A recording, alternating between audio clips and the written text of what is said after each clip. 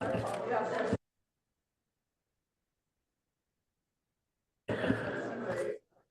right, good evening. We will call to order the May 13th, 2024 regular city council meeting. If the clerk can call the roll. Of course. Councilmember Koo? Here. Councilmember Burt? Here. Vice Mayor Lowing? Here. Mayor Stone? Here. Councilmember Lithcott-Hames? Here. Councilmember Vinker? Here. Councilmember Tanaka? For the record, all present. Thank you.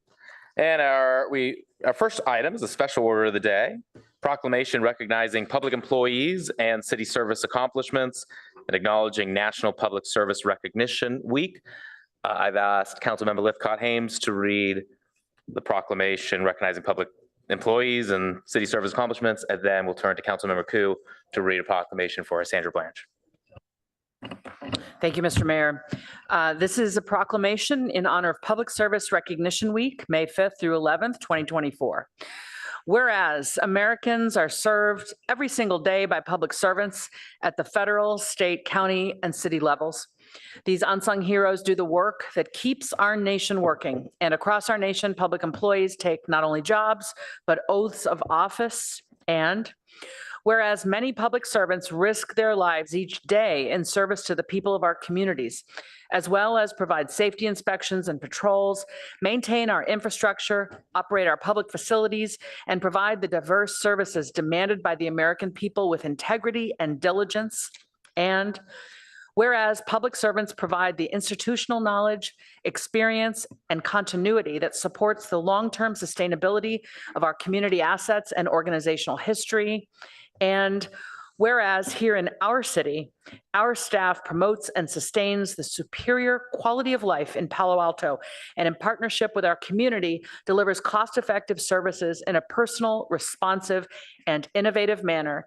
And whereas over the past year alone, our city staff have provided more than 49,000 police, fire, and emergency medical service calls, cleaned and treated 90 miles of sewer lines, repaired 90 gas leaks, checked out over 1 million library items, provided services for a total enrollment of more than 14,000 people in classes, camps in arts, sciences, recreational, and open space programs, maintained more than 4,000 acres of open space and urban parkland, issued 3,200 building permits and 1,600 fire permit inspections, and completed 19,300 building inspections, and much more, all with the professionalism we know and appreciate day in and day out.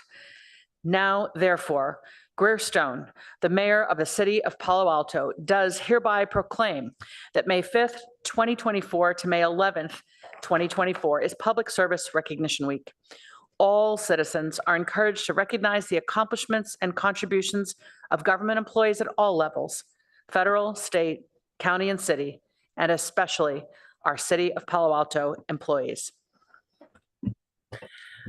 Thank you, Councilmember Lithcott-Hames. I'll turn it over to Councilmember Koo then to read a proclamation on behalf of Sandra Blanche. Thank you. Honoring Sandra Blanche for her 30 years of service. Whereas Sandra Blanche began her career with the city of Palo Alto on April 4, 1994, and has provided exemplary service throughout her 30-year tenure. Whereas Sandra Blanche has compassionately served the employees of Palo Alto for 3 decades, working in the Human Resources Department in the areas of employee benefits, labor and employee relations, training and workforce development, recruitment, safety and risk management, and whereas Sandra has held the position of safety officer, human resources representative, risk manager, manager risks and benefits, Assistant Director of Human Resources, and currently serves as the Director of Human Resources. And whereas Sandra has served alongside over 80 human resource professionals during her tenure, a number of which she has and continues to mentor. Sandra was first asked to take on an acting HR director role in 2001, almost 23 years ago, and has continued throughout her career to step up for our city and community. And whereas Sandra led the city's medical premium and healthcare committee, which collaboratively negotiated with 7 city unions simultaneously to administer new benefits reimbursements in alignment with the city's long-term fiscal sustainability goals. And whereas Sandra directed and supervised the implementation of the city's retiree reimbursement program, which ensures the consistent and timely payment of City of Palo Alto retirees who are eligible to receive retiree medical reimbursements outside of the CalPERS system. And whereas Sandra has successfully balanced raising 2 children, Alexandra and Gabrielle, who have embarked on their own career journeys while continually taking on roles with greater levels of responsibility and growing in their chosen profession. And whereas Sandra is recognized by her peers and city staff for being incredibly knowledgeable, unendingly compassionate, creating a sense of calm in any situation, and mentoring an amazing next generation of public servants. Now, therefore, I, Greer Stone, Mayor of the City of Palo Alto, on behalf of the City Council, do hereby commend Sandra Blanche for her contributions of over 30 years of dedication and excellent service to the City of Palo Alto. Presented May 13, 2024. All right, Mayor, members of the council, it's my pleasure to at least kick off a bit of this recognition, and appreciate your taking some time from your busy agenda. For the record, I'm Ed Shikata, City Manager, and as many of you know, this afternoon we had a Years of Service recognition reception, and so we were able to take a moment once again to express our appreciation for the many staff that have actually hit significant milestones in their careers here with the City of Palo Alto, ranging from 20 years to 25 years to 30 years, as was noted, and we also have one employee that hit a 35-year milestone. So with that, what I'm going to do is I'm going to read out all of the names of the employees that have hit those significant milestones and ask them to join me lining up here just as I call your names. And then once we get through that, then we'll hopefully have an opportunity to take a photo with the city's city council. So with that, in order of the newbies, relatively speaking, of the group with 20 years of service, I'll read all of the names. Not all of the employees were able to be with us here this evening, so we'll just go ahead and, for the record though, make sure that we recognize and acknowledge all of the employees that have hit these milestones. So with 20 years of service with our Administrative Services Department, Malu Sundstrom. With, oh, terrific, Malu. You get to be the guinea pig to be the first one here. We'll stand for the longest, but I tell you what, it's worth it. All right. Okay, so join me here with our Public Works Department, Syra Cardoza, Corey Walpole, Bradley Beal, Oscar Godinez Hernandez. With our Utilities Department, Joe Berkey, Jonathan Abenshine, Dave Yoon, Anthony Meneses, and Miguel Perez. Now moving on to employees with 25 years of service. With our Administrative Services Department, Nicole Banks. They're a humble group, I can tell. Taryn Narayan, always behind the scenes, working behind the scenes on behalf of the people. Community Services Department, Lisa Myers. Ratu Eli Saru Malani. With our Fire Department, Fire Captain Sean McDonald. James Crane. Battalion Chief Mark Muzi Sr. With our Library Department, Matt Watson. Now with our Police Department, Captain April Wagner, Sergeant Ken Kratt, Jeanette Washington, and Marissa Vin Bibber, excuse me. With our Utilities Department, Marina Ezrina, Christine Enderby, Brian Ward, Anthony Anario, and Melissa Smart. Yep, you can move on down. You can get closer to me. It's okay. And with our Public Works Department, Maurice Reuter, Deborah Asher, Carlton Black, Hung Nguyen, Derek Sproat, and Fernando Gama.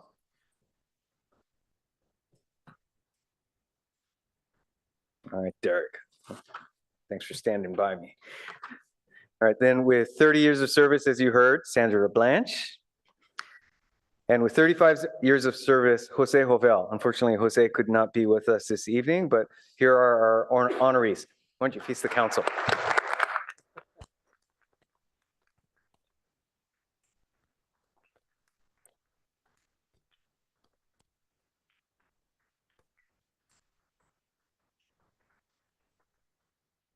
So with that, Mr. Mayor, can All we right. do a photo, group photo? Absolutely. Well, thank you all for your decades of service to this community. Please come on up and we'll take a photo.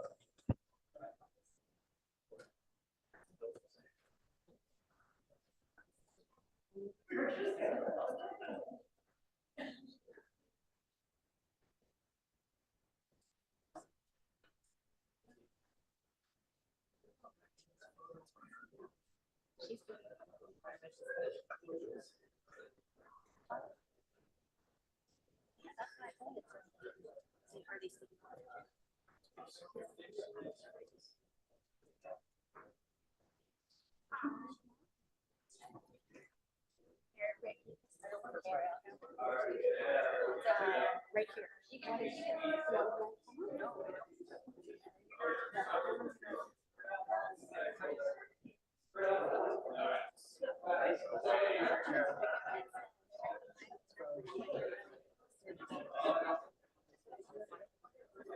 All kinds, fire,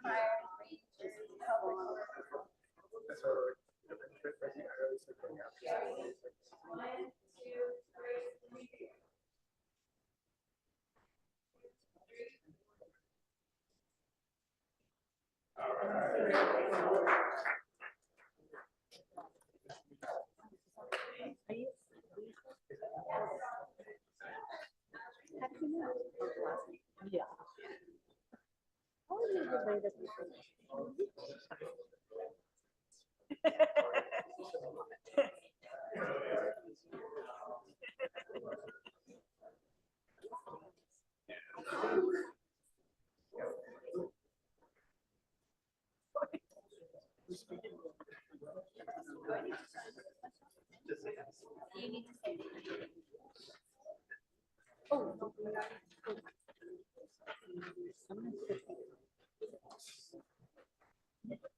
We need somebody here.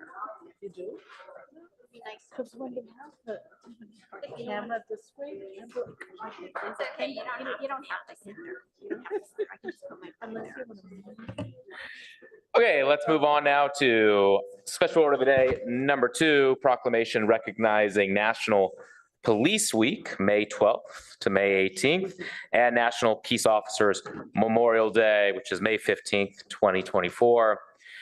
Whereas the United States Congress and President of the United States have designated May 15th, 2024 as National Peace Officers Memorial Day, and the week in which it falls as Police Week.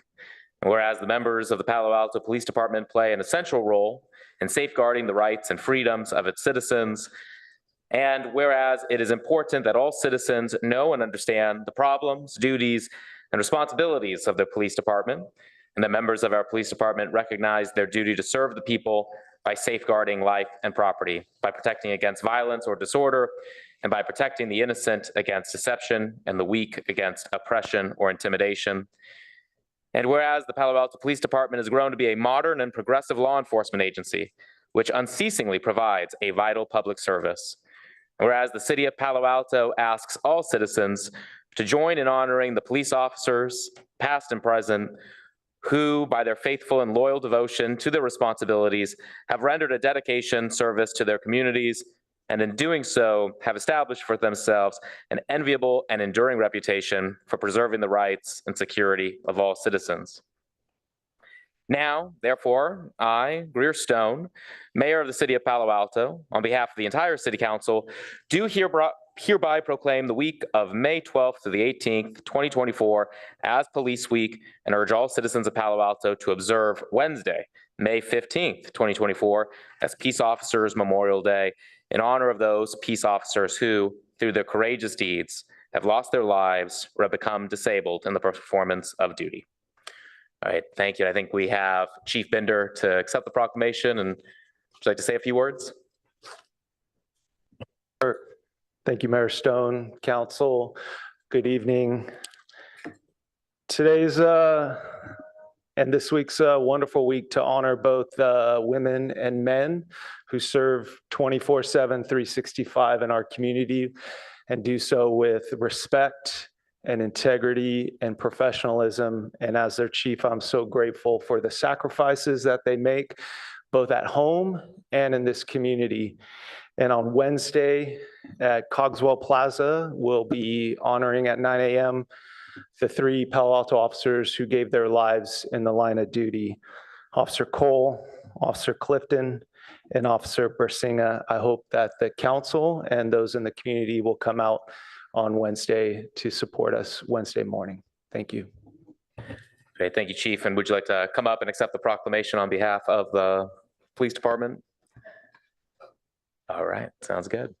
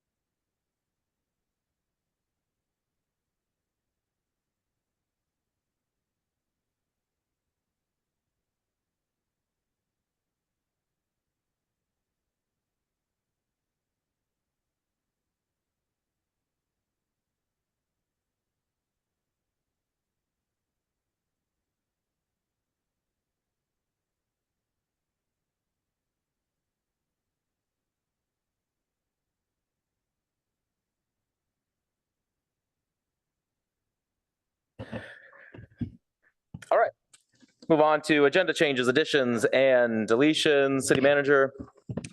Thank you, Mayor. We have no changes to your agenda this evening, but did want to call to the council's attention that on item number 12, which is your review of your procedures and protocols handbook, that we have also included that item on your agenda next week. So you do not need to complete your discussion of that item this evening. That's it. Thank you. Great, thank you. Okay, let's move on to public comment. Madam Clerk, how many total speakers do we have signed up for, including our groups?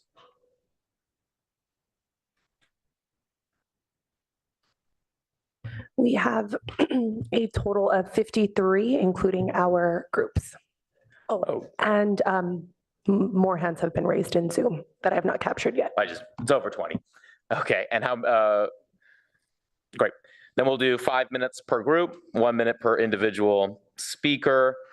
Let me just kind of go over some ground rules before we get started, and the clerk will cut off accepting new speakers when I am done providing those ground rules. So if you do wish to speak, please raise your hand or submit your speaker card now.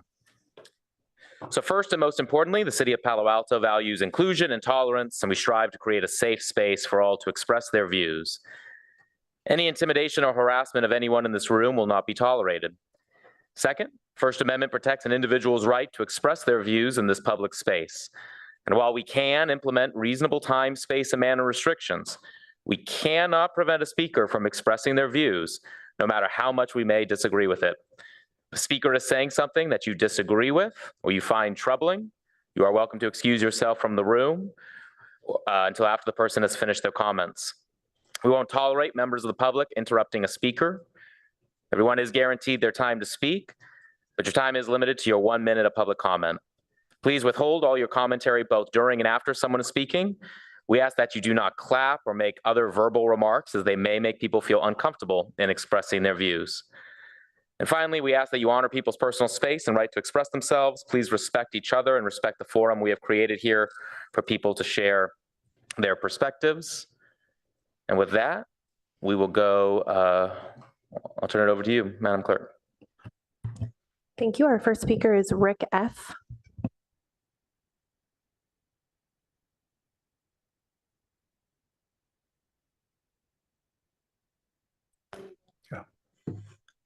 Okay, great. Hi, my name is Rick Frankel. I'm a Palo Alto resident. I'm here today to talk about something that's close to what I'm going through right now. I have a kid in college and one looking at colleges, and I'm dealing with some anti-Semitism on college campuses. I'm going to focus on the East Coast, which is where my daughter is and where my son's wanting to go, but both my kids were raised here in Palo Alto and went to school all the way from preschool through high school.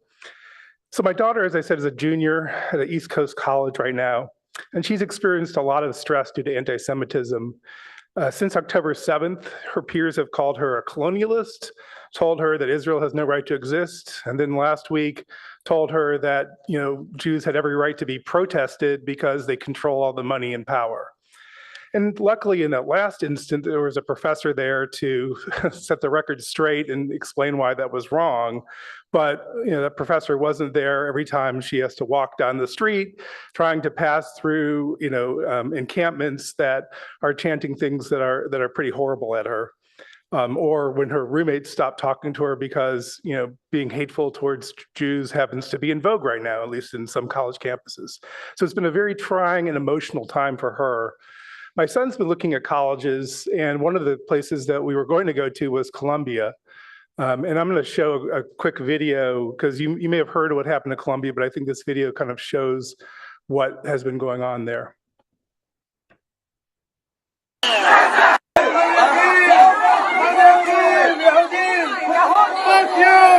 killing children!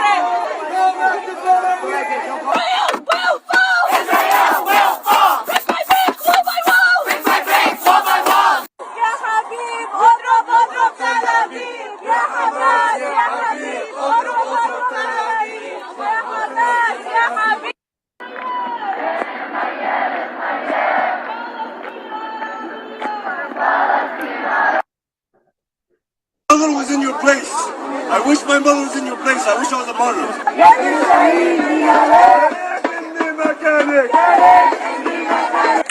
Say it loud, say it clear.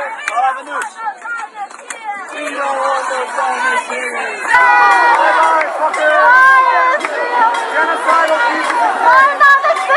Goodbye, Nazis. You're all Nazis. You're literally all What's my name? We don't want no Tuesday. We don't want no Tuesday. We will take all of it. Israel will fall. Israel will fall. Rip my bricks, wall by wall. Rip my bricks, wall by wall. Zionism will fall. Zionism will fall.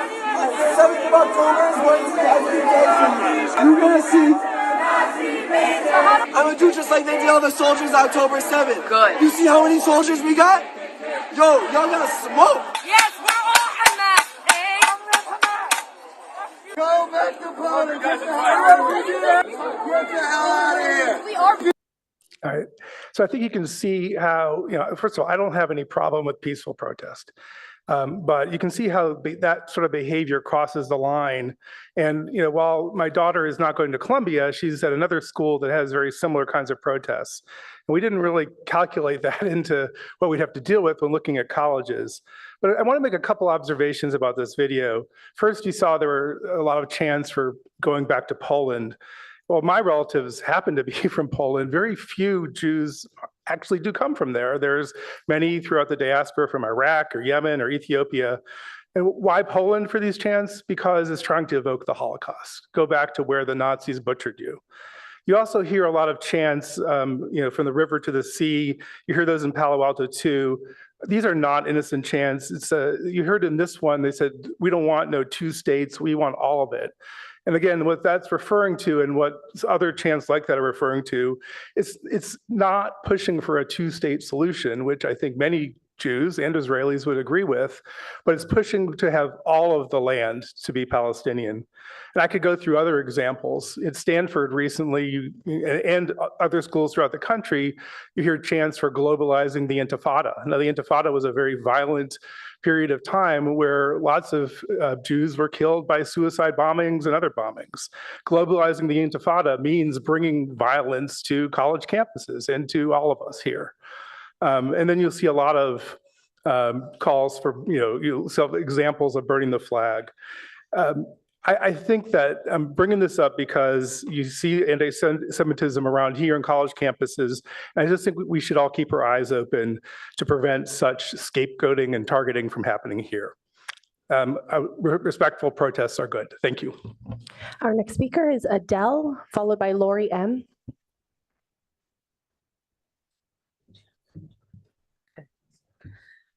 Yeah, my name is Adele, and I'm a longtime resident of Palo Alto. First, I'd like to thank the mayor and the city council for your statement of unity last week. And I will focus on California college campuses as opposed to East Coast campuses. My daughter just finished her senior year at one of the UC campuses. Until October 7th, she had numerous friends and was active in clubs related to her interests. And shortly after October 7th, her friends and roommates distanced themselves, joined the protests, and some sent her messages denigrating Israel and anyone that supports it. For the first evening of the Jewish holiday of Passover, she attended an outdoor Seder on campus. The next door neighbor immediately yelled insults at the group, such as genocide and you are killers. She has also found it demoralizing to see large number of students and outsiders on campus chanting for the elimination of Israel. Slide, please. Jewish students gather and celebrate Jewish holidays at an organization called Hillel on campus. Especially in the current hostile environment, Hillel is an island of sanity for them. And yet, SJP, which is the Students for Justice in Palestine, one of the main organizers of the college protests, demands that the entire UC system cuts ties with Hillel and other Jewish charitable organizations. And the image that you saw that was on the screen just a minute ago are the demands by UCSC's chapter of SJP. At UCLA, my alma mater, Jewish students are being prevented from moving freely across campus and attending classes by masked protesters. There is no room within the protests for meaningful discussions or for exploring peace with their fellow students. The video, please.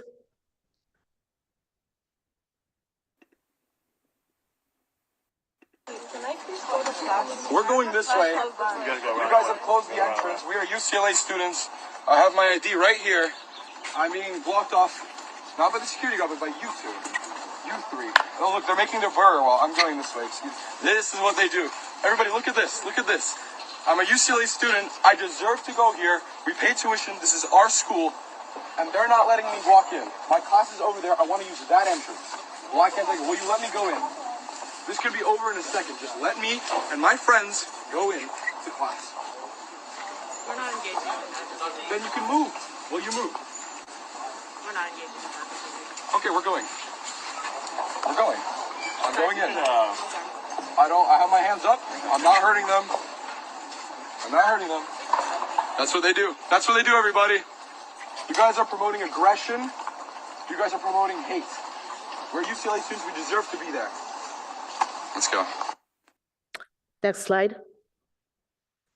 Not to be outdone, on May 2nd, right next to the parking lot and main entrance into the UCLA campus, a van was parked, which you can see here, with a rotating, very offensive anti-Semitic symbol on top, with a combined swastika and Star of David. Slide, please. At Stanford, Jewish students have to deal with protesters every day who not only refuse to engage in dialogue, but also openly threaten their existence.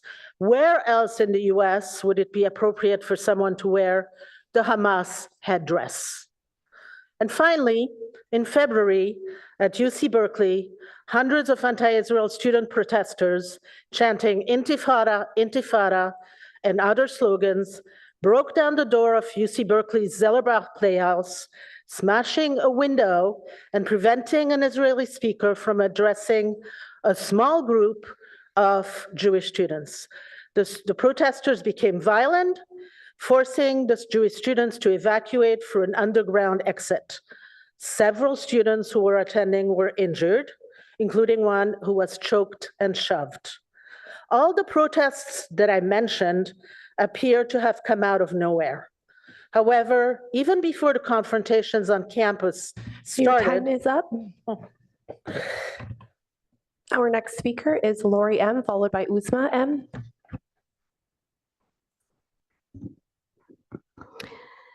Thank you again to Mayor Stone, Councilmember Vinker, and the entire City Council for the unifying city statement that you issued last week, and for how much I know you all care about bringing us together. One of the sentences in the city statement that I know we all agree on is this one.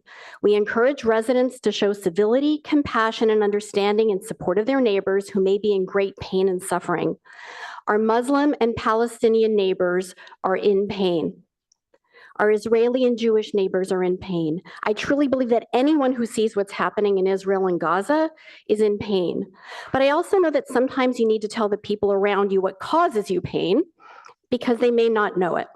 So I'm here to tell you two things that have caused pain right here in Palo Alto in the past week to adults and, even worse, Palo Alto children.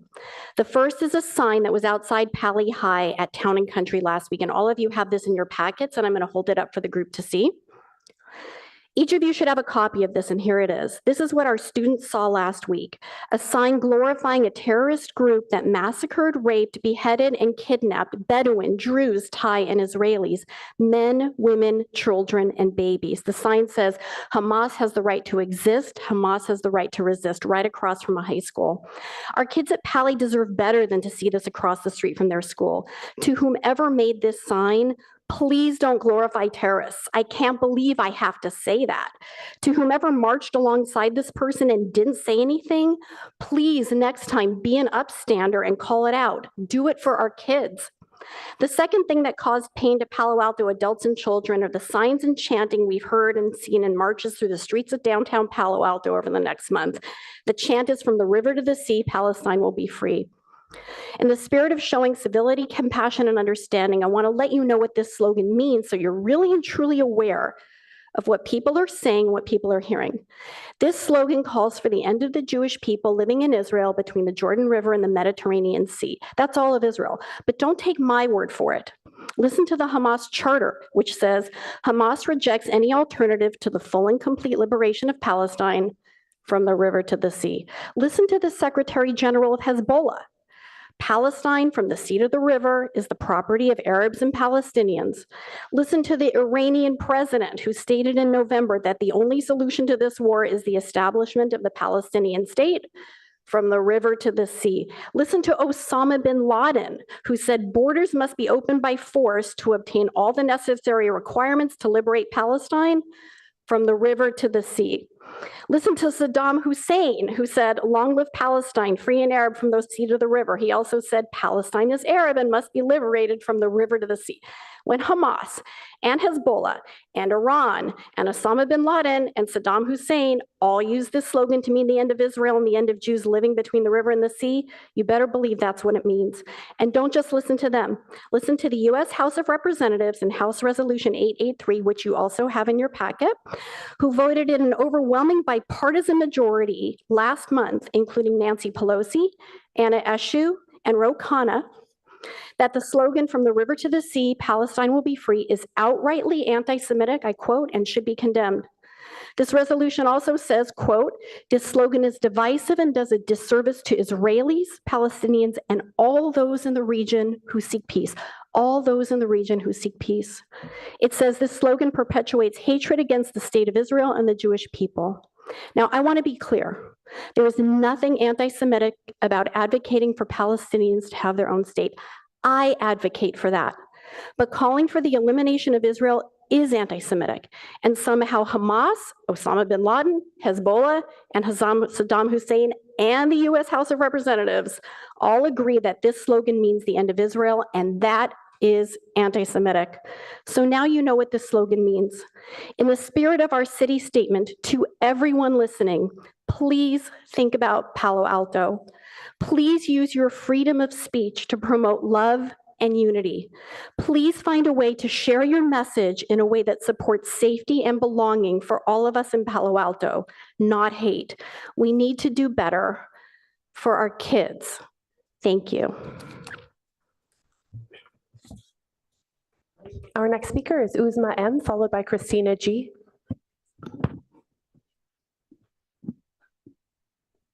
Should I start? Hi, everyone. Hello, Council. I have slides. Oh, sorry. Can you reset the, okay.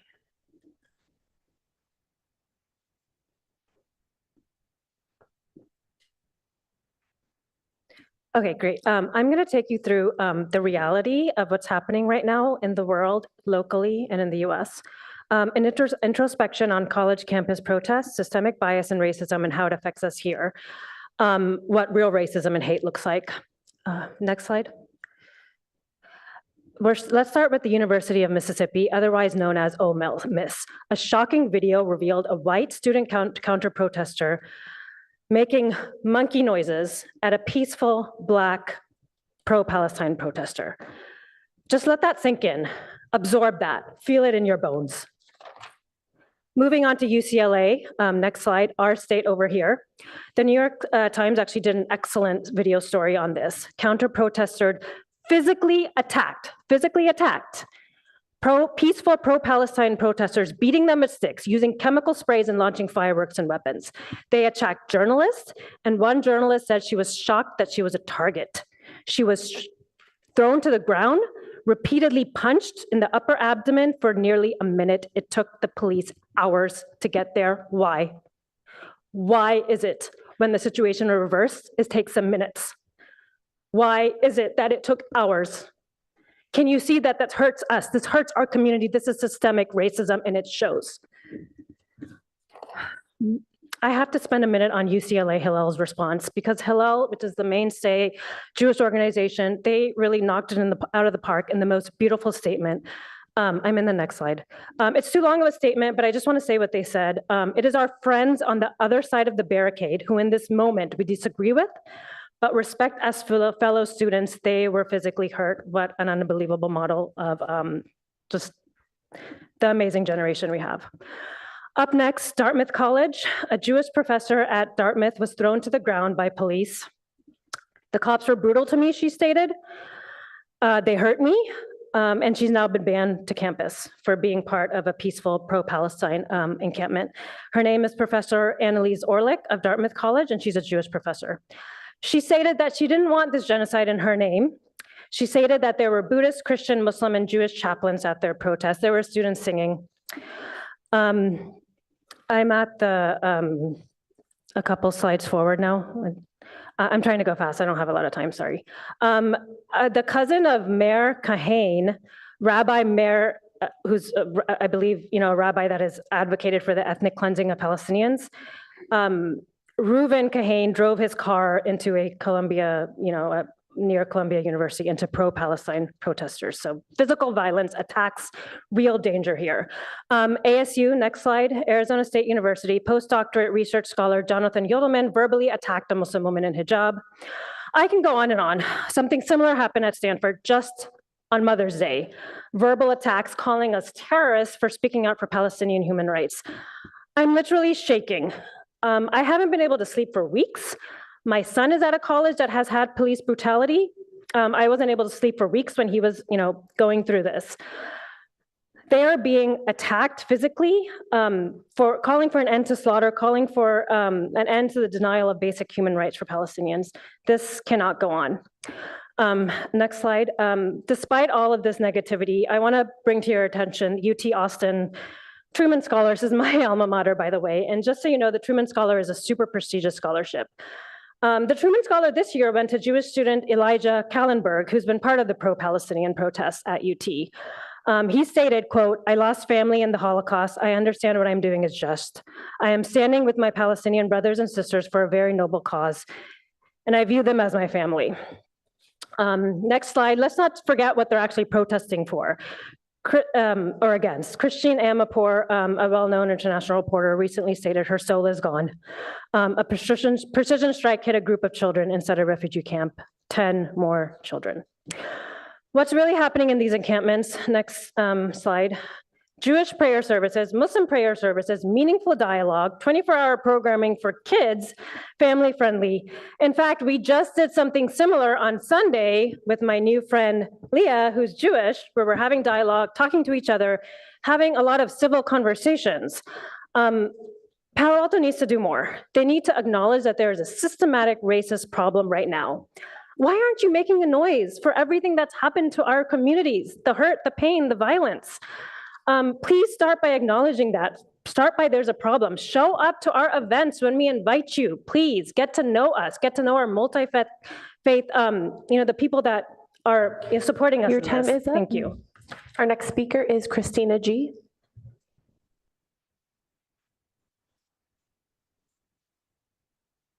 Hi.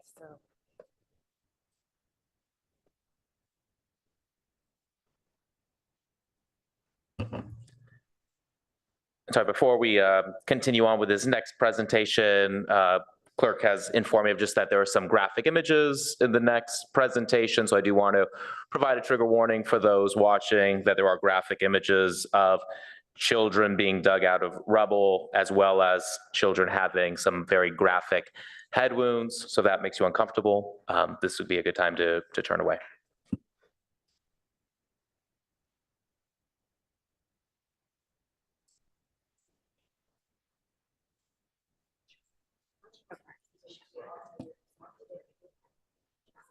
Do it after. Okay.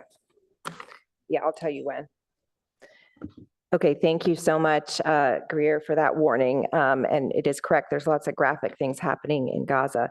I'm Christina, been a Palo Alto resident for 15 years. I'm here with my 2 children who also wanted to speak because we were violently harassed and threatened when Biden came to town, and we would like to talk about it. We are Jewish, but we're not here today to talk about anti-Semitism because thankfully we've never experienced it. We're lucky. I know it's a terrible thing. However, about 6 months ago, we became allies to the Palestinian and Arab communities, and I've experienced more hate and violent threats than I've ever seen in my life. I'm privileged. I'm white. We're Jewish. No problems. Never have I been harassed in my life. Now people don't stop for me when I'm trying to cross the street because I have a keffiyeh on. I've been almost run over 4 times.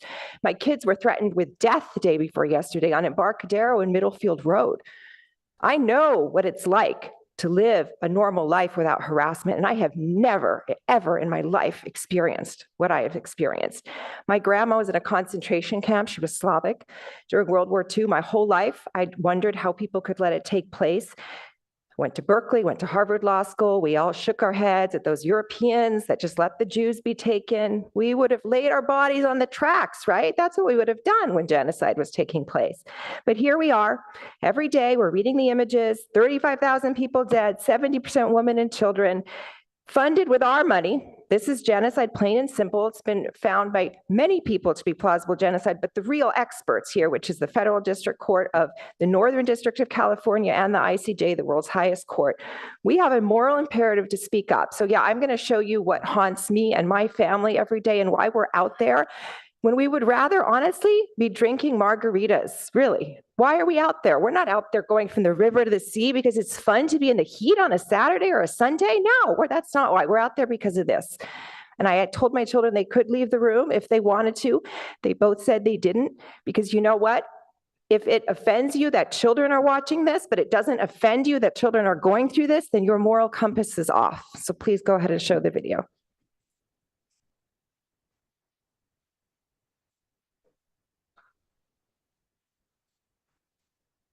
Can you pause me?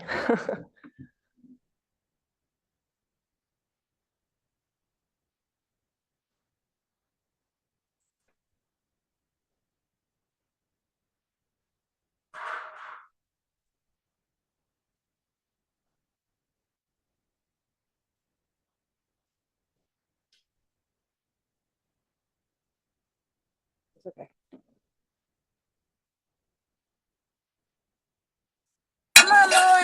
ماما استنى فيك يا أمه. الله أكبر. استنى يا تولين. حاضر يا أم حاضر. الله وأنتم نعم. واحد يا رب. صوتك يا رب. اسحب. تولين. تولين. ايش اسمنا؟ ايش اسمي؟ عمو فارس، عمو فارس ابو حمزة. ماشي. انا المسعد فارس صح؟ ماشي. بتحبيني؟ طيب كويس. كويس تولين. ماما وين؟ ماما بتستنى فيك يا امه يا عمو. ايه؟ بتستنى فيك يا ماما.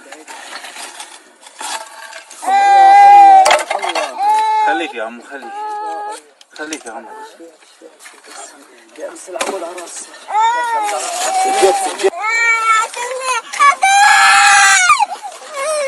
بالراحة ابو حمزة. الله اكبر ولله الحمد. الله اكبر. هات لي شريطة هات لي شريطة. قول هات شاشة. اضوي هنا اضوي هنا. اضوي هنا. بخير انت يا عمو. بدنا نمشي على نجر هات. ماما وين؟ So unfortunately, her mom was dead, bombed. This was the day before yesterday. Yet when we were going to protest Biden, the administrator at my daughter's school said, there's nothing to protest. Biden has stopped sending bombs. That's the day that this happened. So you're silent, but the kids are being given misinformation in our schools. The substitute teacher in my 7-year-old's class told her that people were not there to protest Biden. They were there to welcome Biden. So why don't you go ahead and show the next 2 videos, given I'm running out of time, and then my kids and husband can finish this up.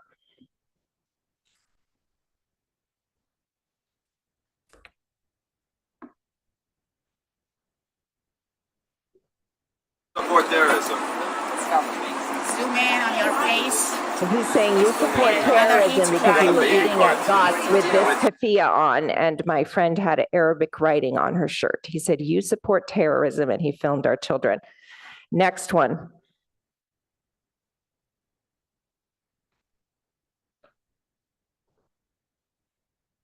Fuck you. Bastard. I bet you're a bastard. So if I may just quickly finish, because we went over time because of the videos, but that woman pulled down her window. There was no big protest. The signs you're all talking about, it was just me and another mom and our kids. Your time is up. And she said, F you, F you. I wish you hate and death. Your kids are the real terrorists. Thank you. Your time is up. No, I know, but we got extra pause because of the videos. So I just wanted to finish. That's part of the issue of playing multiple videos is Okay. that it takes that time, but Okay, you got the thank you. message. And then I Thank just you. wanted to ask if my kids could be up in the queue just for bedtime purposes. Thank you. Emily and Aiden. Emily G.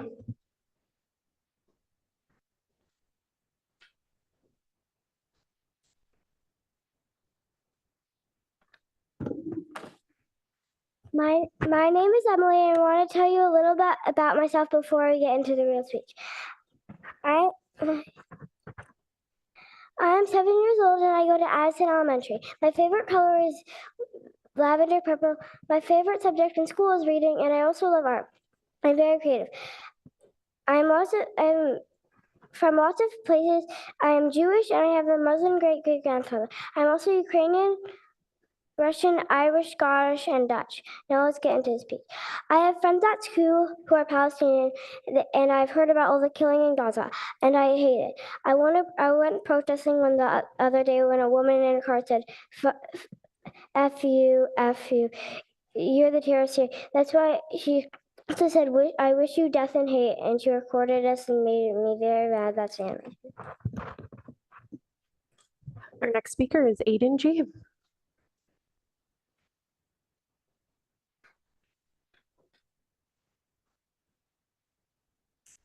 Is it on? Okay. My name is Aiden Greenberg. Today is the day I'm gonna speak to you. I'm 10 years old and I'm autistic. I'm in 4th grade and I live in Palo Alto. And I got harassed by a lady. She was in her Tesla when I was protesting when Biden visited because I wanted to have peace in Gaza. She said, I wish you hate and death, F you, and more things that scared me. I didn't like it. And she was racist towards me because I was protesting for Palestine. And it was mean for her to say all those mean things. And I was scared. And that made me feel sad. I don't want this to happen to any other kids. Can you please stand up for kids like me's rights? Thank you. And Our next speaker is Talia S., followed by Avro S.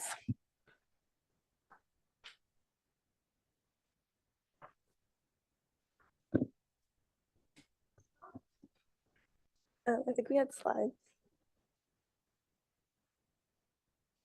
Julia, is it on? Sent them in?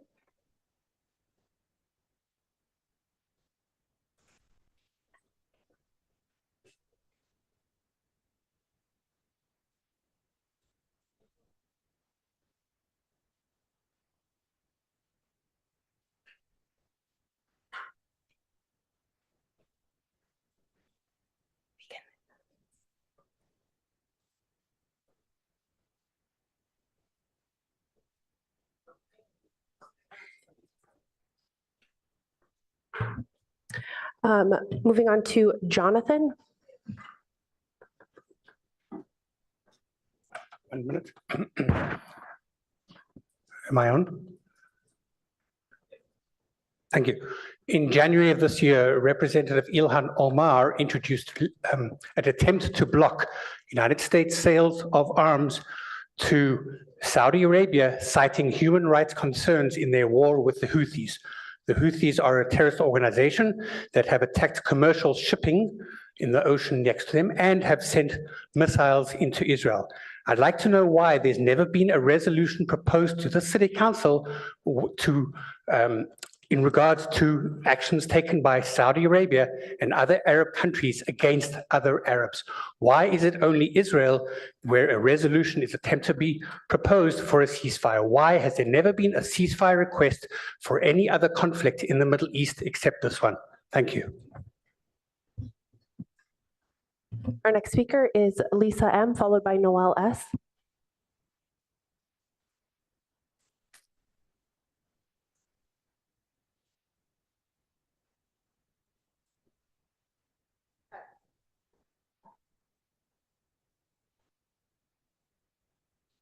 Hello, I just wanted to make an announcement for the council and for the community.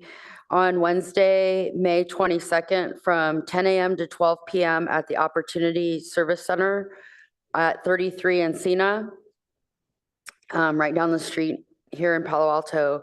They're having a free resource fair. It's open to anybody in the community. It's definitely designed for low income and unhoused members of our community, but anybody's welcome. There will be legal services, haircuts, food, housing, shelter resources, medical, mental health, and substance abuse treatment services, people to talk to about getting those services, social security, disability, sign-up assistance, safe parking program, and much more. And those services are based on, I guess, how many people come and how many providers come also. There'll be free snacks and raffle prizes and public transportation options, VTA route. Your time is up. Okay, thank you. Our next speaker is Talia S.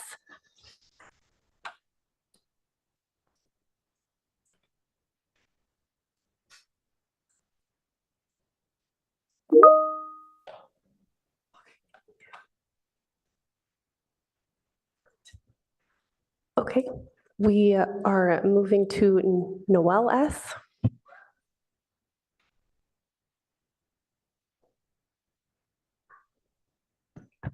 Howdy. The first time I came here asking for a ceasefire resolution, I think one of the things I said was kind of pointed to an old advertising campaign, friends don't let friends drive drunk.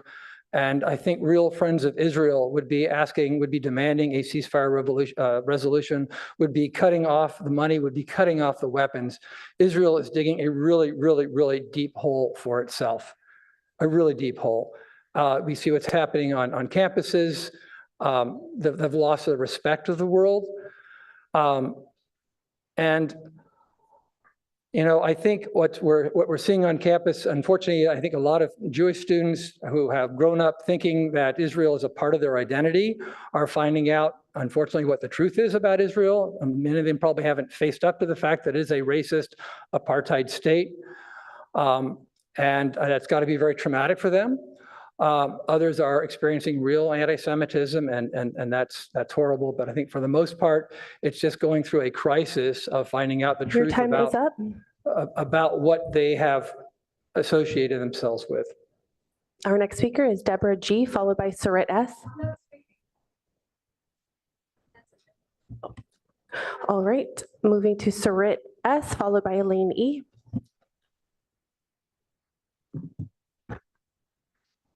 Thanks. Thank you again for the unifying statement you issued last week. I'd hoped it would end the ongoing commentary about the war in Israel and Gaza. But if we're going to discuss the casualties of the war, let's be honest about them.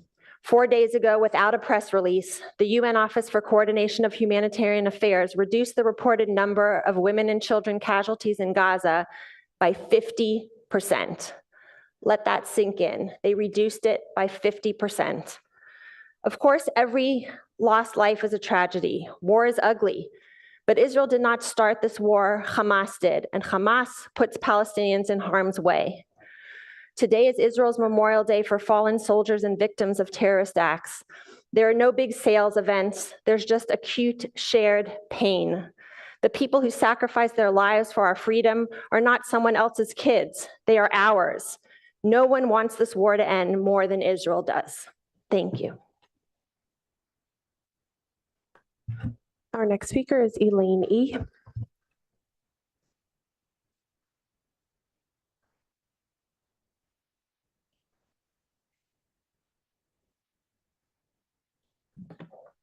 Hello, my name's Elaine El-Bizri. As Israel carries out daily air raids on the city of Rafah, the stakes of reaching a deal to pause the fighting are growing.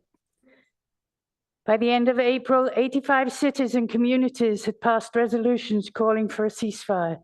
7 in 10 likely US voters support a permanent ceasefire.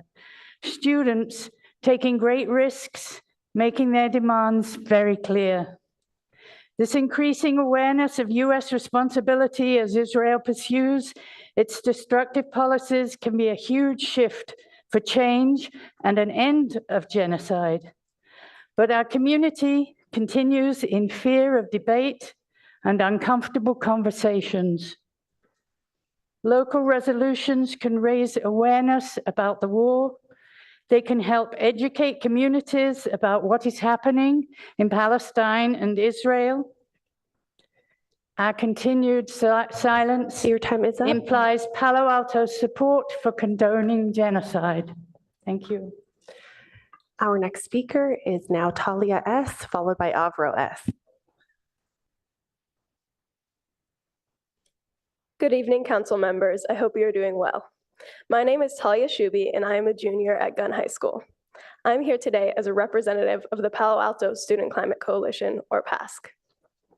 We were here on Earth Day, as you know, to urge you to take bolder action for our climate.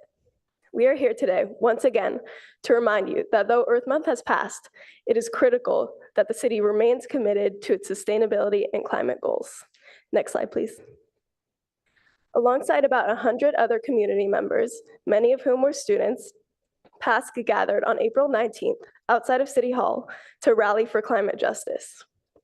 Following this powerful demonstration featuring youth and adult speaker activists, Gunn, Pali, and Castanea High Schools each hosted their own Earth Weeks with immense student support. Next slide, please. Gunn High School hosted a tabling event with local clubs and organizations. They also hosted a succulent drive as well as a sustainability pledge garland. Next slide, please. Palo Alto High School also hosted an environmental tabling event as well as a paint and plant event and made Earth Day themed bookmarks. Next slide, please. Castanea students gathered signatures for a petition urging Governor Newsom to approve a zero emissions building standard. They also hosted a whole school clothing swap, had a guest speaker, and made sustainability pledges. Next slide, please. In total, we collected over 100 student sustainability pledges. Now, you might be wondering why we chose to show you more photos from our climate justice rally as well as our school Earth Weeks. Well, we want to show you just how much the community, especially the youth, care about climate change. As we urge you to reaffirm your commitment to addressing climate change, please recognize the immense amount of support you have from countless individuals who care about the future of our city and our planet. As we prepare to enter into another summer predicted to have record-breaking temperatures, we cannot fall behind on our climate goals any more than we already have. I will now pass this on to Avro.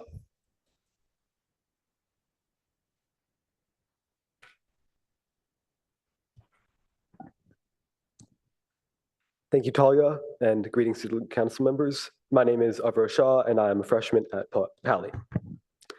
City council members, we continue to hear three major concerns when it comes to achieving our SCAP goals. They are as follows: funding for SCAP initiatives, grid readiness and reliability, which includes funding, and the fact that we no longer have an all-electric reach code for new construction. Oh, next slide, please. But these concerns are not out of our hands. We believe that you can and should do more to overcome them. Next slide, please. We understand that the opposition to climate progress is here and ready, but we can all fall prey to their efforts.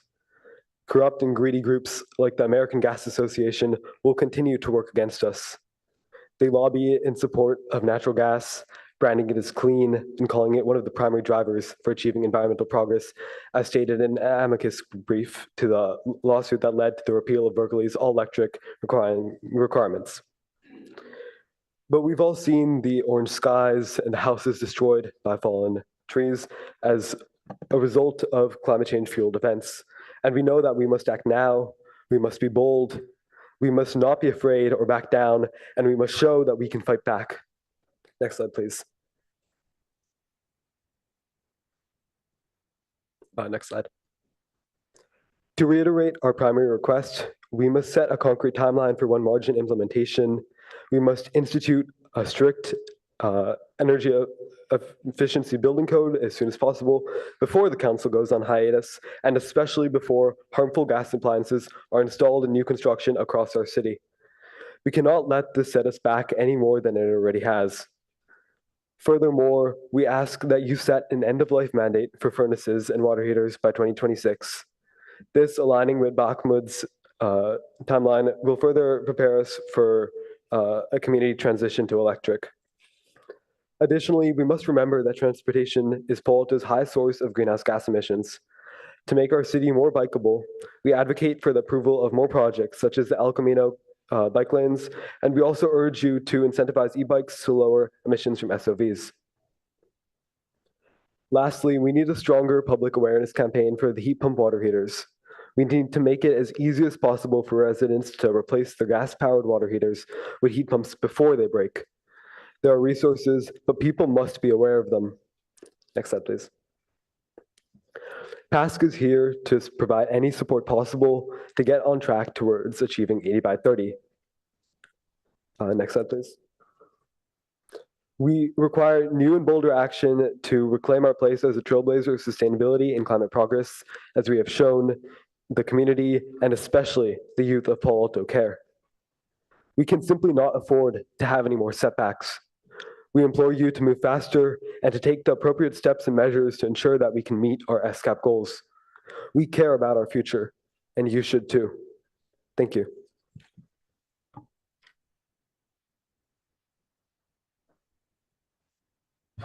Our next speaker is Leah G.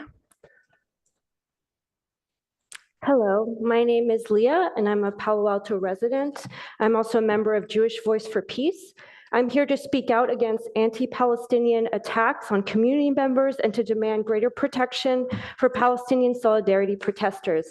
As a Jewish American who learned that never again means never again for anyone, I can't be neutral when Israel is committing genocide in Gaza and is unleashing brutal violence in the West Bank against Palestinians in the name of Jewish safety, even though it is showing no regard for the safety of hostages or listening to their families.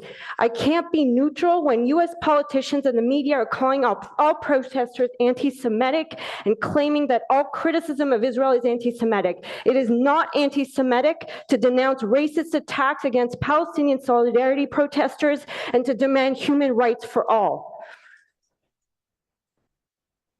Our next speaker is Mike G, followed by Bill R.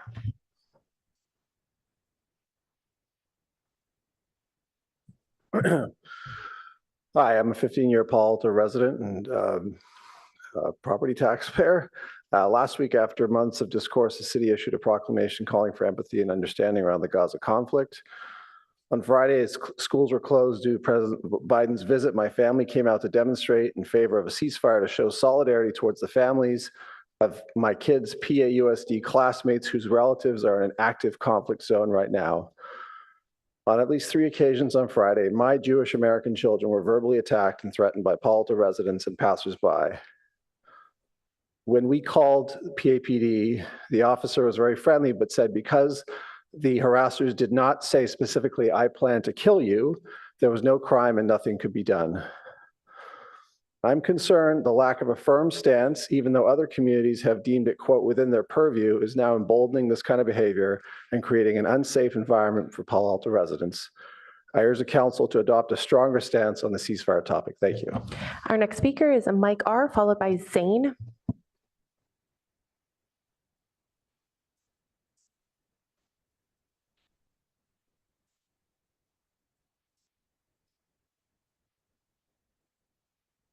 Bill R. All right, our next speaker is Zane.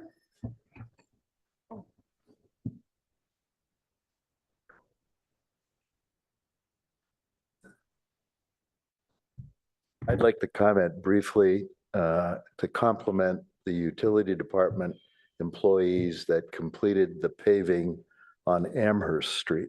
Been trying to get the specific contract number from the city manager's office for over a week without response. But I want to say that those utility workers complied with all city regulations, were extremely informative about how traffic was to go on Amherst and the related projects, how traffic was to pass during that time period. I would like my comments to be entered into the personnel file for those utility workers involved. Again, would have done it in writing if there would have been a response from the city manager's office. Thank you. Our next speaker is Zane. Good afternoon, Mayor and council members. I was with Christina and my 8-year-old daughter last week and witnessed both anti-Palestinian hate incidents. There was a third incident that she didn't have time to talk about, and that's when we were walking and a man with an Israeli flag passed by us and pointed at her 10-year-old son, who you heard earlier, and told us that even your children are terrorists, and that's why it's okay to be killed. It's okay, something around that line. We were very disturbed and terrified, to say the least, and felt threatened. We were just a few moms with our kids. And I was wearing this T-shirt with Arabic writing and a kufiya when that man started calling me a terrorist at the restaurant in the video you saw. I mean, this coming Friday at Addison, my kids' school, we're going to celebrate Heritage Night. And I tell my kids, oh, you have to celebrate your heritage, your language, your writing, your costumes. And then here we are getting attacked and targeted. Thank you. Your time is up. Yeah, thank you. Thank you. Our next Excuse me. Our next speaker is Carol G, followed by Aram J.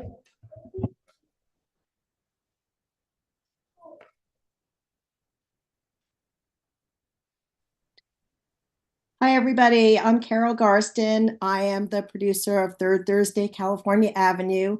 I'm so excited. This is our first anniversary of this monthly year-round free music festival on California Avenue between El Camino and Birch.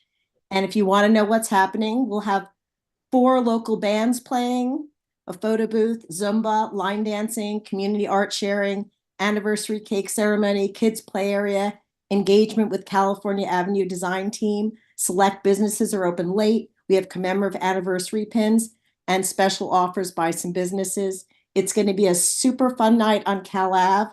I encourage everybody to come out with us. Our theme is We Are One. It's about bringing our community together through the joy of live music. So please all come out, bring your friends and family, support our local businesses, and have a great time on Third Thursday, Cal Ave. Thank you. Our next speaker is Aram J. Your unity statement, Ed Lowing can tell you what this means, my Jewish brother, is drek. It's a euphemistic document that should be called Stone's May 6 Declaration, Let the Genocide Continue. Nobody's confused by your unity statement. It's a genuflex to the Zionist community. It looks like an ADL or an APAC template. That's what it looks like to me. Now, you want to know something? No justice in Gaza, no peace in Palo Alto. And it bothers me that 2 members of the bar who I have talked with and had respect over the years would have anything to do with this genocidal so-called unity document. There's no unity when we continue to commit genocide. Saturday was a great celebration. I didn't see any city council members there. Nakba celebration. Wednesday is Nakba Day, when the Palestinians were genocidally removed Your from time is Palestine. up. Thank you. Our next speaker is Mark S.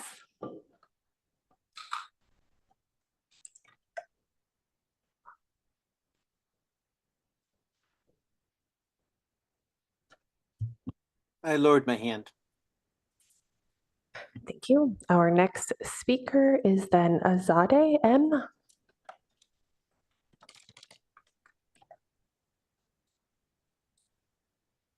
Kids not to be silent bystanders.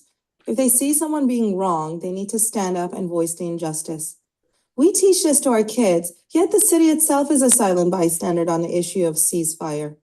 Right now, innocent kids and women are being tortured and killed on mass scale in Palestine. Many more are dying from famine. These innocent humans are being targeted simply because of the geographics of where they live. The genocide continues, and this committee sits back and watches. Your continued silence is an active approval of this genocide.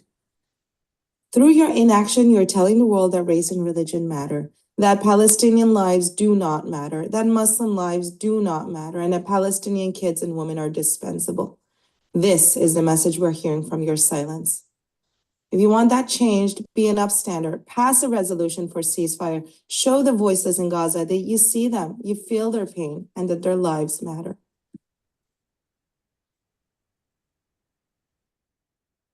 Our next speaker is Nick G.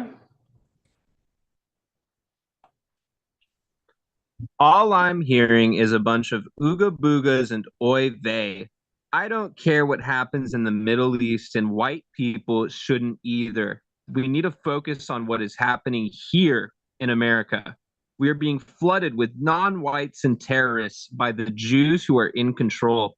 Every aspect of our media is Jewish. Every aspect of the LGBTQ movement is Jewish. The Federal Reserve and the banks are Jewish. The COVID agenda was Jewish. The Jews ran the slave trade and brought all of the blacks here who are causing violence in our communities. Gun control and the molestation of children is Jewish. We don't fight for the rights of whites. We fight for the interests of Israel.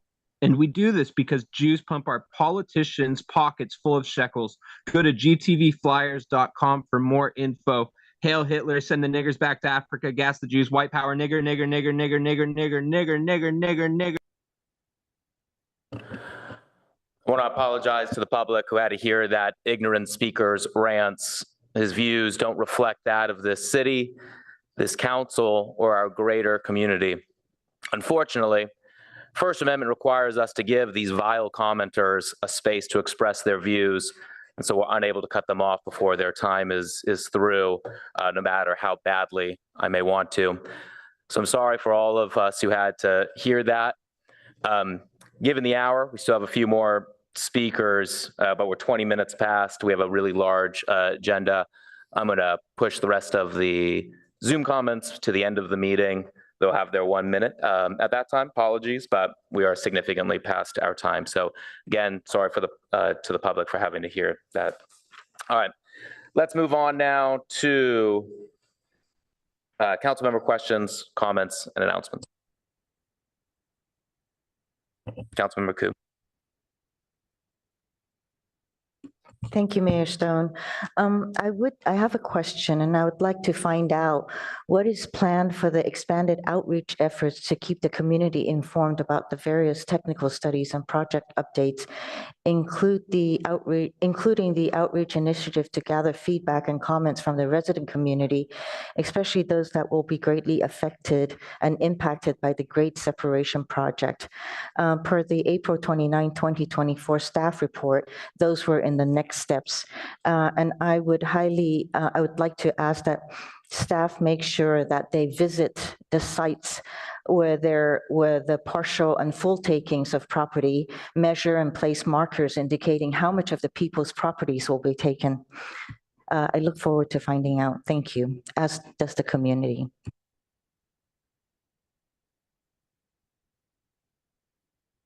All right, let's move on now to our study session. So this is a study session on the fiscal year 2025 proposed operating and capital budget, finance committee update, and the council budget discussion. Turn it over to staff.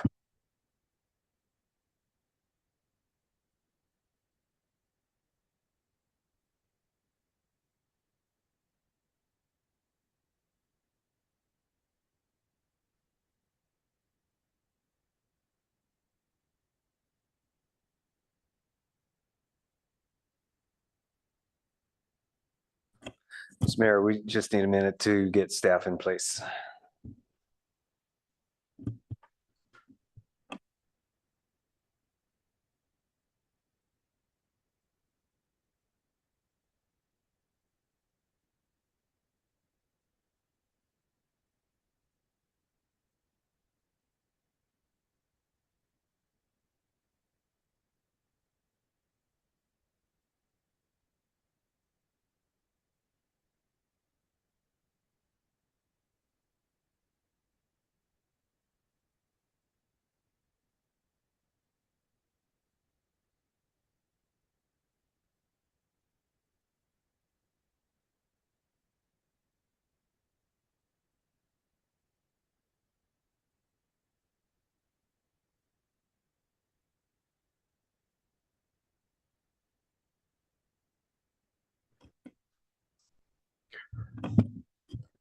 Good evening, Mayor. Sorry. Oh, go ahead. Before we do that, I was a little thrown. Able to move back to, I had one announcement I wanted to make on the last item. Perfect. I don't think the shot clock didn't run. So sorry, one announcement that I had in consultation with the vice mayor. I'm gonna allocate $5,000 from the council contingency to the Chamber of Commerce to help fund Third Thursday as requested by the event organizer. And if there are any questions or objections from council. Okay. Seeing none, we'll move forward now. Thank you, staff.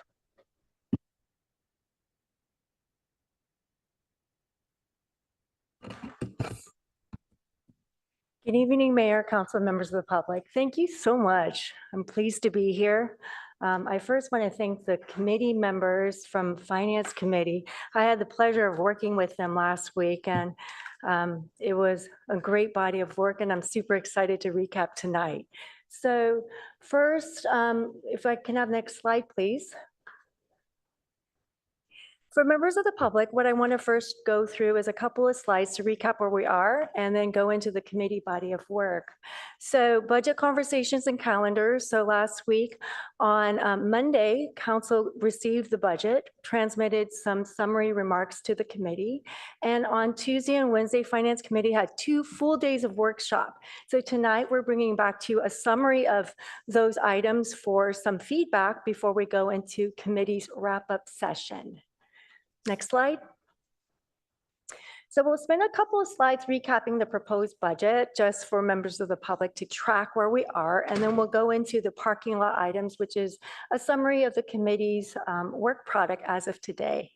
So as you may recall, the proposed budget for the city includes $1.03 billion for all funds, and within the general fund, $303.5 million. The city's budget includes operating budget and the capital budget. So the capital budget is $359.7 million for fiscal 25. And for long-term planning, we submit to you 5 years of capital improvement programming. Within the 5-year plan, it's a $1.6 billion plan. We do what we call a 2-year balancing strategy, where we take one-time resources to balance our budget coming out of COVID. And also it's a way for us to reactivate services and initiate council priorities. And in doing so, we are taking $6.9 million of uncertainty reserve to balance fiscal 25 and taking some of that to partially balance fiscal 26, noting there that the net deficit for 26 is still $5 million. In order to submit to you, support our council mission and our investments and our priorities, we're proposing 20 additional positions in all funds next year. Last but not least, I want to reiterate the importance of Measure K and L that the voters approved in supporting critical services to this city. So next slide, please. So the city budgeting strategy is multifaceted, and this slide summarizes that. We use one-time funding, as noted there, to bridge our finances to provide the high-quality services here and initiate some important priorities. As a part of that as well, we have a budget stabilization reserve, the BSR, we have a policy for. The proposed budget includes 18.8%, which is above our target level of 18.5%, and I'll bring that up again later. It is down from 20% in the proposed budget year because we are cautiously optimistic and we would like to see those go towards services in the current year and investments for the community. In addition, as a part of the budget strategy, we are implementing the labor contracts, all the terms and conditions as approved by the council. And we're also continuing to invest in capital investments. Specifically within the general fund, we transfer funds from the general fund to capital improvements. In the fiscal year 25, it's 13.7 million, and we hope to reach pre-pandemic level of 16.7 million starting in fiscal 26. Last but not least, council's prudent policy around pension and retiree health enables us to pre-fund long-term liabilities for pension and retiree health by accelerating the funding target, which would reduce costs and liability with the primary goal of creating fiscal stability. So that's really important for us to recognize that and reiterate that because it is a part of the proposed budget as well. Next slide, please. Great. So that brings us to the purpose of tonight. So I will endeavor my best to summarize 2 full days of extensive conversation and keep it with some brevity to allow council to continue to really utilize this time to engage with your colleagues. So first, let me explain a little bit about the process so committee members and communities can appreciate it. On May 7th and 8th, we had 2 full-day workshops where committee members received in-depth department presentations, and we had a lot of discussion. In addition, there was a study of a supplemental memo that summarized additional funding proposals. They also received the JMZ presentation and a presentation of the fees that are proposed effective July 1 from city staff as well. So with that, this slide presents how we go through the deliberation process with all that discussion. How do we organize it to put before you something that could help us conduct the business of the city? So during the deliberation, after each department discussion, items of interest are put on what we call the parking lot. Those items are being brought to you tonight for further clarification and guidance and feedback. On May 21st, those items will move formally to what we call Finance Committee adjustments, which are adjustments to the proposed budget. And some of those may get deducted out of finance contingency, council contingency, which is an appropriation. None of that has been done as of today. But I just wanted to take a moment to explain the process and what will happen in the next couple of weeks. Great. So next slide, please. So we're going to go through 3 slides that relate to parking lot revenues and parking lot expenses. You'll notice that the slides before you are sorted by departments. The slides are also sorted by fiscal impact. You should have a couple of loose pages at your dais. Should you want to look at it sorted by fiscal impact, it's there for your reference. So tonight I'll summarize it by department. So starting with the revenue side, committee has asked us to look at analyzing CSD programs that are for classes, for ways by which we can increase the number of class offerings to meet demand.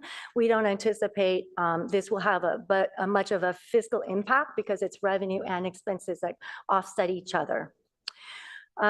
The next one here, committee would like us to explore the financial and the outreach and the policy process for adding East Palo Alto to the resident rates for golf course. We have a placeholder, so the numbers in terracotta on your slide are placeholders that require further analysis. So we estimate that this may reduce revenues by $30,000 because of the lower charges for those rates. JMZ was a report presented to the committee. Committee is interested in increasing the resources to JMZ, and in doing so, committee would like us to look at increasing ticket price from $10 to $14, and that would be also modified for peak season as well. And so we are estimating it could generate $300,000, but a little bit more analysis would be required. You'll see at the next slide that we have some offsetting costs associated with that. Oh, can we, not yet. Thank you. Yes, thank you. So on the revenue side, committee also would like us to consider adjusting fees for our paramedic response, recognizing that we want to see if there's an avenue to offset the paramedic cost. This would require a study in fiscal 25, and that we don't anticipate any changes until fiscal 26. The next 3 relates to transfers. And so we'll first start with the capital fund. I mentioned that the general fund transfers to the capital fund contributions for capital projects. This line item is proposing to reduce the transfers such that we can preserve those funds within the general fund that would allow us to make investments and appropriate for fiscal 25. The actual impact to capital projects is yet to be determined, and the amount here as a placeholder is between $500,000 to $1 million, depending on how much we have to balance. BSR, I mentioned a moment ago that the BSR in the proposed budget is at 18.8%. The committee has asked us to consider reducing that to 18.5, which is the policy level, and that would create $1 million for us to invest and appropriate in this new fiscal year. Last but not least, on the parking lot revenue side, the proposal here is to increase the gas transfer to the general fund. Increase it by the amount of about $2 million. What does that translate to? Well, currently the proposed budget has a transfer of 11.9%. The voter approved up to 18%. If we were to increase it by $2 million, that would increase the transfer rate to 14.5. The next question would be, what is the impact on overall consumer rate, the gas utility rate? As you'll see, they're noted on the screen. That would change the estimated fiscal 25 gas utility overall rate by 9% up to 12.5. So the scheduled estimated increase is 9%. It would go up by 3.5% to create the $2 million. So that is a summary of our revenues of 3.3 million. And then ongoing is 1.2 because some of those resources are one time. Next slide, please. So on the expense slide, you'll see you have two. Again, the terracotta ones are placeholders. On the expense slide, you'll notice that there's an asterisk and they relate to asks from organizations. And these ask amounts are listed here. However, the ultimate amount that the council may contribute to these organizations is yet to be determined. And I'll call those few out as we go through the slides.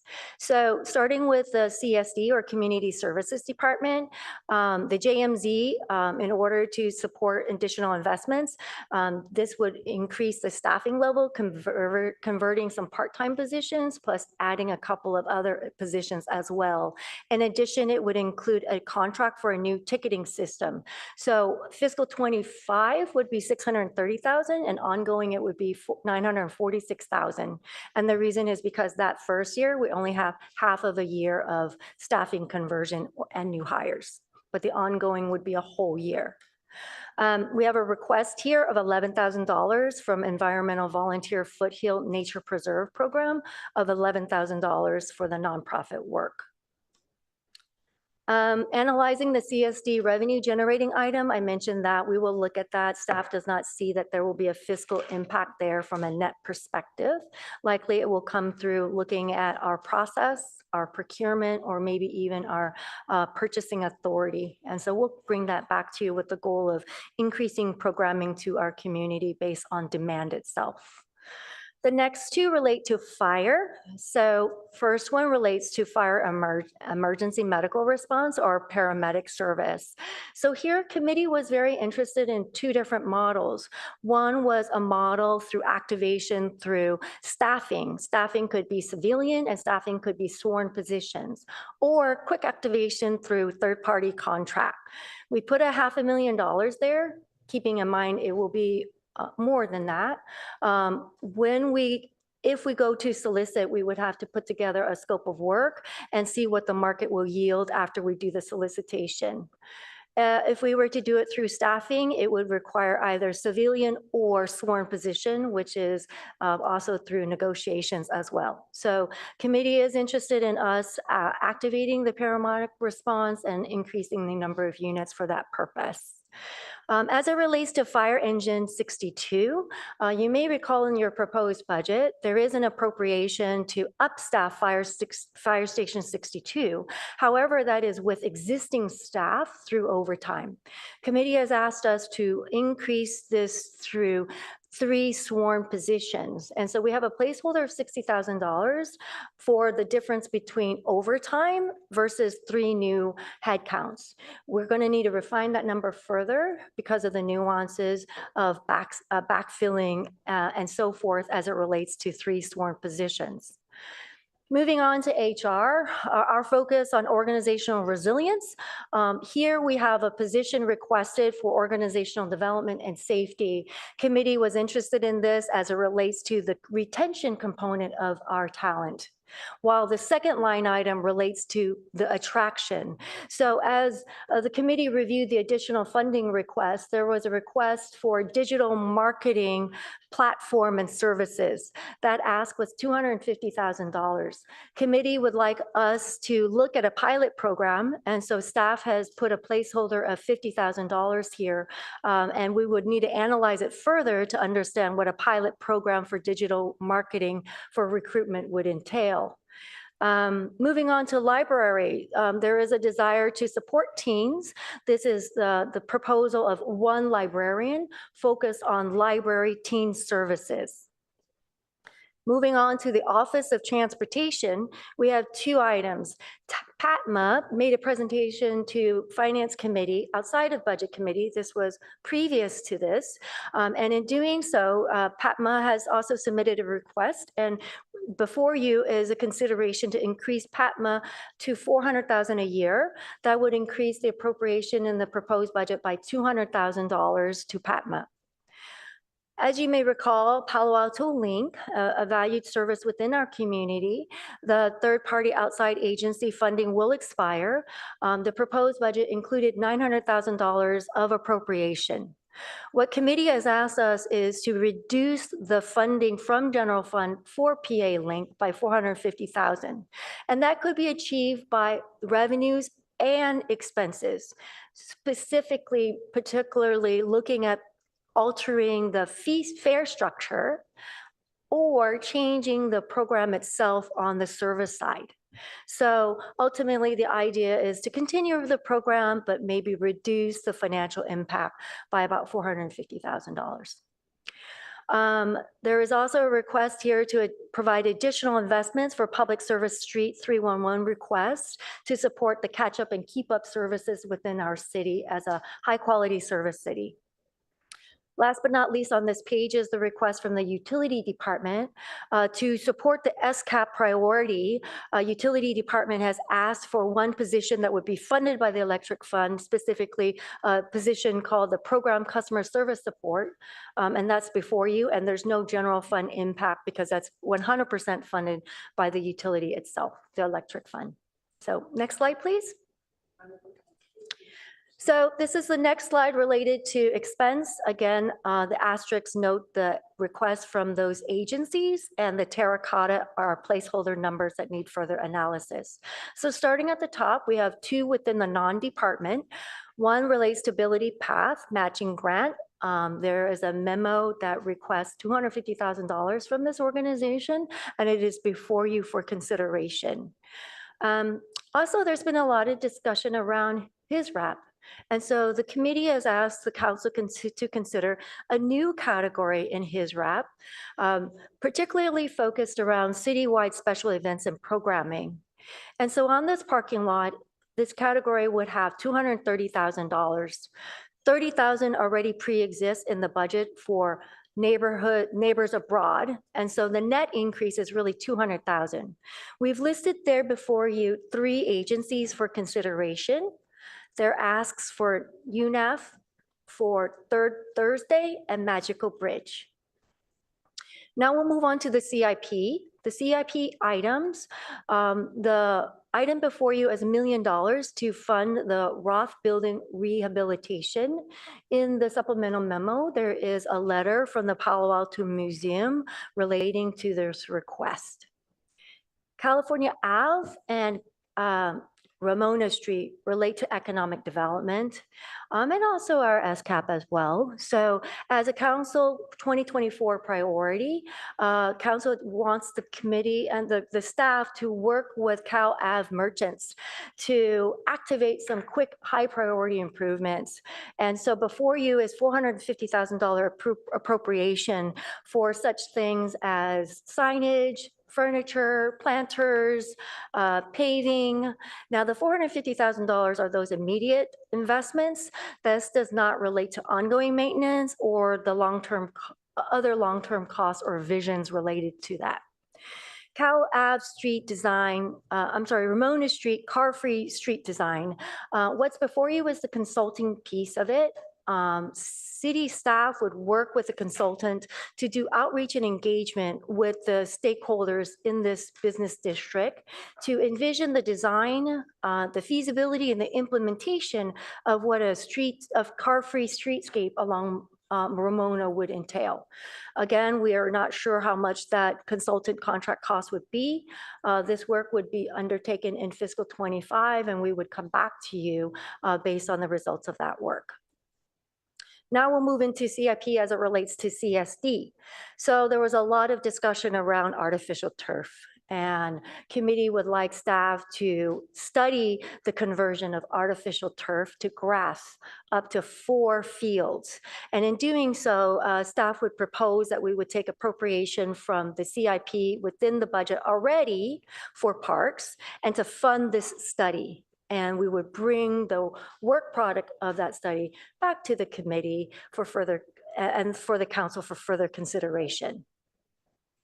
There was also a lot of discussion around restrooms, in particularly focus around Party Park. And so committee has asked staff to bring back a review of how we prioritize park restroom replacement and rehab, and in particular with the focus on how to accelerate the rehab of Party Park. And so those two items don't have any dollars at this time, but we will bring those back should the council continue to support the committee's body of work. So this summarizes the expenses on the parking lot for 3.4 million. If we balance the revenues and the expenses in the parking lot, that would be fiscal 25's net deficit increase of $1 million, $100,000, not a million, 100,000, and ongoing $500,000. So next slide, I want us to take a step back and understand what that may do with the general fund's financial position. So how does the parking lot change our general fund revenue and our expenses, and in particular, our revenue position? So you'll see here we have revenues at the top, changes by $3.3 million. We have a use of fund changing by $1 million because the proposal uses the BSR of $1 million. Our expenses goes up by 3.4 for those additional appropriations and investments, and it changes our balanced budget by 100,000, right? If you skip down to the reserve section, you'll see there our uncertainty reserve for fiscal 26 doesn't change. It's still 4.7 million in the two scenarios, but our BSR does go down because we are proposing to invest with those dollars in fiscal 25. We do have a policy that says our target is about 18.5%.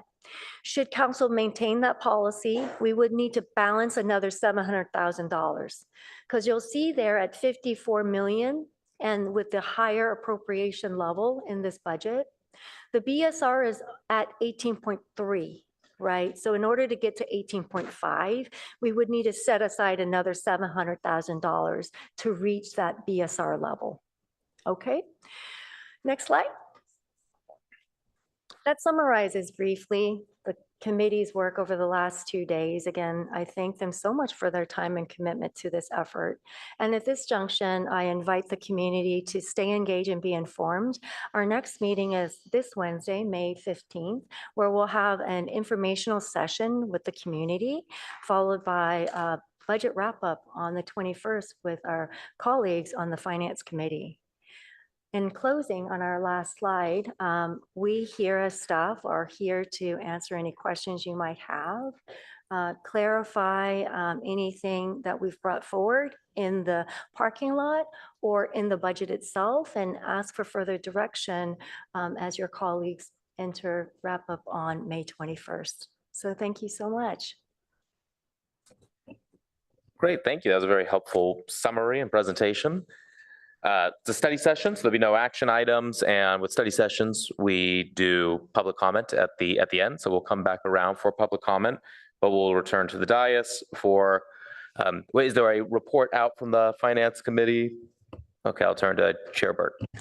Yeah, thank you. That was a really clear staff presentation. I want to thank both the staff and my colleagues who really went through in a very methodical way and to try to come up with a solution so that we could fund a number of the programs that we went into the hearing or meetings with without a solution. And we think we have something that is an option for the council if they support it on the revenue side and the programs.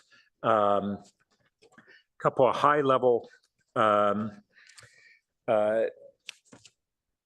thoughts are that first, as we always attempt to budget conservatively, I would personally characterize this as a modestly conservative budget, not an extremely one. On the revenue side, nor the expenses. So we think it's more likely than not, just like this year, that we'll come in better than the budget proposed, but not in all likelihood drastically better, just like this year.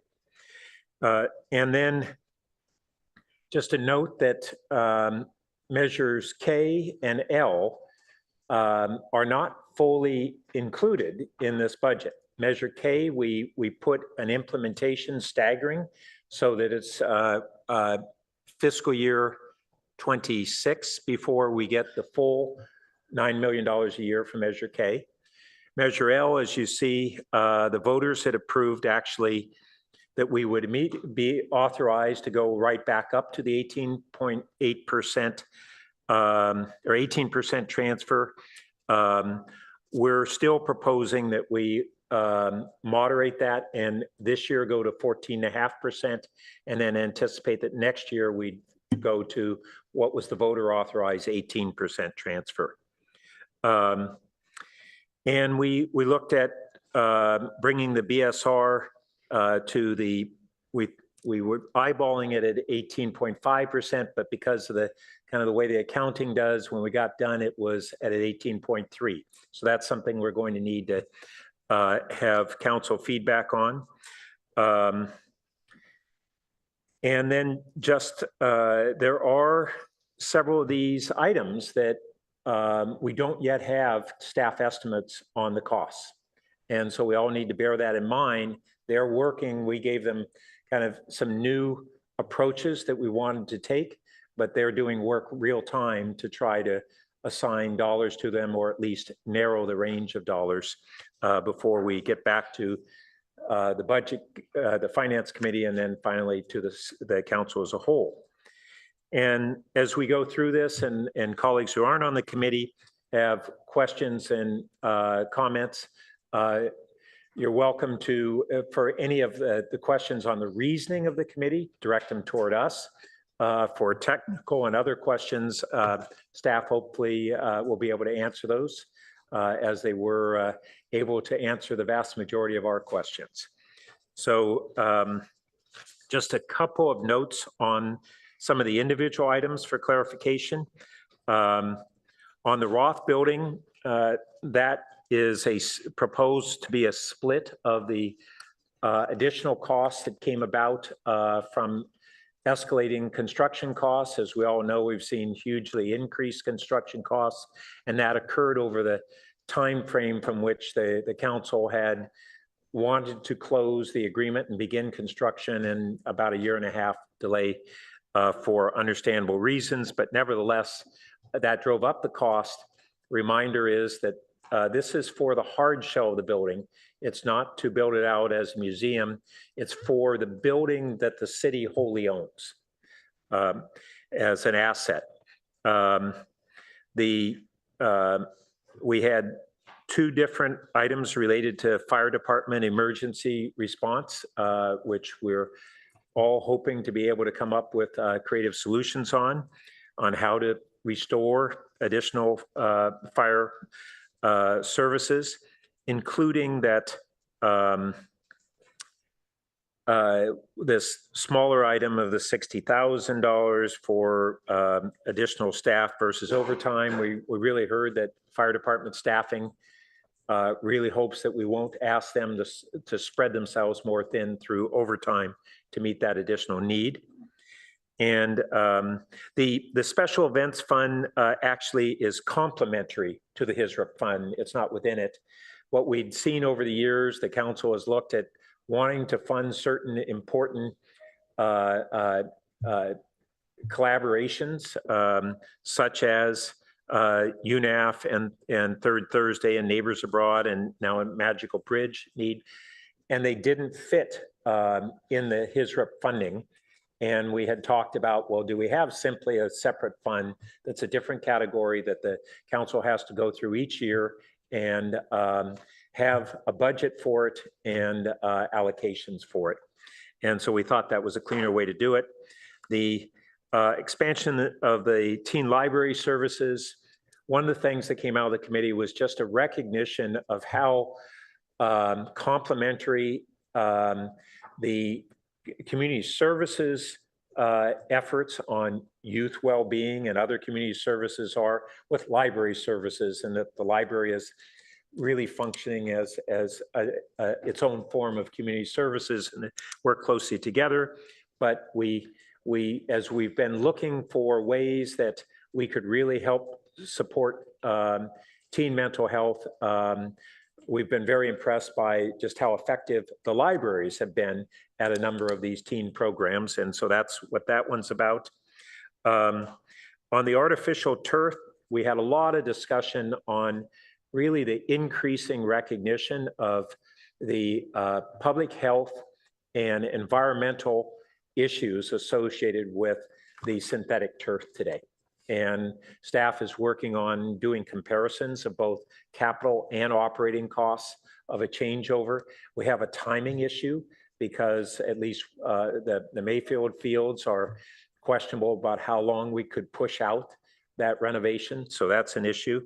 And then on the Palo Alto Link program, we struggled with the issue that economically, the program, as we've been doing it, has been relying on a grant, but it's not highly sustainable.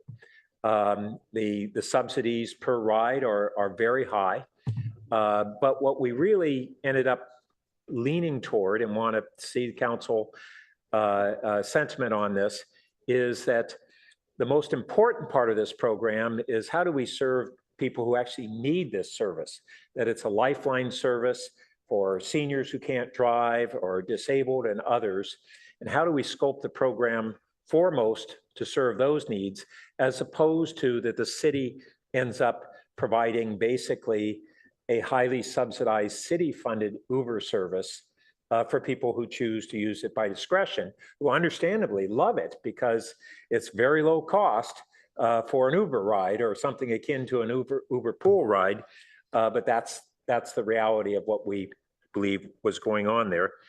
And so I think that summarizes what I had down. I don't know if my colleagues had any complimentary or additional comments. And other members of the Finance Committee wish to weigh in? Vice Mayor Lowry? Yeah, I just want to make one comment to kind of state the obvious in every budget. When you put in a revenue number, a new revenue number, that's a projection. It could be plus or minus. When you put in an expense number, it's an expense. So we're very sensitive to that, but there are a couple of tiny little P&Ls for certain services or products that still have to be tweaked a little bit. So we know there's still work ahead of us on that. Councilmember Vinker. Yeah, I have little to say because I agree with Councilmember Burt that Ms. Lai summarized it well. And then the couple things I'd noted, Councilmember Burt summarized well. So just though I'm very interested to hear what my colleagues think about any of these, if there's any additional thoughts or concerns. And those terracotta numbers, can you just give us a little more on timing on when we might know, or how much we'll know by the time we meet on May 21st? I know there's a big ask to run those down. So if I understand the question is, can we analyze and further refine the terracotta numbers for the purpose of balancing the budget? Yeah, is there any additional information we'll have by then, or is it still going to be roughly, are these the numbers we'll likely have then as well? We're going to work feverishly until Thursday's memo goes out. How about that? And we'll give you what we have. Yeah, thank you. And that's a perfectly good answer. I just wanted to sort of underscore for all of us that we asked you to do a lot of work that leaves these numbers a little bit in play. And so we'll just have to do our best with those. But thank you so much. Great. Thank you. Then we'll bring it back to the rest of the council. I do want to just appreciate the Finance Committee and staff for all your work. I know for staff leading up to this massive workload, and for the Finance Committee, those back-to-back meetings, especially after the long council meeting last Monday, is a lot. So thanks for all your work. Council members who are not on the Finance have any questions or comments? Councilmember Coop. Thank you, Mayor Stone. I also want to thank the Finance Committee as well as staff. It's like 2 full days. I think we all have gone through it before, and it's pretty long days, especially with a whole bunch of numbers being thrown at you. So thank you. I wanted to find out on the JMZ new staff contracts and new ticketing system ads. So is the 946,000 ongoing in 2026 only, or does it continue into 2027, 2028? The latter, it'll be ongoing. Ongoing. Yes. And may I know also, has there been discussion about whether there's a plan in order to look at the Friends? I think there was a mention in that presentation that perhaps the Friends of the JMZ is looking into taking over the operations of it, of the museum. So is there going to be further discussion about that, or are we waiting for the 5-year period and then the discussion would come through?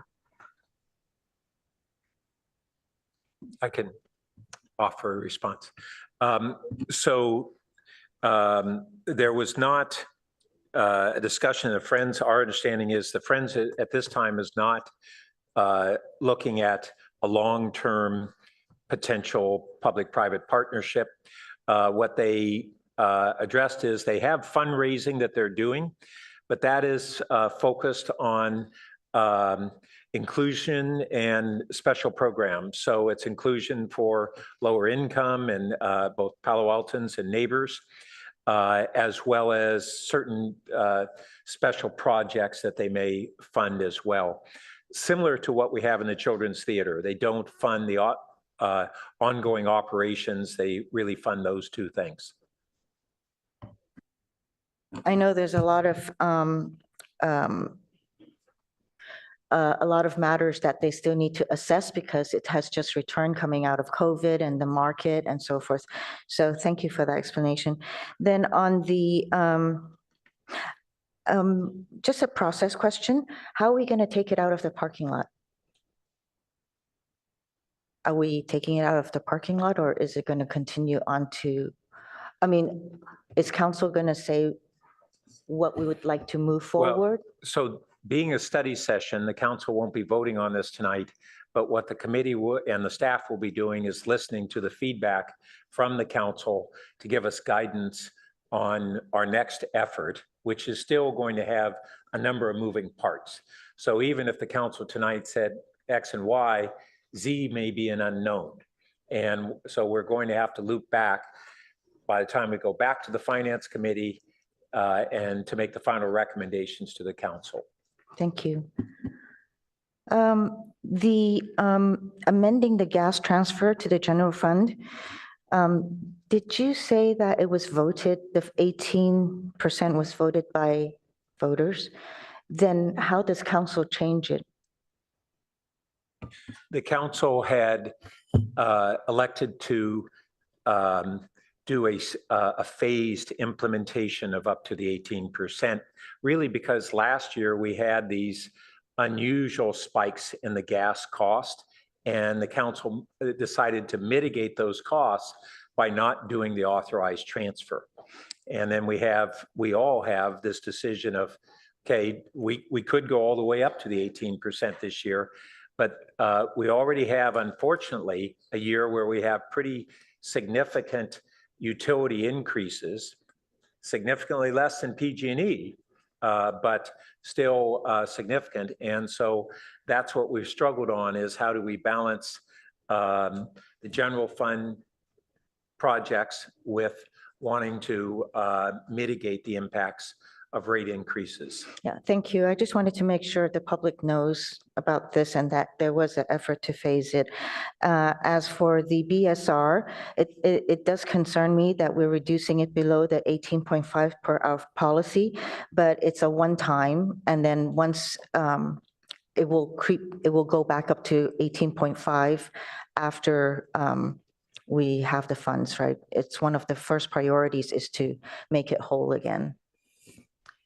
If Councilmember Koo, you're referring to the surpluses at the end of each year, that could be a priority area of funding it back up. Did I understand you saying that, where was that? Slide 10, where it says budget stabilization reserve is FY 2025 is 18.8. In the parking lot, it'll go down to 18.3. So that would be below what our policy says of 18.5. That's correct. Okay. But where is the effort in terms of returning it back to 18.5? Mid-year? So that's part of tonight's discussion. We can rebalance it as a part of fiscal 25's budget deliberation, in which case we would have to look at more additional revenues or trim some of the parking lot appropriations. Or council as a group could decide we're not going to hit 18.5 in this new year. We'll make that up at a later date. You also have that discretion, but being mindful of our policy. Oh, well, okay, let me see where I left off. So there's a couple of options, Councilmember Koo. One is we can get direction tonight from the council to the committee to say we desire to be at 18.5, so we need to balance the budget. Balance it with getting the BSR at 18.5 for this budget.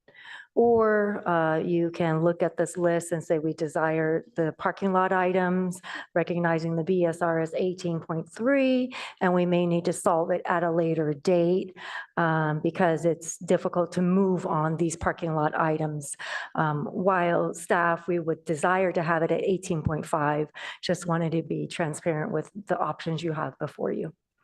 Thank you, Ms. Lai. My time is up. I'm sorry for running over. Will we have a second round?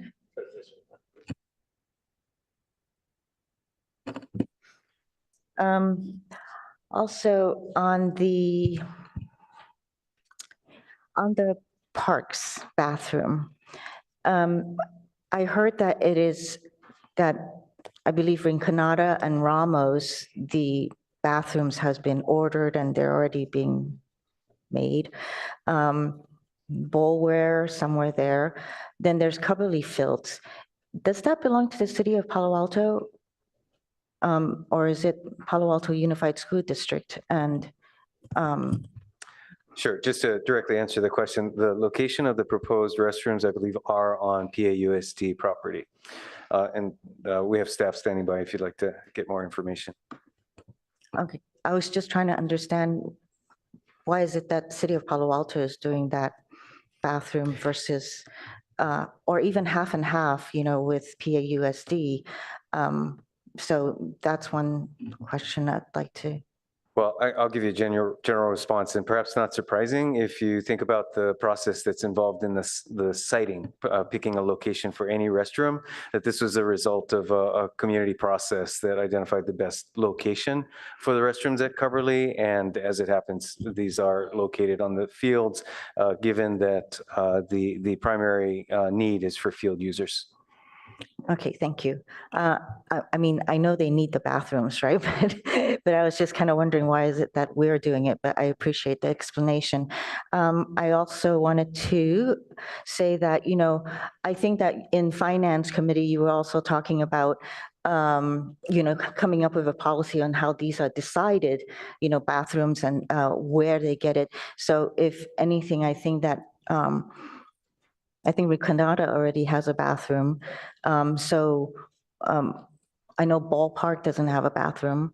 Of course, Pardee doesn't have a bathroom. So I think that it's a consideration for us or for staff to kind of think about where is it that is most needed at this time because it doesn't have one. I know right now, I believe we can't really change anything with the bathrooms because they're already fabricated, et cetera. I wanted to understand about the person that is being hired for grant management. Didn't we used to have a consultant that did the whole finding grants, managing grants, overseeing the work being done and making sure we're in compliance? And then what is the cost difference?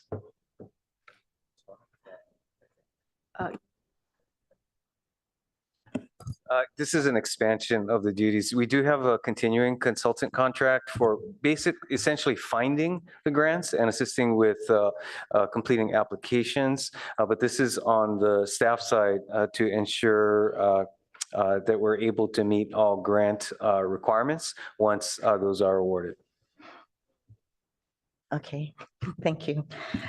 So is the cost, oh, so it means that the cost is going to increase because we're still using the consultant?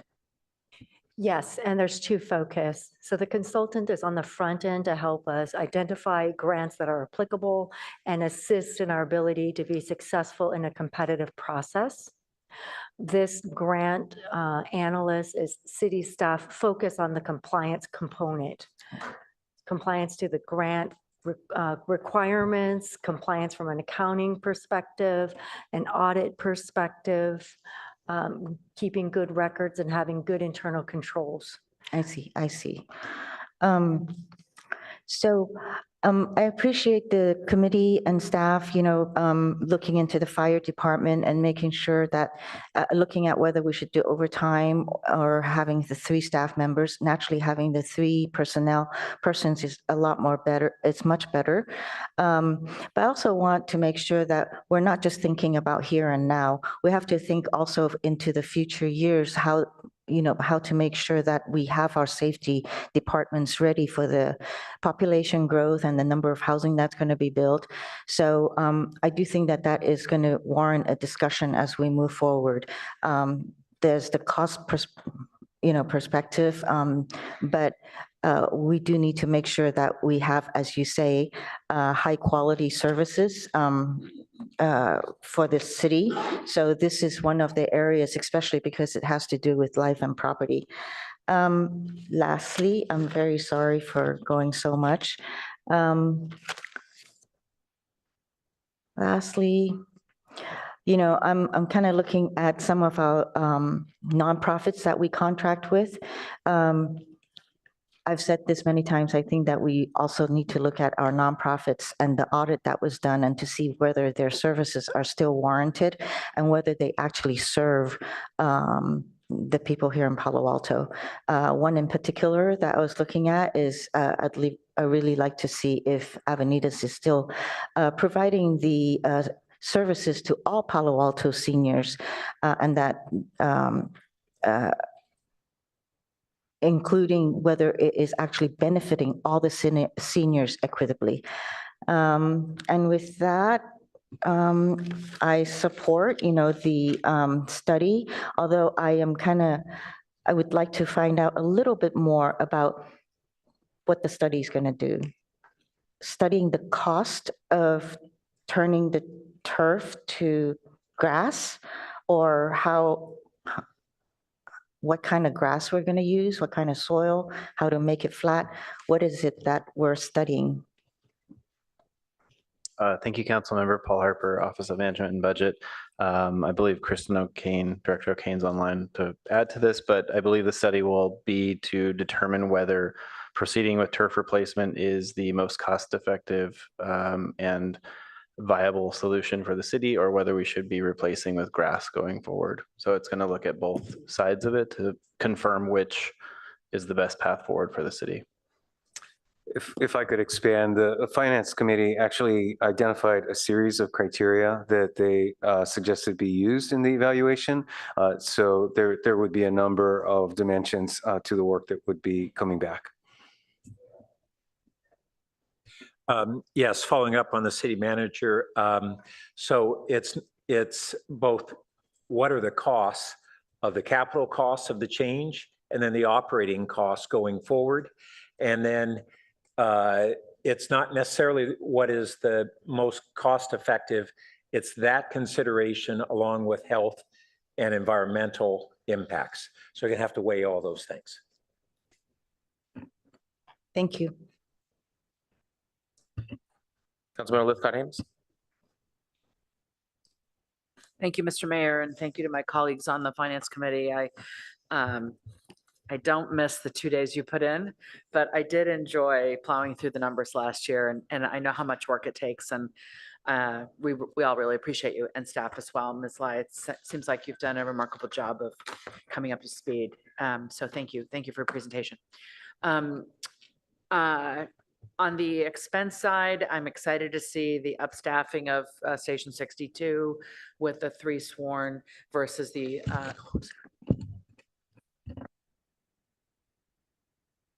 I could speak closer if I didn't have all these papers in front of me. Sorry.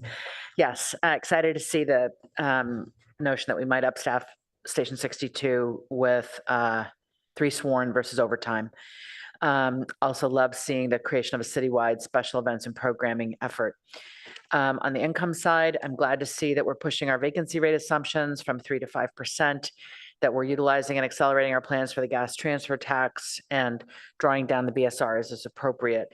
I do have questions about the BSR. The slides that I saw said we were going to be at 18.5 this year to yield $1 million. So it sounds like since the slide was created, we've now revised it and we think that actually takes us to 18.3. Am I understanding that correctly? That's correct, because it's a percentage of the expense budget.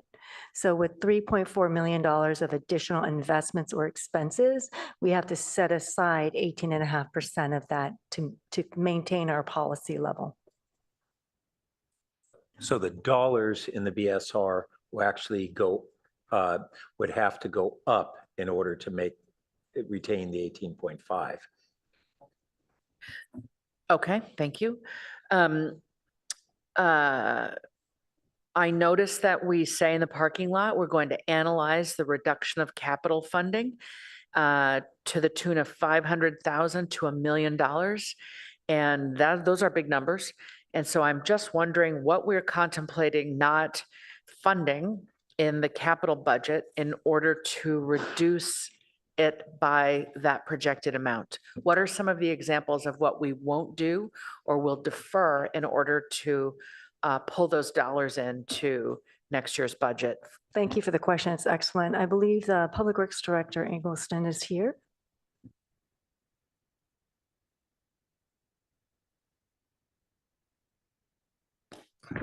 Thank you, Councilmember Whitcott Hames. Brad Eggleston, Director of Public Works.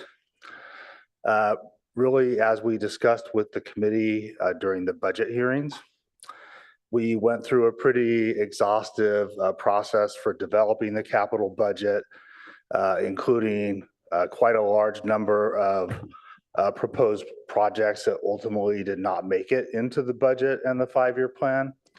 So we would need to look back at that. I was mentioning last week that I recall there were a couple of projects that probably only total a couple $100,000 that were some of the last ones I believed to make it in. So those might come out. Just speaking more generally, we really determined with a lot of work, going all the way back to the Infrastructure Blue Ribbon Commission in 2011, what our basically keep up needs were for infrastructure work. If we were to have a significant cut, it would likely come out of projects like street maintenance, ADA improvements, sidewalk repairs that are really some of our most basic ongoing infrastructure keep up work. So that would be most likely. The point we made last week too that I would reiterate for the council is that we have dedicated staff working in these areas, and to make significant changes in those areas is quite disruptive. As an example, we made very significant cuts to streets and sidewalk work at the beginning of the pandemic, when we were kind of facing that financial revenue fall off. And we've just now, really in the last year, been able to ramp back up on that work. We didn't even do a sidewalk project for 3 years, 2 years because of budget cuts, and the third because we no longer had staff trained up for that work. So there's an issue there of staffing as well. Just adding on to what Brad said, one of the things he alluded to was street repair, which we contract out primarily. And we talked about kind of the history of what we've done in that. We as a city have been at a pavement condition index of kind of 83 to 84, which is at or tied or second for highest in the entire Bay Area. And this is because of a number of years of really now 14 years of investment of having brought that up from a much lower number. We've been we're not looking at a major cutback in that, but a moderate one. The question is, will it have any significant impact? And actually, we still trying to quite figure out where our equilibrium is. So as we were getting catch up on street repair from the mid-70s PCI to get into the numbers we are now, that was a combination of keep up and catch up dollars. Once we've caught up, what are the dollars needed to stay approximately where we are? And that's part of what staff's looking at, and whether some modest amount the feedback from the committee was less inclination to cut back on sidewalks. So that's a little more insight. Mr. Mayor, I'm over time. Would it be all right if I continue? Thank you. Thank you for that explanation. I do want to commend you, Mr. Eggleston. I live down near Charleston and Rastradero El Camino, and that new thing that y'all put in there is glorious. Also want the public to know that when we talk about street repair, we're not talking about El Camino, because that is funded by the state of California, not the city of Palo Alto. Okay, I do have a technical question on the use of the uncertainty reserve. I think I must be missing something, but I just want to ask it in case it is an error. On slide 4, it indicates that we are going to take, we have a $9.6 million uncertainty reserve. Is recommended to be used as follows: 6.9 in fiscal 25 to cover the shortfall, 4.7 to partially offset fiscal 26. When I add those up, I get 11.6. So I'm thinking I'm doing it wrong. I'm thinking, I wondered if you meant 2.7 in fiscal 26 to use up the uncertainty reserve to total out at 9.6, 6.9 plus 2.7. Because then you indicate that a $5 million deficit will remain in fiscal 26. But it can't be, I didn't know how to make sense of that $4.7 million number. So what am I missing? Thank you for the question, Councilmember. So the missing piece in here is that as part of the 2025 budget, we are recommending to reduce the BSR by $2 million and take that and put it into the uncertainty reserve to That's get the it to 2 that million. 4.7. Thank you. Okay. Whew, got it. I want to register my enthusiasm for bathrooms in Eleanor Party Park for reasons I think that are well understood here on the dais. This is our second largest neighborhood park, used as a park, and there's a community garden nearby. And it just feels in this day and age that we recognize that good parks have good bathrooms. And so I'm really excited that we are going to be studying that. I do want to ask a question about the Ability Path match. Obviously, Ability Path is an amazing nonprofit in our community, providing essential services and supports to folks with developmental disabilities. I'm curious about a matching gift being asked of the city in the amount of $250,000, which I understand is meant to yield or spur the community to match it. Ability Path is an organization that appears to have a $35 million, had $35 million in revenues last year, far exceeding their expenses. And they're going to be providing services and support and programming in our amazing Mitchell Park Place, which I understand has about 50 units. I'm just trying to look at the numbers and understand why such a great outlay would be made on the part of the city to support an important community of folks, but a relatively small number. When, for example, we are still struggling with what to do with the hot lunch provided by La Comida for about 250 seniors a day, with an operating budget not supported by the city.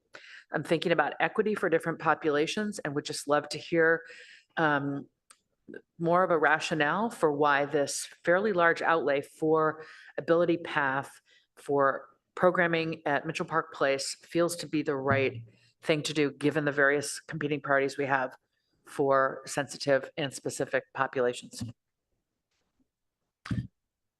I'd be happy to take a first shot at it, really to reflect the committee's discussion and then invite either staff or committee members to expand. What I believe you see in front of you in terms of the parking lot was the Finance Committee's efforts to try to accommodate requests to the extent that they could.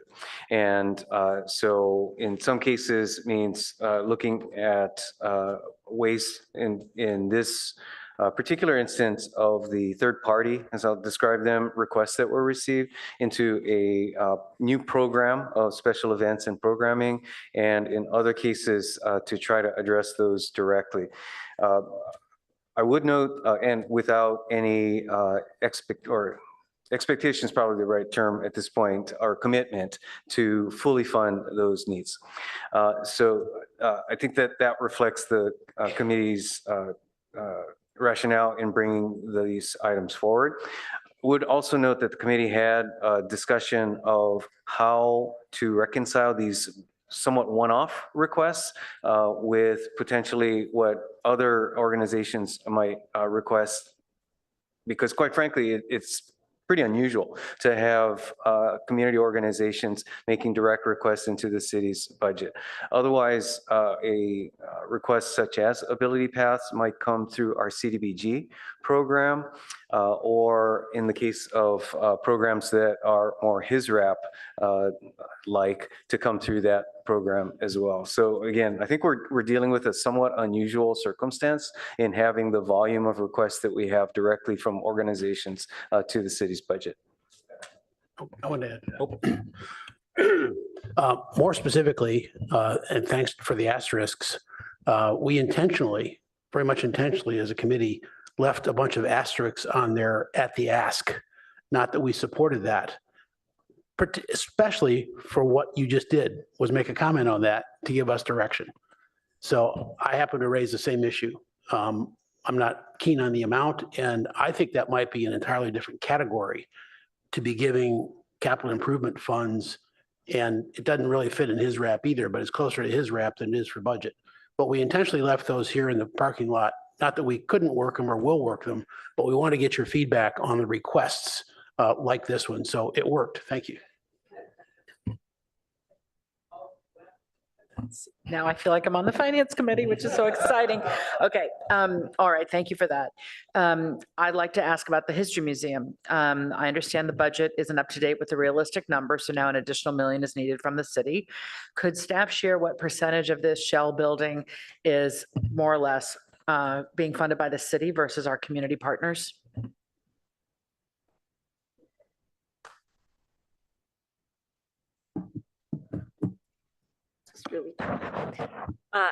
Good evening, Council. Kylie Nose, Assistant City Manager. What is before the Council is a request for $1 million. And as Chair Burt said, that is really a reflection of a sharing of the cost inflation that occurred during a period of time that we were negotiating the agreements.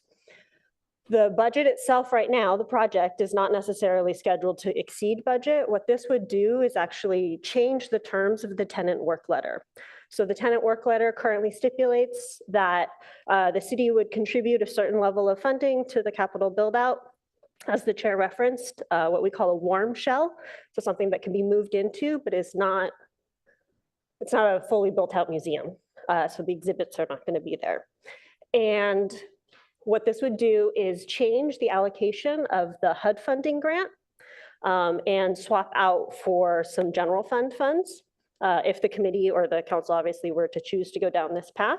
And then those HUD funds, if unspent on the project, would then be dedicated towards other museum investments, such as building out the exhibits. So how do I say? In the tenant work letter, there's about a little over $10 million on about a $13+ million project. However, included in that 10 million is about $5 million of what are called TDRs, the transfer development rights that were sold associated with historic preservation projects. Hopefully that gives you a sense of orders of magnitude. Thank you very much. My final question is about youth mental health. I was glad to see such enthusiasm for the library teen services. I have to admit, I'm not as aware of what those might be, but it sounds like my colleagues are confident that there's a lot of good going on there. I did go into this year's budget process hoping to see us deliver more dollars to the Community Services Department for Youth Mental Health. So I will look forward to more, well, I'm sure once I get into the detail of budget docs, I'll see the detail on what that is. But if any one of my colleagues could give a brief sense of what's happening under the library for teen services, I'd appreciate it. I think our librarian should. Sure, as best I recollect. And you'd be surprised to know that I was the one that was asking a lot of questions about it at first.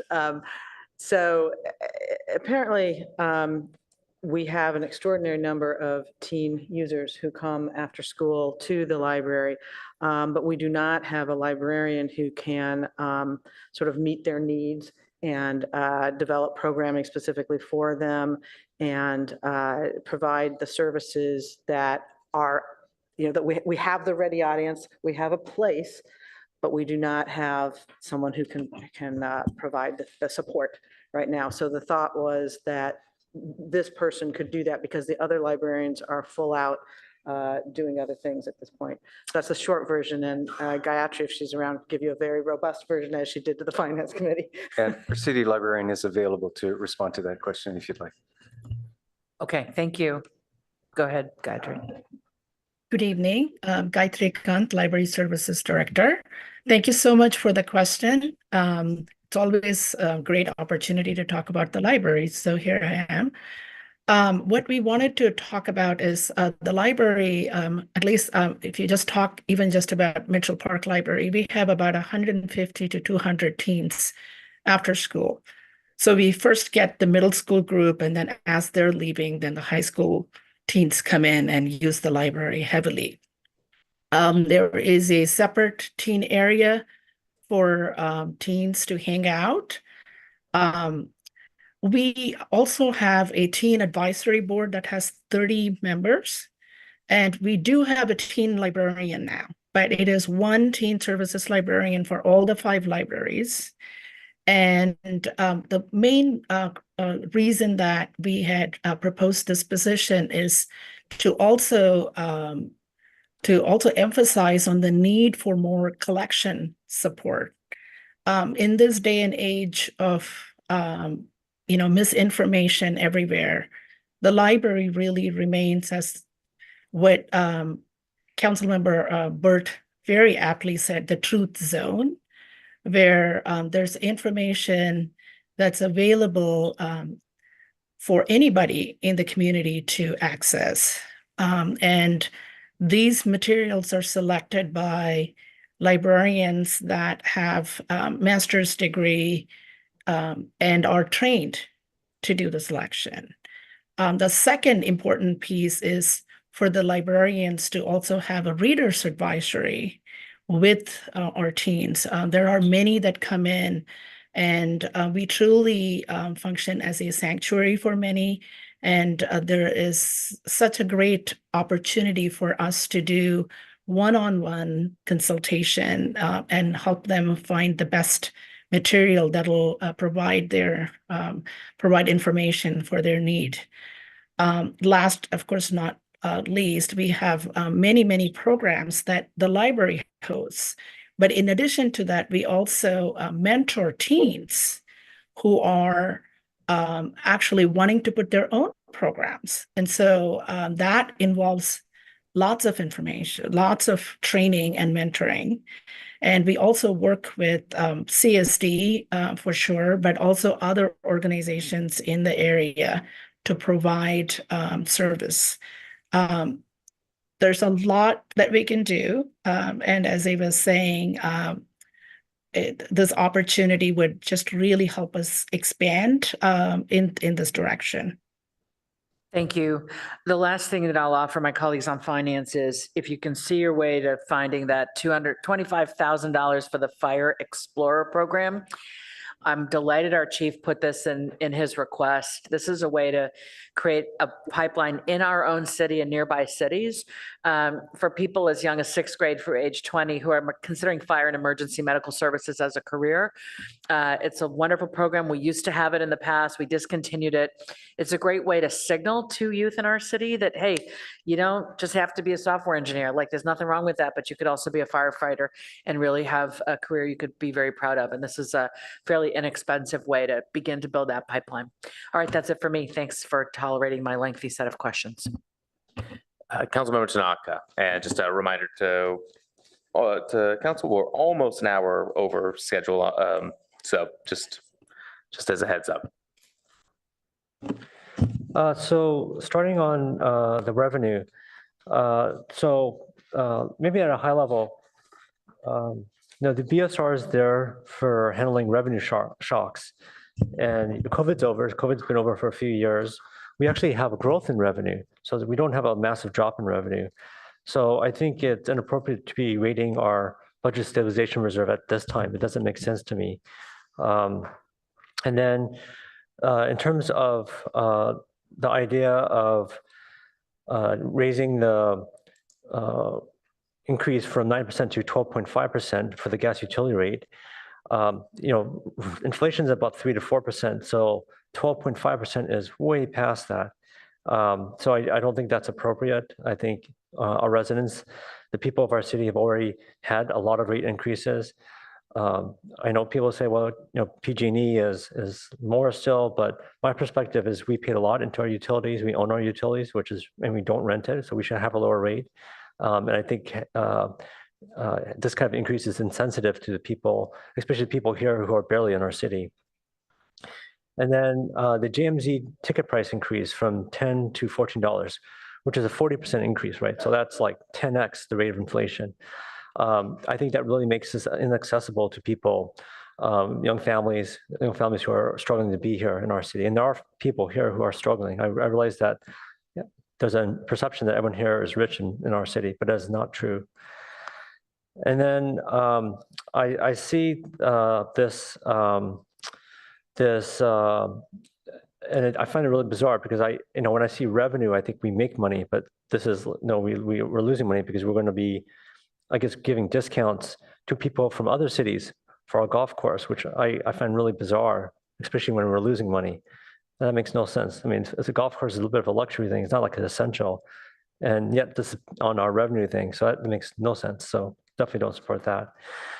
And then on the slide that talks about 20 new heads, really, we have vacancies in our city that have been vacant for years, decades even. And to me, what we should be doing is transferring those vacancies to, if these 20 FTEs are really essential, moving those people instead of increasing the head count. Because the problem with increasing our head count is that this is a recurring expense. It's permanent, basically. And so, yeah, I don't think that makes sense either in terms of increasing the heads. Moving on to expenses, the list of expenses. Oh yeah, here's the other thing. Reduction of capital funding of $500,000 to $1 million. That's not a revenue. That's an expense. I'm still really bizarre why that's on a revenue list. Okay, expenses. The Roth building, I think we have to hold the line. We've already put a lot into this project. The county has as well. So extra $1 million doesn't make sense to me. I think we need to have the nonprofit take that on instead of us. The $500,000 for emergency fire medical responses. I think I have to understand that more to understand why that's another $500,000. From what I read, I don't support that either. It doesn't make sense. I think the ability path matching gift is very questionable to $250K. Doesn't make sense to me. We shouldn't do that. I think PATMA extra $200K.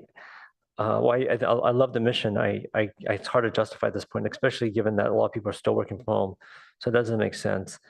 There's a lot of kind of fun stuff in here for the special events and programming that we're losing money as a city. So I just, while this is all great stuff, it's not appropriate given where we are as a city. So the other ones on the list I'm okay with, because I do think that we need to get our streetscape in order. So I think that's fine. Going on to the other list, yeah, I guess I saw the thing about established organizational development and safety division, 78K. Again, I'm not really in favor of increasing our heads or increasing the number of staff members on the next line either. And, active recruitment digital marketing services. I guess this is to recruit people. Is that right? Okay. So, I mean, as I said many times, we're having a tech recession right now. Like people everywhere in our city are losing their jobs. It's like a hurricane's going through the tech industry right now. People are losing jobs left and right. And so there are so many people looking for jobs. It's not even funny. So I don't think we need to spend a ton of money on recruiting right now.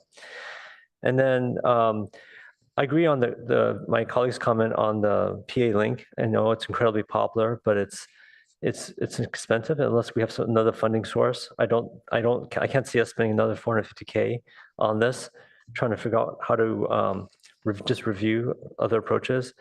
I think what we should do actually is, I'm not sure people here know, but Tesla, and they do have some people here in our city, their engineering headquarters is here.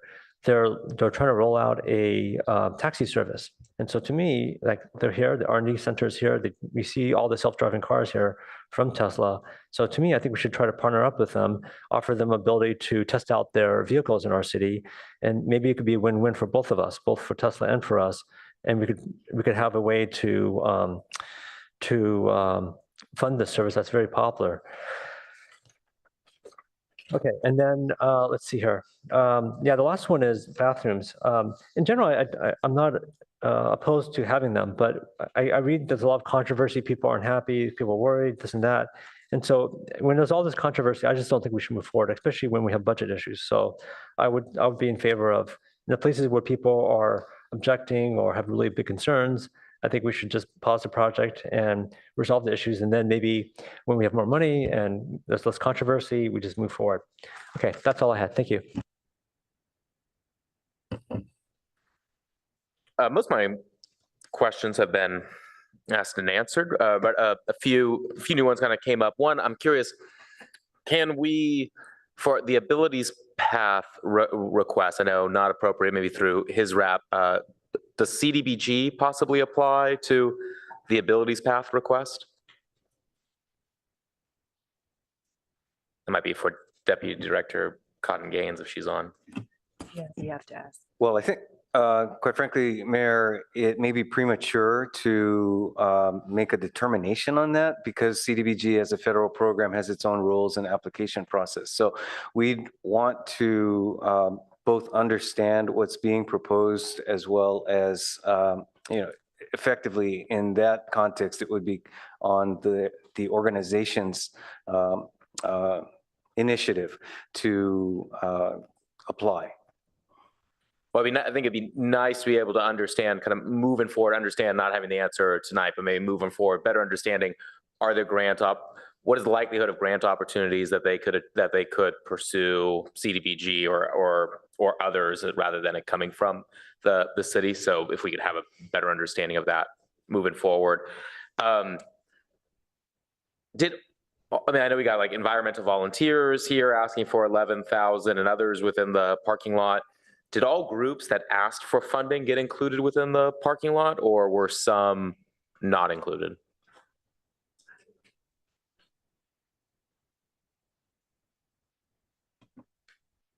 Mayor Paul Harper with Office of Management and Budget. As far as I recall, all of the groups that requested funding were included in here with that asterisk to say these were the asks from those agencies and not necessarily the recommended funding level at this point. Okay.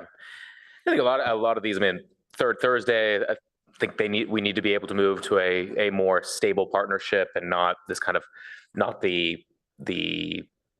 check-ins and asks for funding from council contingency and others. Neighbors Abroad, Magical Bridge makes sense. I like the idea that we're funding additional cultural events. I am concerned about potential kind of precedent setting and indicating that this process is really for groups to be able to come out and ask for funds from from the city. The 11,000 from environmental volunteers doesn't concern me. I'm just curious, Magical Bridge, the 150,000, are they pursuing another playground to be built within the city? Do they explain what that funding was for? Sure, I'll in general respond at the, I'll call it the high level, and department heads can jump in if they'd like to expand. This was a specific request to support programming in Palo Alto, and as reflected in my conversation with the executive director, really acknowledging that the current programming that Magical Bridge produces is funded through their organization.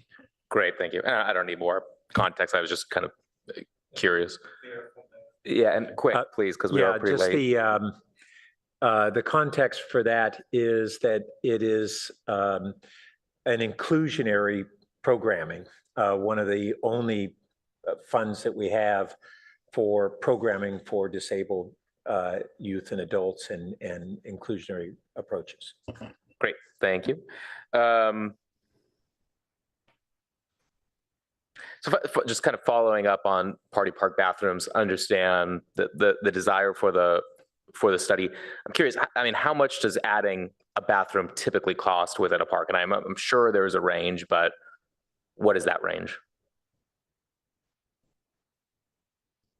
Does Public Works Director want to answer?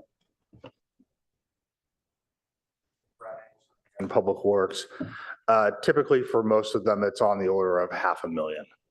Okay. And if we were to even budget for a bathroom Party Park, would that then be able to actually be built in the next fiscal year, given our Palo Alto process? I don't think it could be built in the next fiscal year. I will say one of the things we discussed with the committee is, and I think we touched on the 4 projects that are already in process to be installed this summer. But there is funding in an existing CIP that's not yet allocated to a particular park in both fiscal years 26 and 28. And so with the committee, we had this discussion that there could be a discussion of priorities with the council.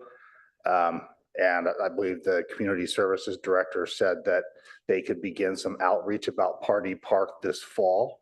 And if that was the choice of where council wanted to allocate the funding, then we could use that fiscal year 26 funding the next year to pursue that project. Okay, well, that's exactly. And Party Park's never had a bathroom, right? No, it has not. Okay, yeah. Because I mean, I remember I used to have my birthday parties there back when I was 7, 8 years old. And I remember that was always one of the big flaws of that park. I had it every single year, but friends would have to, go elsewhere. And of course, and I think also Party Park is not a typical park as well that really does require a bathroom, given the community gardens there and two playgrounds. Of all the parks that need a bathroom, Party Park seems to be the one that needs it. So I'd like to do my 8-year-old self a favor and get a bathroom back in there as soon as possible. What classification of staff typically supervises our teen center? I don't believe it's librarians that supervise the actual teen center. Is that correct? Let's see if Director O'Kane is on and can respond. Yes, thank you. I'm Kristen O'Kane, Community Services Director. So the Teen Center is staffed by recreation coordinators, mostly hourly staff, and those are CSD staff. Okay, and paid at what's the hourly rate? Sure, it ranges, but yeah, I would have to look up that information. I don't have it in front of me right now. I think that could be an area where we can get a little more bang for our buck. I think one of our struggles has been, and correct me if I'm wrong, Director O'Kane, is staffing those positions. And that's been one of the big problems for not being able to have the hours, is finding people who want to do that work, probably for lower pay than what we see for librarians and others. And I'm seeing a lot of nods from Director O'Kane, so I'll continue. So I mean, I do think there's a lot of opportunities out there if we increase the pay for those positions and maybe increase our marketing. I would imagine there's likely a lot of teachers within the school district or instructional aides who typically make far less than teachers who might be willing to take on a few additional hours after school. I've talked to a lot of people since forming the youth task force who have expressed interest in simply just volunteering to be able to participate. I don't know. I don't think volunteering is a sustainable model there, but maybe reevaluating that classification in order to get more people who want to fund that, especially if we're looking at expanding teen centers as well at Bryant Park. So I think there's more that maybe we can do there to be able to get that supervision, increase those hours at a lower cost. I was concerned about the reduction in Palo Alto Link. Appreciate the additional dialogue from the finance committee about trying to continue programming for those who need it the most and finding ways to not subsidize it for others. So I'm curious to kind of learn more about that as we move forward. Great. And then just overall general comments. I'm thrilled about the additions to the fire department. I think that's moving forward in the right direction. I'm very supportive of the Roth building funding, as said, being a warm shell. I mean, that building is city property. It's a historic property. It will return to the city when and if the museum moves out. I think it's important for us to be the partners that we promised that we would be, and a lot of these delays are really not the direct fault of any of the parties there. So I think we need to step up and provide that additional funding. So I'm glad to see that's in here. And then I guess one final question just on our kind of policy for BSR funding. So I know right now with the $1 million, we're going slightly below our targeted level. What's the process for council to be able to just override that policy if we're comfortable being at that lower level, or is the intention to just to find a way to bring us back to that 18.5? Thank you, Mayor, for the question. So the policy is actually to keep the BSR within a level of 15% to 20% with a target of 18.5. Oh, right. So to the extent that the council keeps it within that range, staff is okay with that. I would say the lower we go, the less we have for emergency needs if that becomes an issue. But the 18.3 versus the 18.5, as we saw, was about 700,000. So it's up to the council's discretion and maybe direction as to whether we need to bring it up to that level or if we're comfortable moving forward with it and adopting a budget with that. Okay, great. Thank you. I think I'd be comfortable with 18.3, depending on where, of course, that funding is ultimately going. All right. Councilmember Koo, I see your light is on. Is it really quick? Really Because I quick. don't want to open up a second round. No, really quick. Okay, quick follow-up, please. I heard some comments about Ability Path, so I just want to make another plug for them. Yeah, this is a nonprofit organization. While they have what Councilmember Lithcott-Hames said, 31 million in their coffers, they have vast number of programs that they provide, including Camp Via out in Portola Valley and a whole bunch of other houses and homes for people with developmental disabilities. But also they're providing classes so that it can support independence and inclusion for Palo Alto residents who are with developmental disabilities. Furthermore, they also provide services for stroke and brain injuries, and not even to those who does not have developmental disabilities. So I don't know. I think I would hope that staff would reach out and have further conversations with Ability Path to kind of look at where and how to manage this matching grant. But again, this is pretty important to have them open up by the time Mitchell Place opens up, Mitchell Park Place opens up, so that we can support the residences over there. This is a field, this is an area that a lot of funding does not go to, and it's very hard for them to find funding to support their support for communities and people with developmental disabilities. Thank you. All right, thank you. And seeing no more lights, then we will go to public comment on this item. How many speakers do we have? We have 11 requests to speak. Okay, then we'll do 2 minutes. And of course, always a nice reminder, if another speaker already said what you wanted to say, you could always just refer to them. All right, wonderful. Turn it to you, Madam Clerk. Thank you. Our first speaker is Ken H.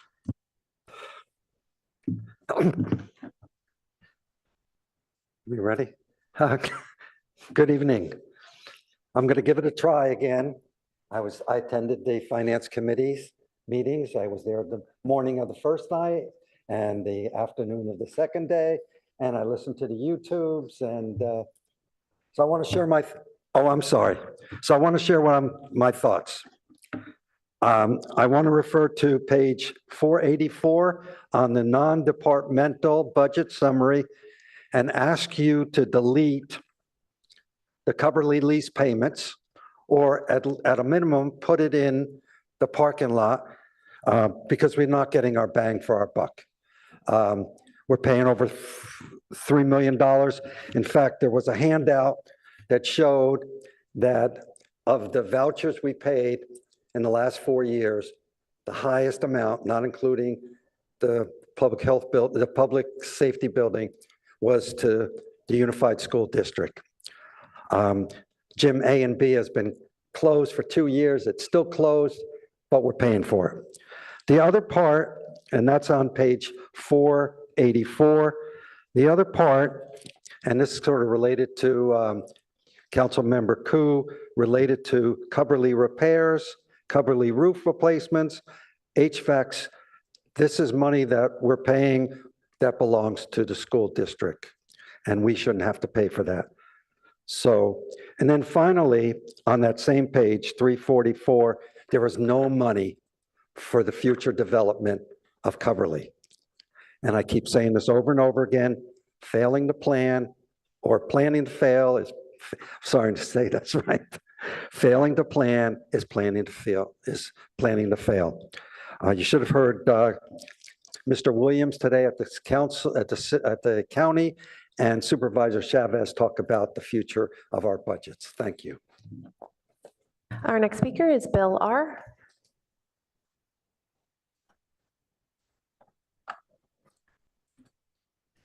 Okay, good evening. I shouldn't have to read in the Daily Post that a fire station barely 800 feet from my residence and 1,500 feet from my business is inadequately staffed and effectively closed. I think there needs to be a deeper dive, and I appreciate what the Finance Committee's done, but I think there needs to be a deeper dive into fire services. I think one thing that would be appropriate would be an analysis of automatic aid, 201 rights, because they are revenue generating, and the impact of the Stanford contract. Stanford has to pay 19% of whatever's decided. That needs to be factored in. So does Measure K. In short, I think that there needs to be a better venting of the underlying issues of the surrounding jurisdictions. What do I mean? Automatic aid only works with surrounding jurisdictions if you're fully staffed. Correspondingly, full staffing served as the basis for the current ISO rating of the city of 1, which is directly related to insurance costs. That was based on a standard of covers documents that's inaccurate. So I encourage all the efforts you can make to have full staffing, both for firefighters and for paramedics, as that relates to the information that's given to the insurance services organization, and it's essential to maintain that rating for number 1. In terms of a ladder truck, there has to be a better capital plan for acquiring one. You can't get them. They're 3 years out on any contract, and you can't get them through mutual aid of surrounding jurisdictions. Thank you. Our next speaker is Nancy Kay. Hello, I'm Nancy Kawakita, a Crescent Park resident for 25 years. I am advocating prioritizing a party park restroom in the CIP. We would like to see party added to the 2026 budget. And there are many supporters in the room, as you can see. Pat, Vicky, Ed in the Finance Committee agreed that there is an overdue need for a restroom at Party Park. We would like the city to change the outreach process so users of the Party Park or any park have input on adding a restroom. We'd like the city council to have the final decision after the outreach is completed, which you talked about doing in the fall, in case neighbors continue to have these fears of, quote, young people from outside the area, homeless people, and drug dealers. I find these fears to be overblown. There are 13 restrooms in Palo Alto parks. We have not removed any due to these issues. I agree the prioritization process of restrooms needs city council review. You have a 2017 city policy that is not followed or nor amended. And the goal of the policy is to have users stay to enjoy the parks, and that is not being met. The decision should be to maximize the public benefit versus some historic local residents pushback. Just so you know, of the list on that policy, Party Park is the second largest park. It has 70 community gardeners in the community garden. There's a demonstration garden. We have over 400 visits that we log when the garden is open. There are soccer fields for AYSO and other youth Your and time is adult up. soccer games. Thank you. Our next speaker is Penny P.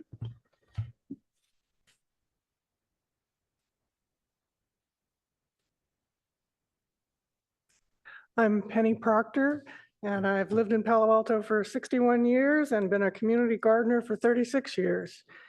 And when I was a toddler, my mother designed Eleanor Party Park, and she wanted to put in a bathroom when she designed it, but I believe at that time neighborhood parks, none of them had bathrooms, so she was vetoed on that portion. Our community garden is the second largest in the city with 94 plots. And most of us are old and some have medical issues. One of our people had to give up her plot because she could no longer deal with no bathroom. And others have to make quite a few accommodations one built a little tent that she could use a thing inside, and another one has to bring something to use in his car, and so it's a problem for people. And it's a very well-used park, almost 10 acres, and it would be great if we could do it in 2026. Be wonderful. And we also are asking for the park users to have input in addition to the close neighbors. Thanks. Our next speaker is Sarah A.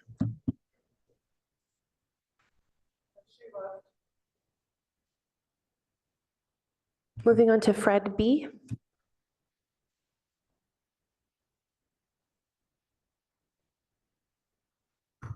Good evening.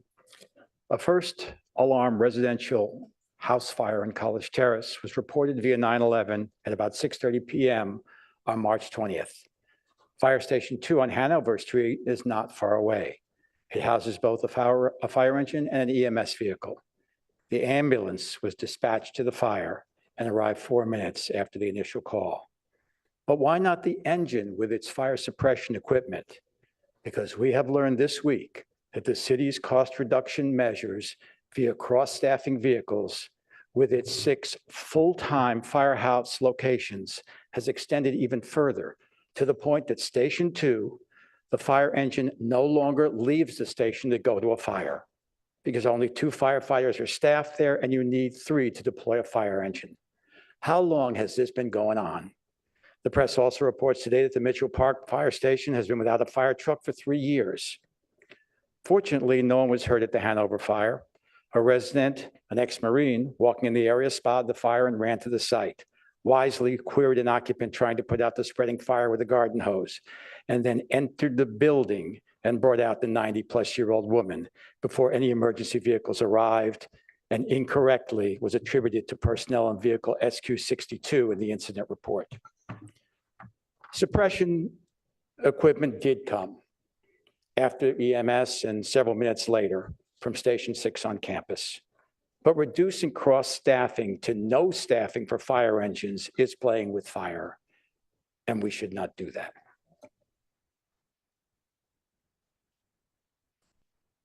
Our next speaker is Deborah G.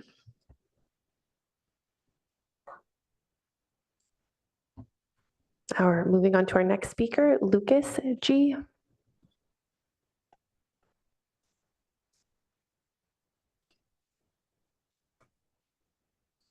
Moving on to our next speaker, Este G.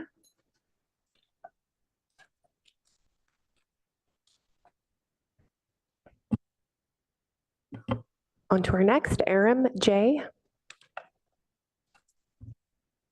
Okay, so I think the last speaker made a good point. Let's take the $1 million that's going to the Roth Museum, allegedly here, and put that for the fire stations. That really seems like a bigger priority.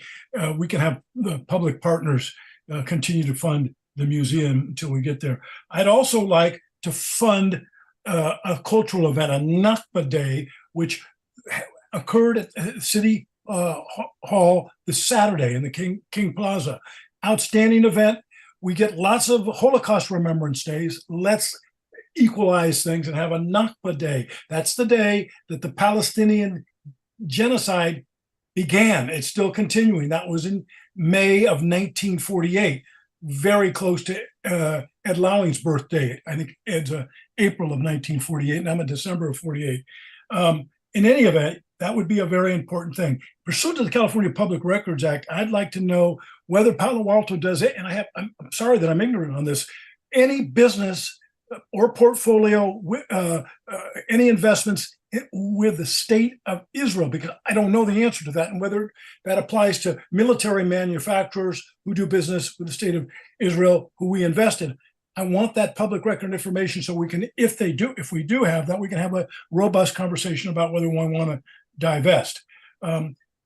In addition, I'd like to know public records requests for how over budget we are with the new public safety building. How much are we over budget on the public safety building pursuant to a Public Records Act?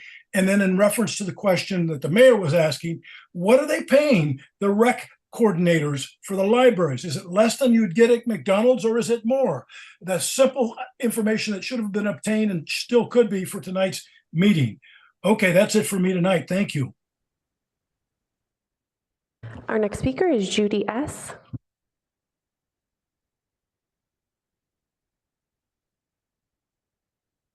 Yes, can you hear me? Yes. Okay, yeah, this is Judy Stroyer.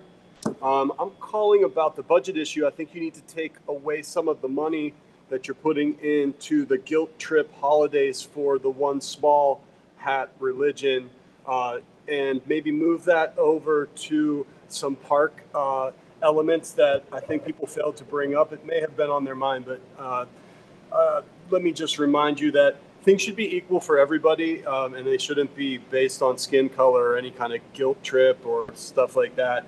Because if anybody needed to guilt trip anyone, white Europeans and Christians could do it the worst, because we've been genocided more than anyone else. You're off topic, so thank you. We're going to move on to our next speaker.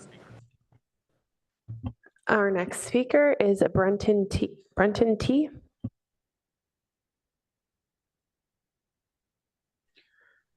Oh, is this not a public comment? On the budget. I apologize. Here, I'll mute myself. I apologize. Okay, thank you. That concludes public comment on study session item 3. All right, move on to consent calendar.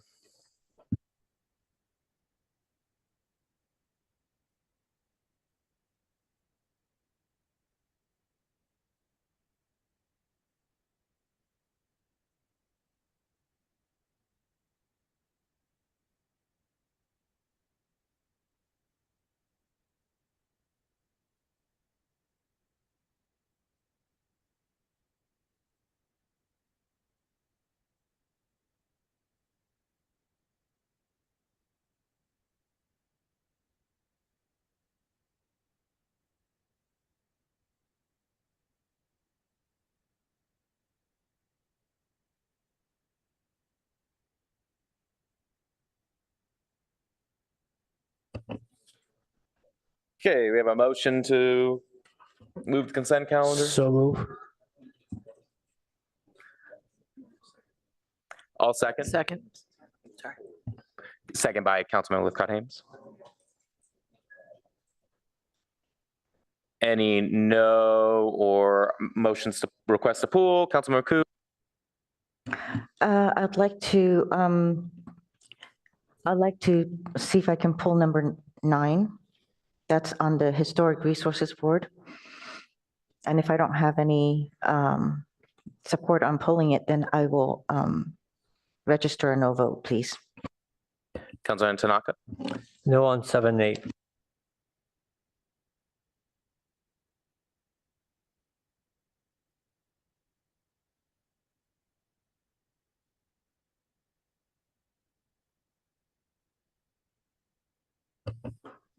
When the clerk's ready, we'll move to public comment on the consent calendar only.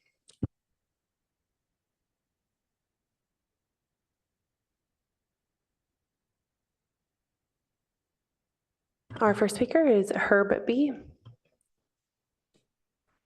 Thank you. Mayor Stone and council members, this is on item number 10 that refers to removing a committee member without mentioning the name of the member in the agenda. I believe that's a violation of the Brown Act because it fails to specify enough information to know what it's about. It's both for the public generally and for the person involved. So I would request that you remove that from your agenda. Also, I question that it's the city manager bringing this forward. There are over 50 appointed members of boards, commissions, and committees. That's the council's purview. The city manager can certainly participate in any debate on any subject, but it seems proper for this type of item to only be put on the agenda by council members and not on the consent calendar, but on an action item. And that it actually tell the real reason why being considered to remove a particular member from a committee. I believe that there's also a legal question that since you're from the person involved, that if you act on this, that person hasn't been given proper notice since the person's name is not in the agenda. So for those reasons, I believe you should remove it from your agenda entirely tonight. However, if you feel that it's appropriate for the city manager to bring such items to you, later on the agenda on your council procedures, you could say that the city manager can put on the agenda the removal of a member from a board, commission, or committee for any reason he feels appropriate. In my personal opinion, I don't think that's his purview. The charter provides this to the council, and it's the council that makes the appointments. And it seems to me if someone's going to be putting something on the agenda to remove a member, council should be doing it. Thank you. Our next speaker is Aram J. I think Lewis Carroll might have said it best on item number 10, sentence first, trial later. Herb is absolutely correct. And I would say to the mayor, you were an intern at the district attorney's office, and I think you would agree that the presumption of innocence applies in this individual's situation. no matter how ugly the charges may be. I represented for many years previously serially convicted child molesters. And, a win was when the jurors didn't jump over the jury box and try to strangle me. There were awful cases often, but I had to provide constitutionally appropriate defenses, and I did that. I raised every possible doubt on those cases because that's what the Constitution says that we must do. So this individual, who was, used to travel apparently all over the world with members of the city council, the mayors, different mayors from time to time, was well respected in what they did, has not been convicted. Okay. So Mayor Stone, that as despicable as the charges may be, sometimes they don't bear out. There's either an actual innocence or there are a reasonable doubt or reasonable doubts that resolve the case favorably to the person charged. Why would we want not to respect the presumption of innocence here? That's my question for you all. And again, they're tough cases to defend, but they're also the highest calling for somebody that did the work I did as a public defender. You give the most constitutional protection to the person that's most hated by the public just on the basis of the charges. And it's an awful feeling when your client is presumed innocent and the jurors come in, the prospective jurors, and they want to shoot your client before they've heard anything. Okay, so don't allow whoever put this on calendar, whether Herb is correct that it was done unilaterally by Ed No Transparency Shikata, or whether it was done in collaboration with the mayor. Okay, again, I appeal to the mayor's understanding. You seem to be somebody that respects the Constitution. You swore an oath to uphold the Constitution against all threats, foreign or domestic, and this is a domestic threat that we're posing here. If we remove the presumption of innocence for the most despicable allegations, then we have no right to a fair trial for any of us. Do the right thing, take this off calendar, and give the man his day in court before you strip him of his position there on the Water Management Committee. Or I've probably misspoken. Thank you. Our next speaker is Judy S.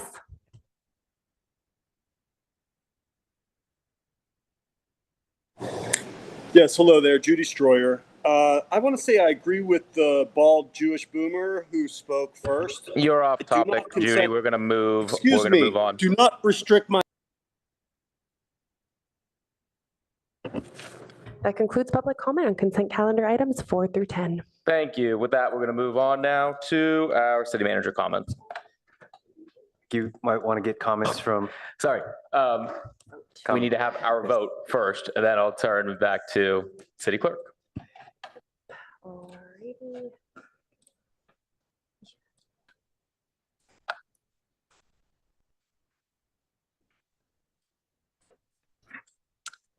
Councilmember Lithcott-Haynes. Yes. Councilmember Tanaka. Vice Mayor Lowing. Yes. Mayor Stone. Yes. Councilmember Koo. Yes. Councilmember Vinker. Yes. Councilmember Burton. Yes. Motion carries. Councilmember Koo, would you like to speak to your no vote? This is on the Historic Resources Board and a reduction of members, and also making other changes. I want to just say that, I do have concerns because the commissioners have they actually have knowledge of history, architecture, or historic preservation rules. And we don't have very many of these members in the community. So I think that it bears looking into their term, the number of terms that they can serve, as well as ensuring that since they advise the Architectural Review Board on historical and architectural significance of buildings, they should keep their meetings two times a month. And if they don't need that second meeting or the first meeting, they can choose to cancel it at the pleasure of the chairperson as stated in the code. Thank you. Councilman Tanaka. So item 7, This is the $685,000 toilet. So what I don't understand here is why didn't we get bids from comparable vendors? When I looked at the staff report, it talked about how some people wasn't a comparable service. It wasn't self-cleaning or this, that.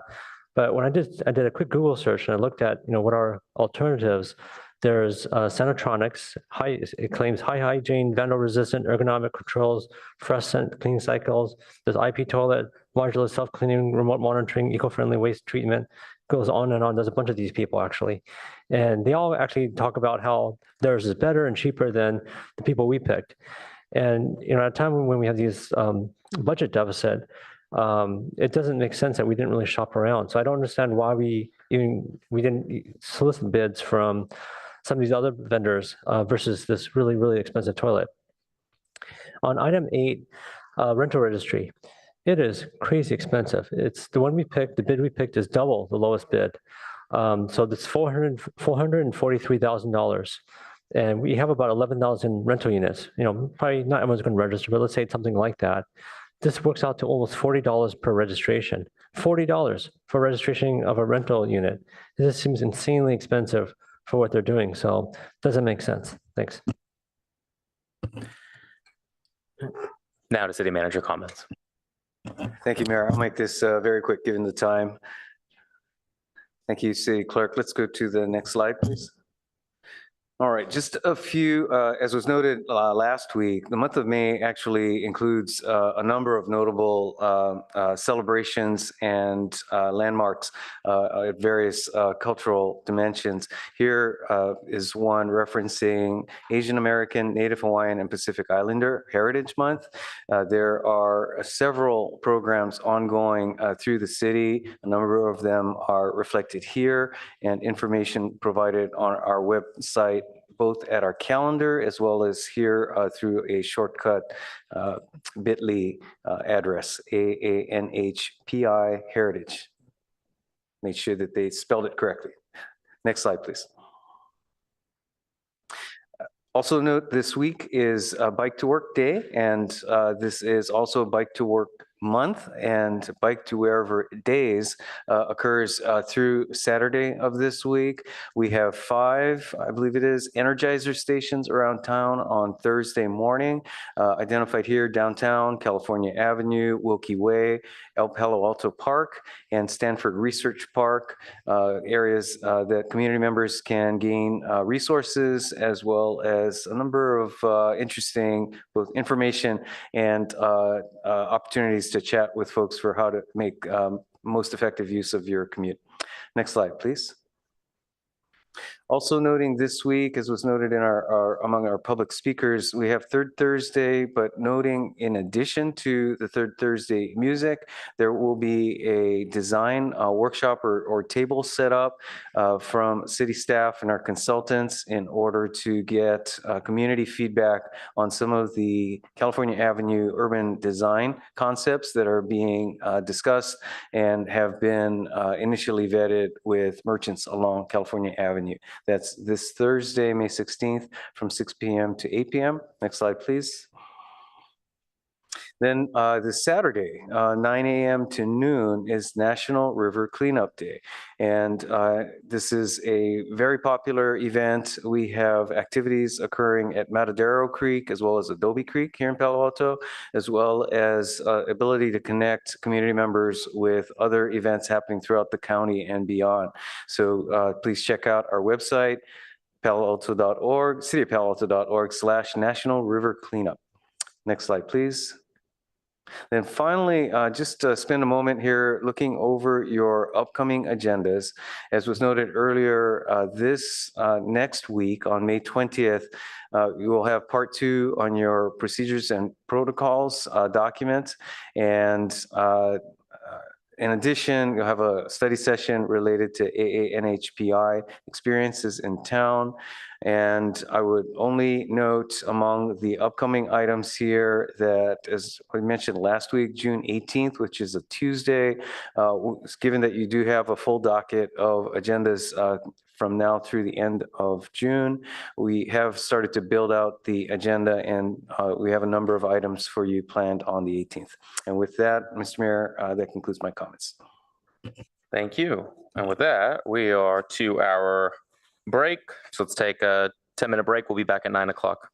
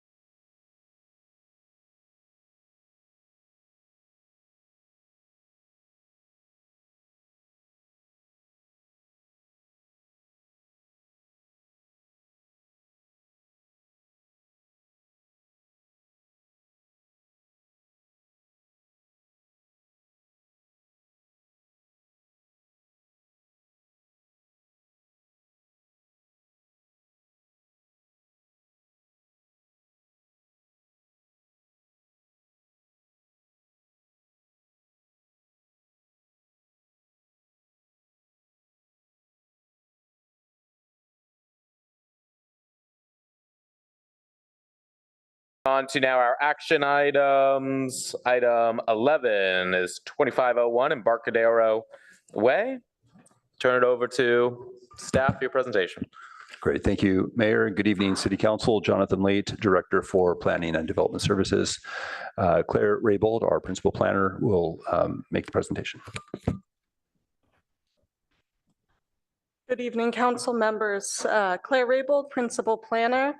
The proposed project before you today is Local Advanced Water Purification System Project. And for expediency, we have consolidated our presentations from Planning and Public Works into one presentation. Given the timing tonight, I'll try and go through it as quickly as possible, maybe a little quicker than originally planned.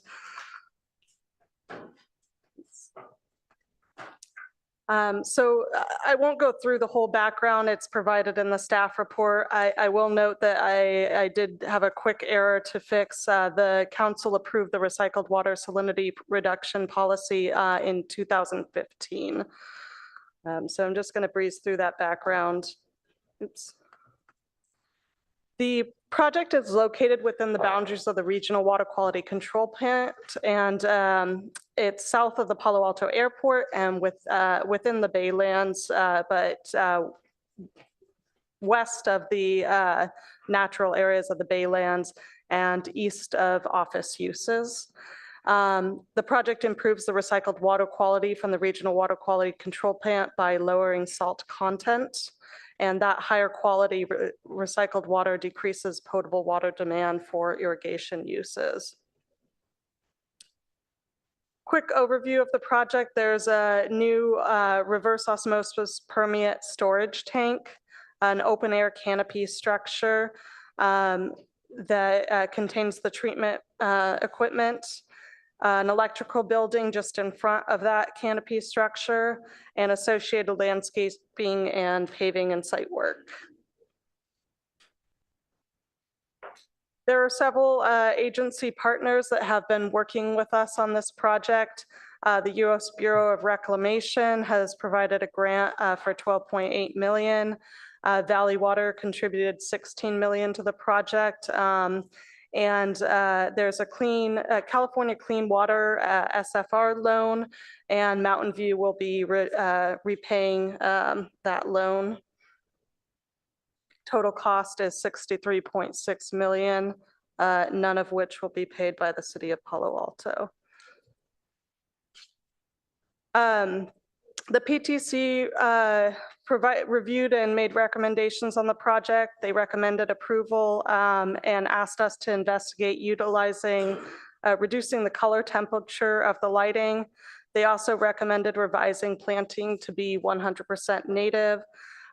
We have been able to revise the plans to have all native planting for the most part, and we have not incorporated the changes to the lighting, as I'll discuss further in the next few slides.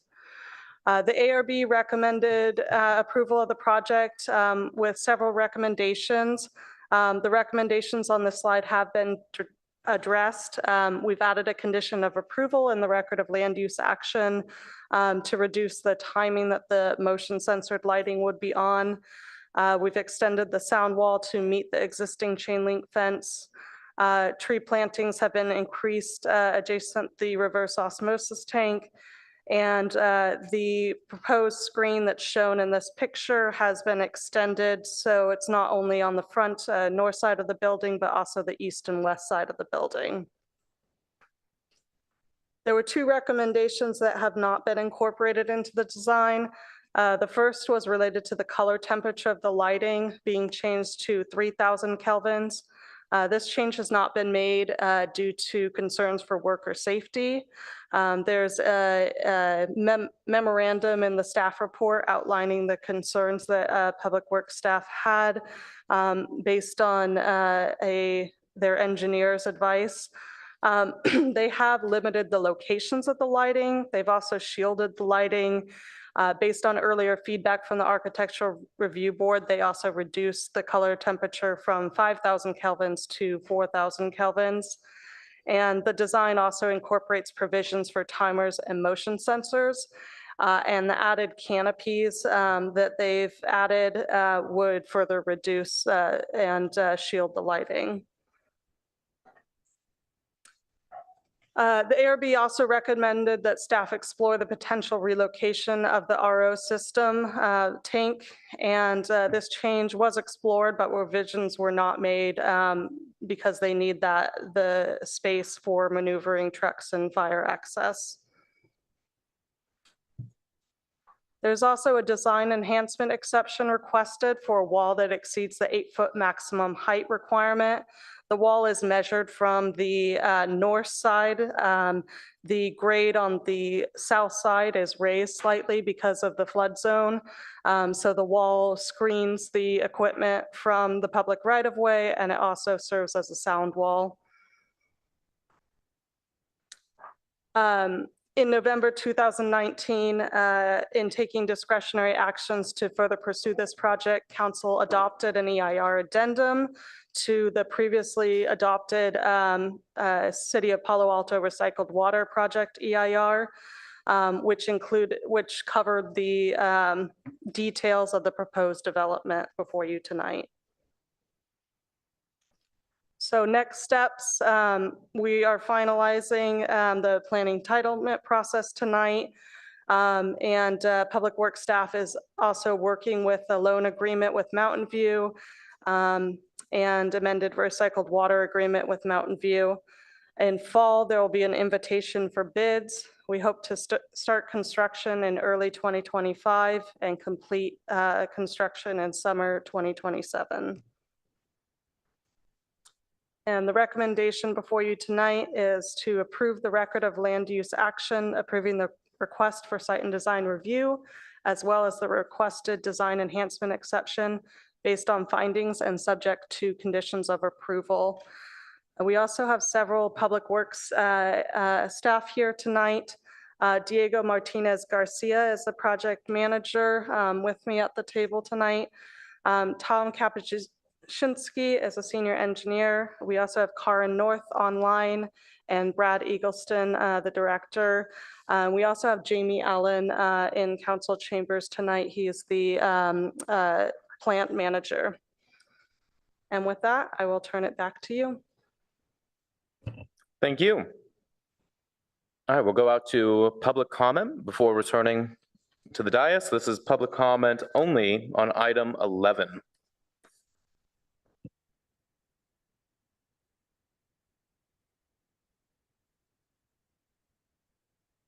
Our first speaker is Shawnee Kay.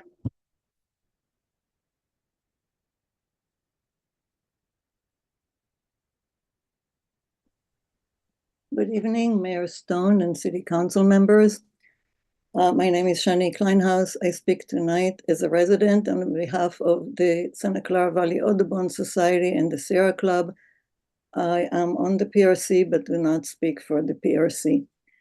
The Santa Clara Valley Audubon Society and the Loma Prieta chapter of the Sierra Club have been advocating for a reduction of light pollution in the region and have engaged with the city of Palo Alto in promoting environmental health and human health through reduction and preventing the proliferation of artificial light at night. Recognizing that this project, a local advanced water purification system, provides important infrastructure and we're supportive of it, we advocated for an environmentally responsible lighting plan that uses light only when needed, where needed, and at the lowest intensity needed. We advocated for a lighting plan that provides safety for outdoor workers at the plant and at the same time protects birds and other species in the baylands. Nocturnal animals like birds, bats, insects rely on natural light cues to navigate and carry out essential functions such as breeding, feeding, migration.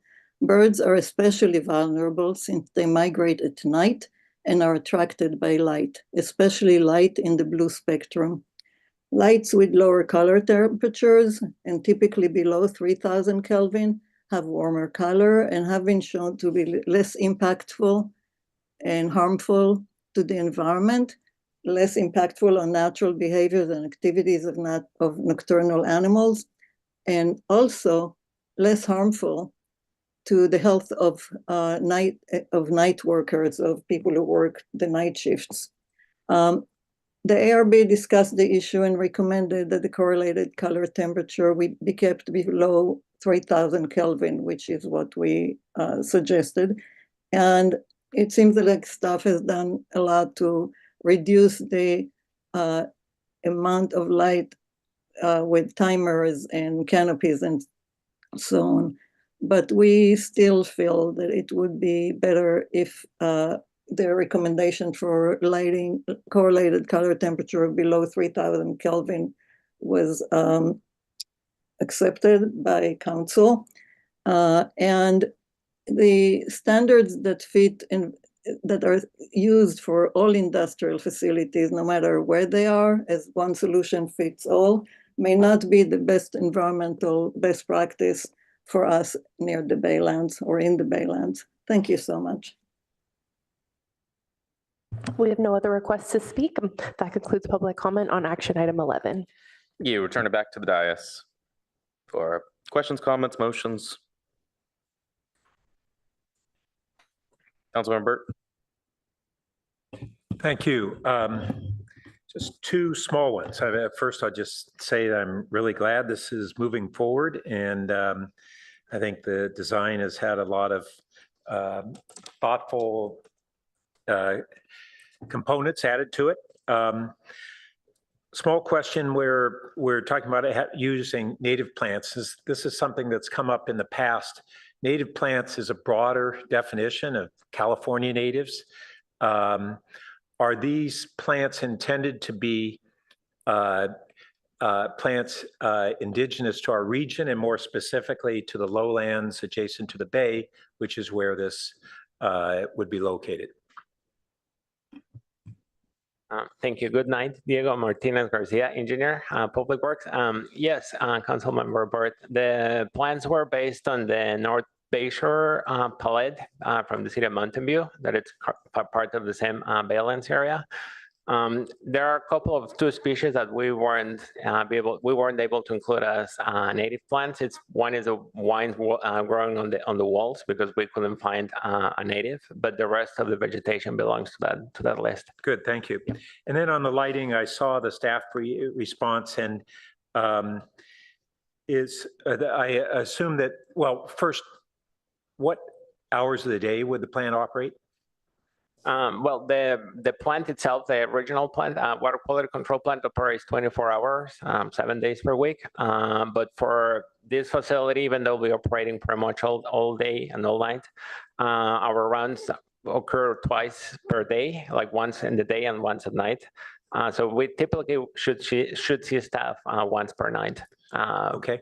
For some period. And then as the staff report noted, this is directional lighting, that you're really minimizing the spillover. Is that LED lighting that by nature is very directional? It's one of the minuses of LED and one of the pluses when you use it like this. So I assume that's what you're doing? Yeah. All lighting is LED, and it's really focused on the work area. And as part of the planning process, we prepared a lighting study that shows how the spillover from light really doesn't go out beyond it really needs to be underneath the canopy. Thank you. Vice Mayor Lowing. Yeah, thanks very much. I wrote in, as I was reading this, I wrote in the margin, this is a good team effort. Really good work by staff, but also lots of input from ARB and PTC, all of which I think was duly considered, and you tried to get as close to those recommendations and made a lot of them. So to me, this is like a good case study. You don't get out and solve every problem, but this was, I think, a really good effort.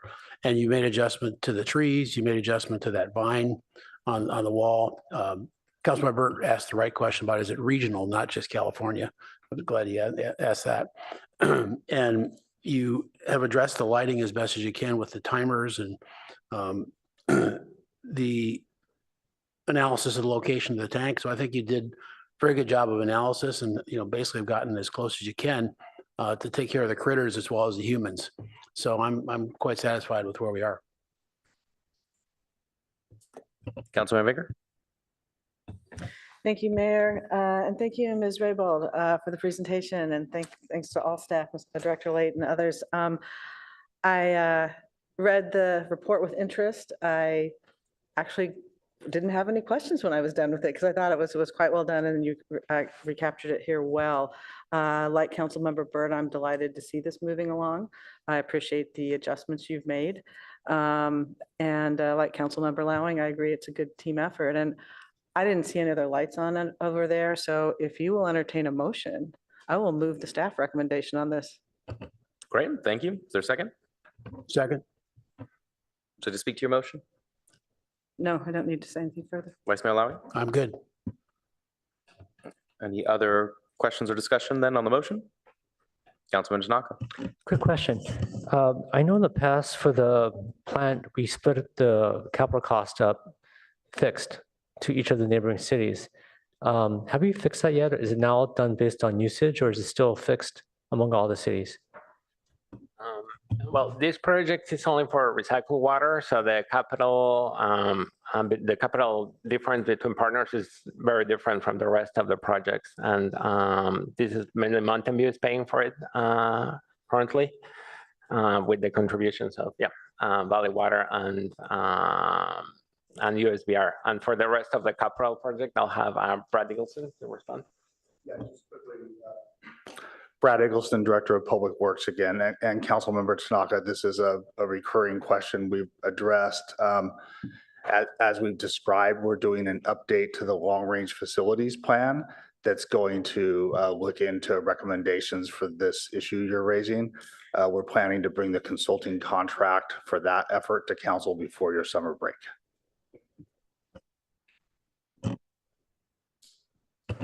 Okay.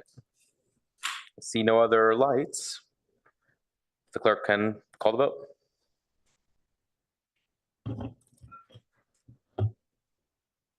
Councilmember Tanaka, Yes.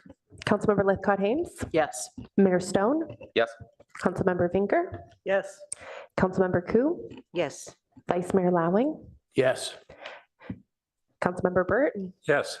Motion carries unanimously. All right. Well done. We can be efficient. That was great. With that, we've almost caught up. So proud. We're 5 minutes over.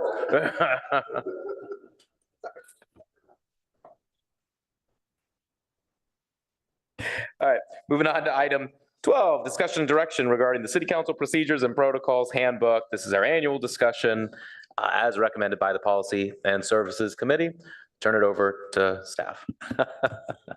Well, you're so efficient that our deputy city manager is not present. So oh, is she? All right.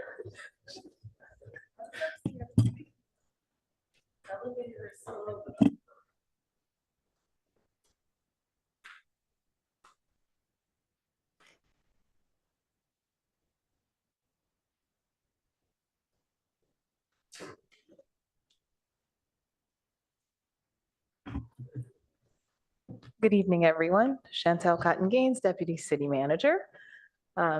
Luckily, the elevator got me here in time. All right, so I'm kicking off item 12, which is your annual discussion on your procedures and protocols handbook. As you know, we've had a lot of discussion about your handbook over the past couple of years, actually. So I'll just give a quick overview of how we got to today, and then I'll pass it back to the mayor to guide the conversation. Okay, so in 2022, the Policy and Services Committee did a lot of discussion about a revised handbook based off council direction. So last year in 2023, in both January and February and March and April, you took a lot of actions related to your handbook. And the final approved version of that handbook is actually the one that council approved as of April 2023. And so last November at Policy and Services Committee, they started the discussion of your annual revise of the handbook, which is your opportunity to offer changes to the handbook based off of things you observe over the year. There was quite a list. That's an attachment A in your packet. That's packet pages 205 and 206. You'll see the solicited ideas that we received from the city council. And this was a while ago for you, so you may or may not remember all the items on there. And that brings us to this year. In February, you took action on the referrals from 2023.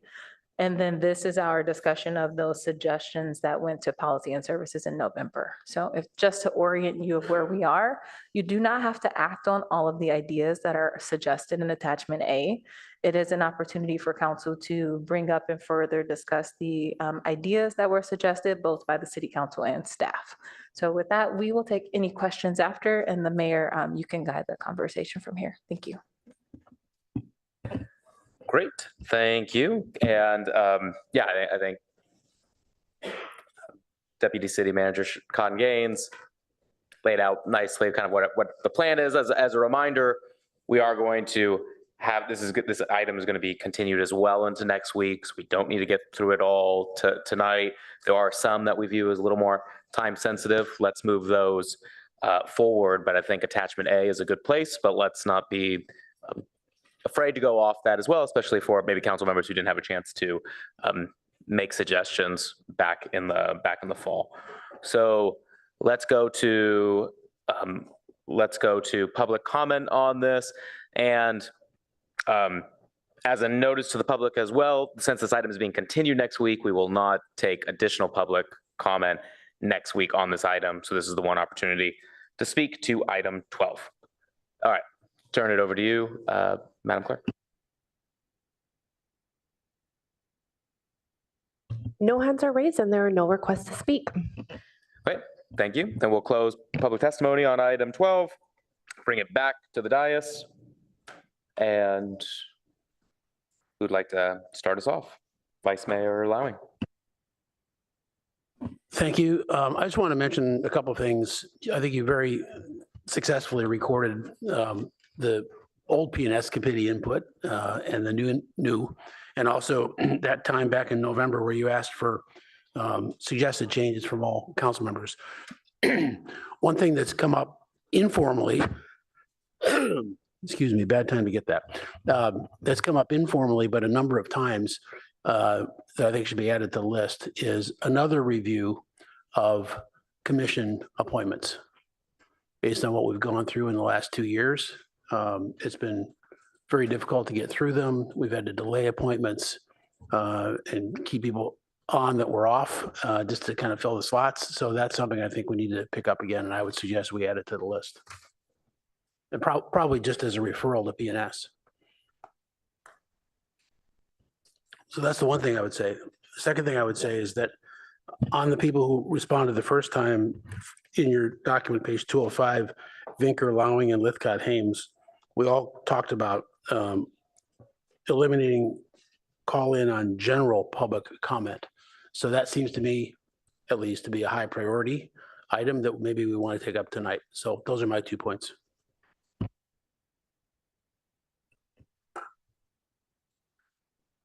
I'm trying to just kind of recall how this discussion has gone in the past. And is it easier to kind of make motions as we move along, to kind of have a round where yeah, it seems like it. I agree. So Vice Mayor Lowing, if you'd like to make a motion on any of those, then we can have a deeper discussion and vote.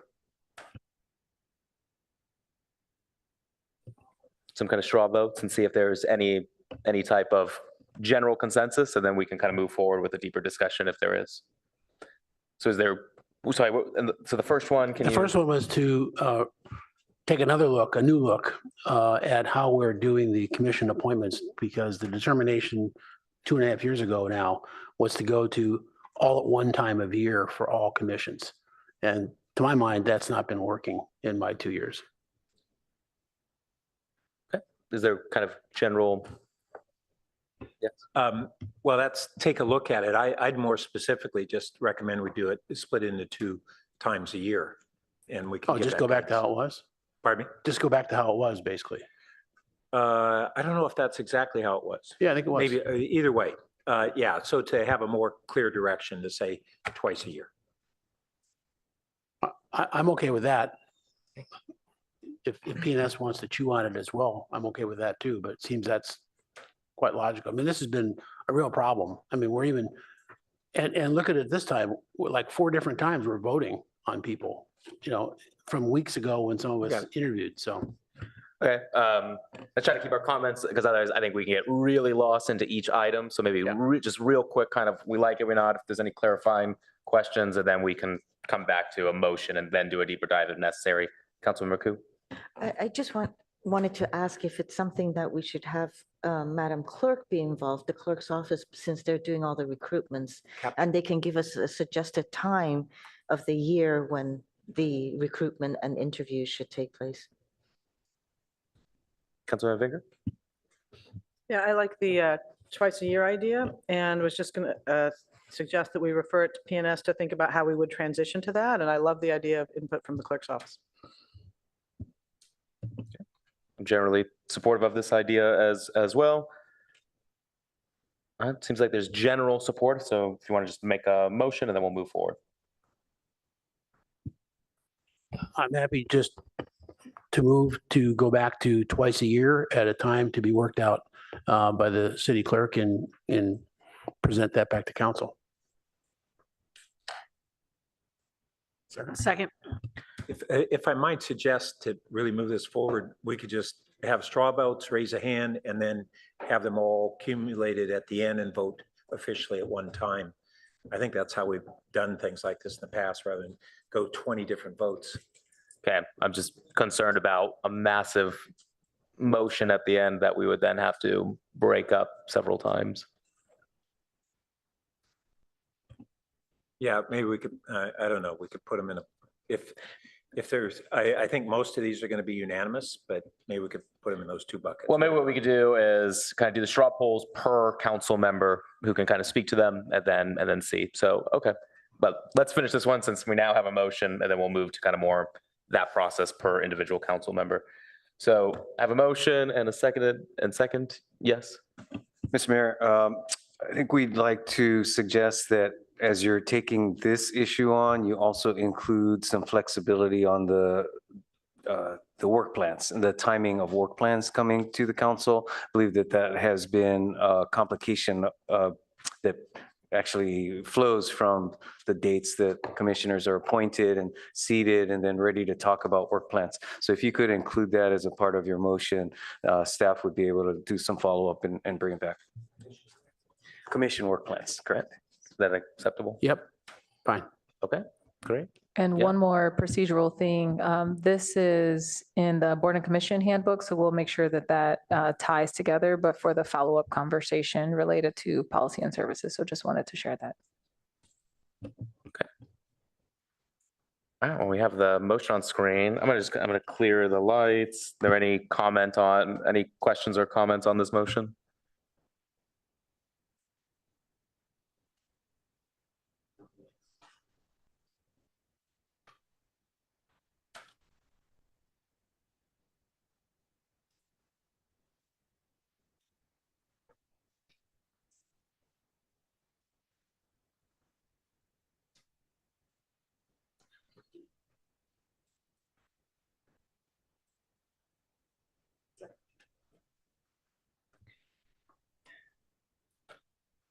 One thing I'm wondering, maybe we can have it come back to council on consent, and if there's desire from council to discuss further, we could pull it. That's fine. Okay. I think, Mihaela, it's to shift board and commission recruitment process back to twice a year at a time to be worked out by the city clerk and presented. In other words, we're not saying we're evaluating it, we're voting to do it or not.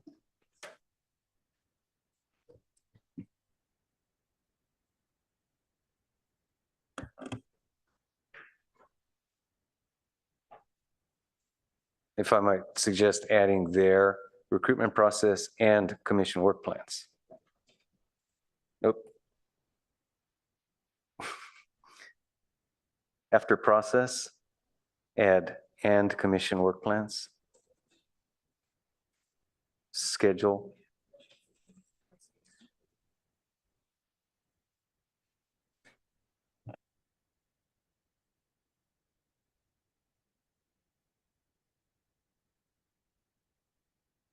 Do you think it needs the back? Schedule back?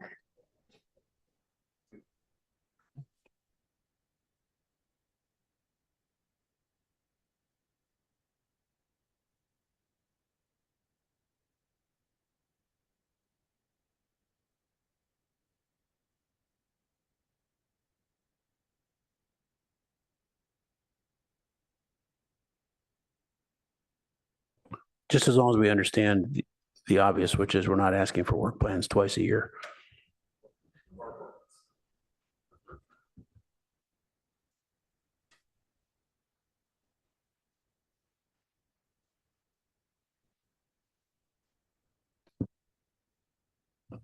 And the motion was made by Vice Mayor Lowing and seconded by Lithcott Hames.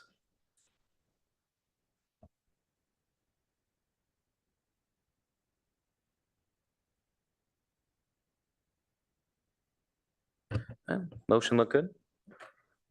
Yep. Okay, let's take the vote. Councilmember Finker, Yes. Vice Mayor Lowing, Yes. Mayor Stone, Yes. Councilmember Tanaka, Yes. Councilmember Ku, Yes. Councilmember Burt, Yes. Councilmember Lithcott Hames. Yes. Motion carries unanimously. Great, thank you. And we'll come back to Vice Mayor Lowing had one more. Yes, I think it's to, on general public comment, not on the agenda, that we not have remote participation from the public.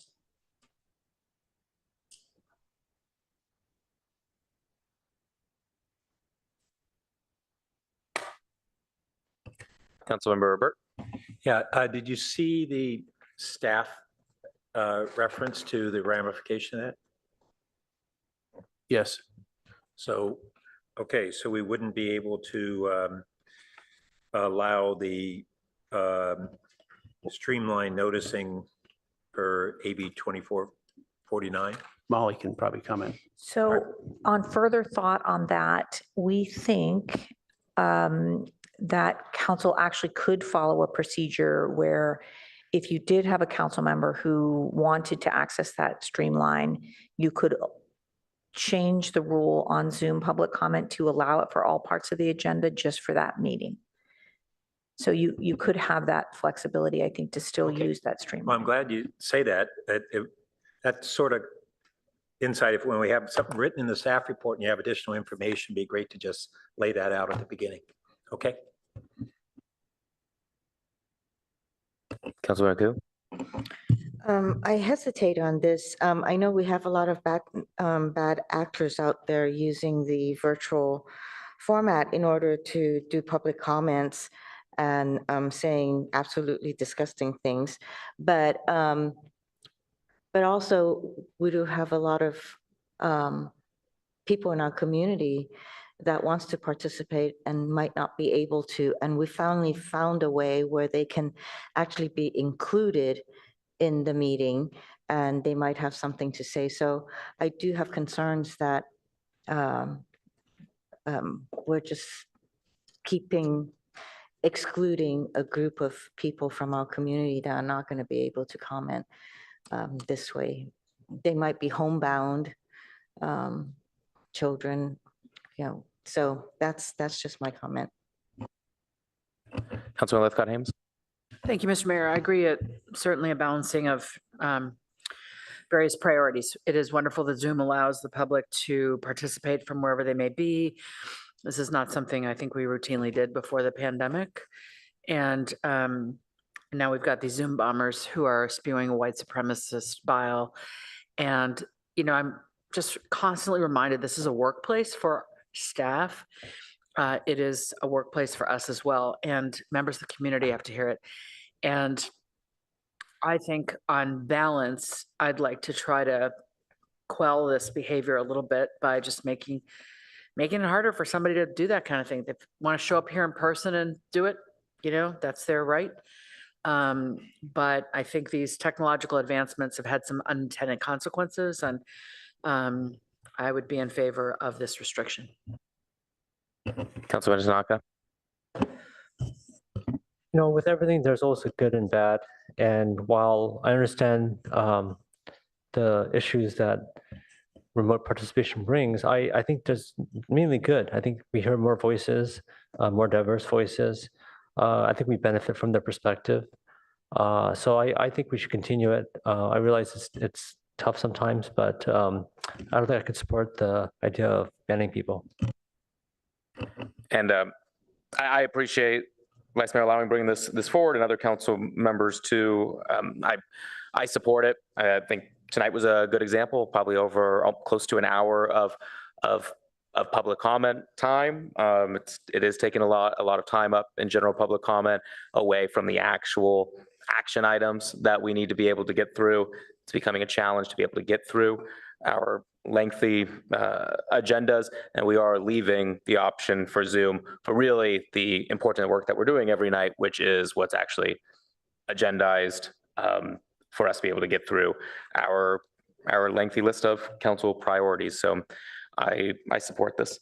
Back to Vice Mayor Lowing. Sorry, Councilor Vinker. Thank you, Mayor Stone.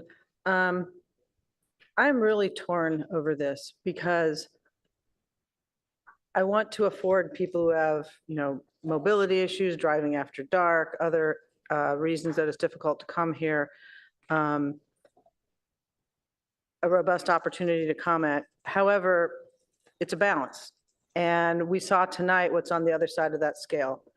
And it is ugly, and it is distracting, and it takes us off course in conducting the city's business. So to me, it's more about weighing the pros and cons. And I think at least at present, it weighs out that we should not have the Zoom remote comment in all situations. And so I would support it as well. Vice Mayor Lowing. Yes, I just want to follow up on starting with Councilmember Ku's comments. I think that, first of all, this is only on items that are not on the agenda. So we have an agendized agenda, that we're trying to get through in our 5 hours here.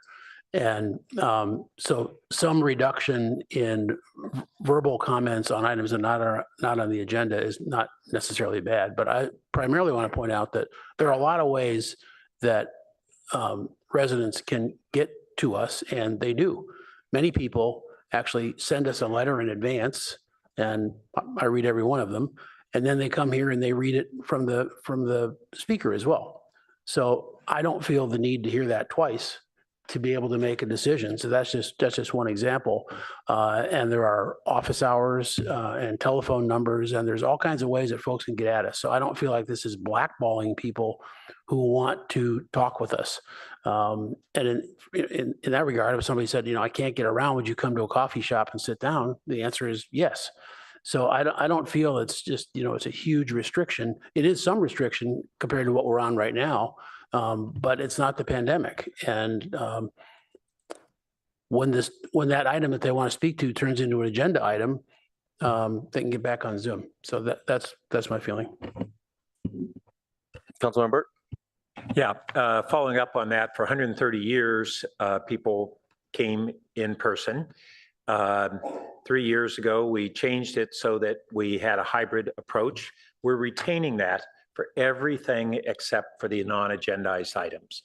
And so for tonight, they would have, I think, 5 other times that they could speak to agendized items. So where this is only a modification, it's really because what we've seen is a serious abuse. That we have people using false identities and anonymity to just spew hateful, harmful speech. And I think this is a very modest tweaking. And we can still, as the city attorney said, modify that on the occasions where council members having that remote noticing. And then I had one other related item, which is that at VTA, we have always had up to a 30-minute period for public comment at the beginning of the meeting.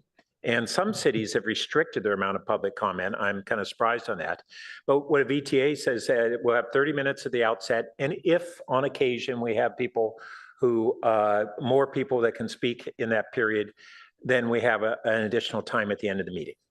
And I don't know if we want to include that in the same motion or vote separately on that, but I'd like to suggest that as a second way that we are able to have a half hour for public comment historically.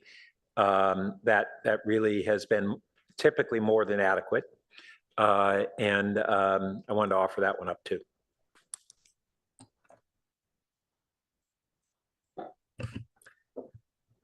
Okay, great. Well, then Vice Mayor Lowen, did you want to make a motion? I don't think we have one.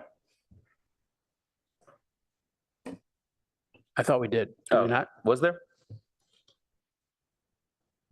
No? Okay. No, there was no first Okay. or first. So I'm moving to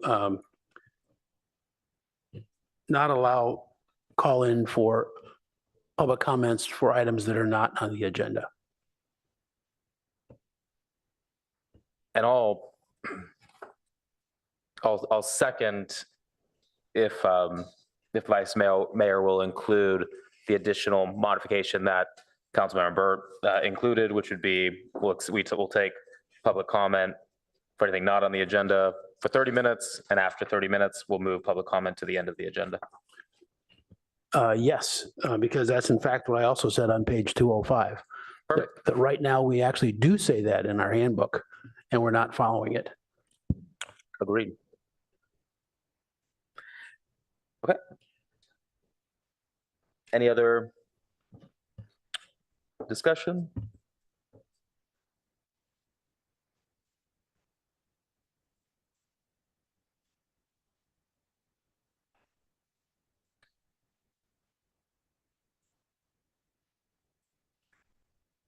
And when the clerk is ready, then we can call the vote. I see no additional lights.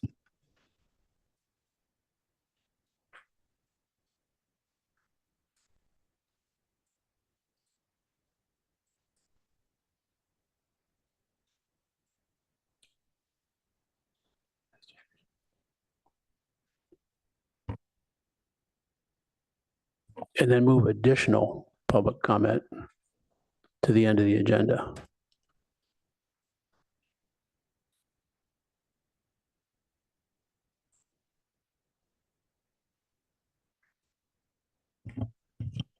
All right, Mayor Stone. Sorry, and then before we take the vote, there's one thing I forgot. Do we need to include in the city attorney in the motion that if we intend to implement this starting at next week's meeting, as we've discussed? Oh, right. I think that's useful. So the idea is that this item is something that the council is likely ready to implement right away. So it will take the staff a couple of weeks to draft this up and bring this back on your consent. But the idea would be with council's agreement that this would go into effect starting next meeting. So the clerk would update the next week's agenda to inform the public of this change. Will the maker accept that? Yes, definitely. So that could be item 3, effective at our next meeting.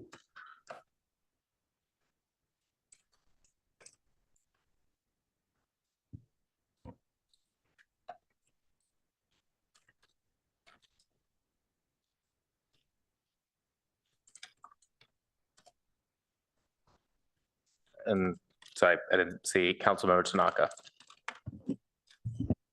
So I support, the basic idea, except for 1, but I think 2 is a good idea. So 1 and 2 split, please. All right, we'll split item 1 and 2.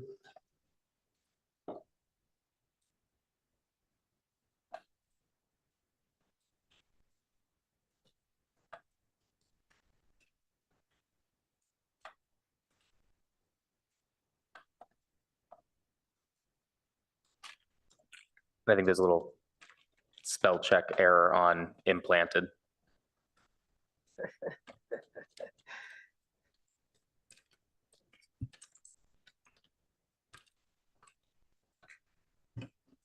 May I ask a question? Yes. So this doesn't have to be noticed to the public. It can just be implemented just like this? Well, no, that's why the next week's agenda will be modified in time to be able to give the public notice. So we're following this next week. Yes, and then it'll be permanently implemented in future staff And reports. so by the implementation, that's notification. So the idea would be that the clerk would issue a revised agenda. This instruction on how to participate in public comment is printed at the top of the agenda. And the clerk would revise this, perhaps in red, as she does, to indicate a change. Thank you.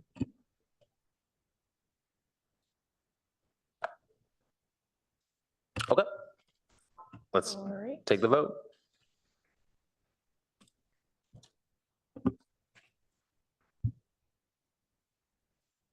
Mayor Stone, Yes.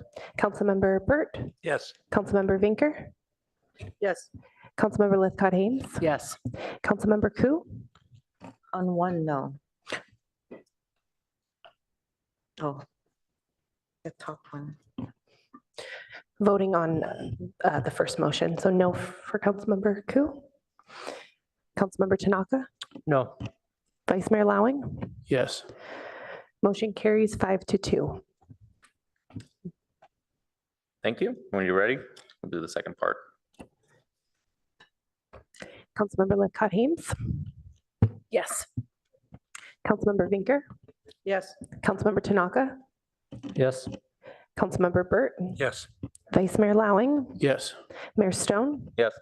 Councilmember Ku, Yes. motion carries unanimously. Great. Thank you. Vice Mayor Lowing, those are yours, your suggestions? Are you're done with your suggestions? Okay. Yes, thanks. We'll move on to next council member who'd like to propose changes. All right, and Councilmember Ku.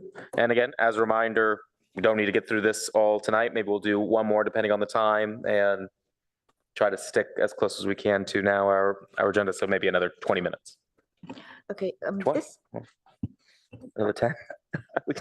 So go ahead, Councilmember Ku. So this is not on some of the suggestions, but more on council liaisons. It seems like perhaps we need some definition or some description of what a council liaison to commission and boards do. And I know some of it it's spelled here, but I think we need to revisit this a little bit more just so that we have more clarity. Because it doesn't say as a council liaison. 2.1 says if attending a board or commission meeting, identify your comments as personal views. 2.2 refrain, but it doesn't actually, all of these points from 2.3 and 2.4 do not actually state what a council liaison does at a committee, commission or board.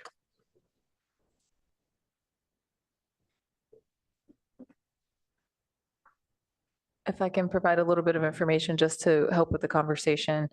This is one of the items that was updated through the last review of the policy or the handbook. It went to policy and services and came back to the city council earlier this year. So the language is on the handbook, page 45. I'm not sure what the packet page is, so my apologies for that. Actually, sorry, it's 46. It is protocol section 2.8. Role of council liaison to board or commission. So if someone grabs that packet page, please share it. But it is handbook page 46.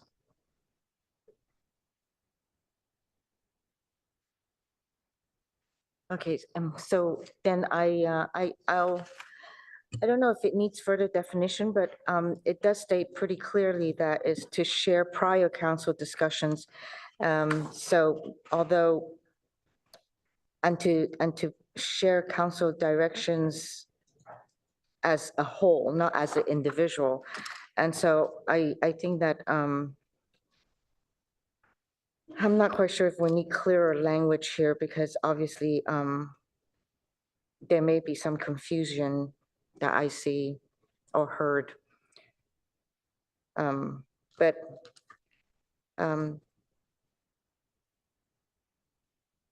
okay, well, it is here. Thank you. Oh, yes. Councilmember Burt? Well, I'm actually do have a concern with the current language, and it's the portion that says, assist the Border Commission in understanding likely council perspectives. That's pretty loaded. I didn't see Where we likely. have one, pardon me? I don't know what you're saying.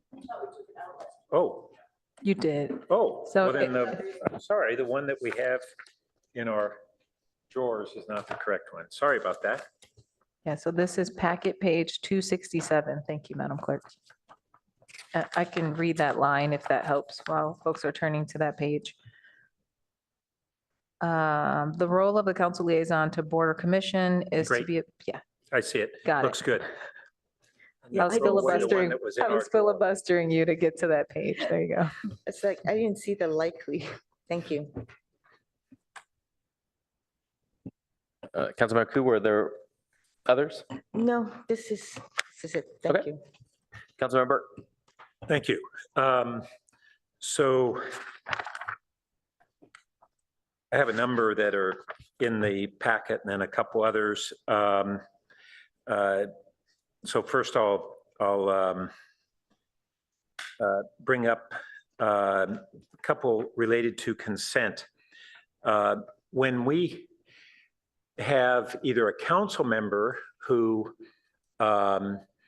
objects to or votes no and has an opportunity to speak to it, we're not clear on how long that council member can speak. And if they voted no on multiple items, do they get longer? There's nothing that speaks to that. I would suggest that we should simply do 3 minutes flat out. And then the same thing for the public.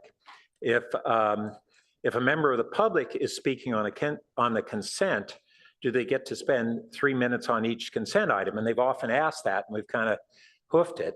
But I think in each case, we should simply say they have 3 minutes in each circumstance and clarify that that is the 3 minutes to the entire, whatever portion of the consent they're speaking to. And I can make that as a motion if people are good with it. So general, just maybe nodding of heads. Yeah. Yep, good. So it Overall. would be, we'll have to scope this, but it will be that when council members vote no on consent, they have up to 3 minutes to speak on any and all of their no votes. That's the first part of it.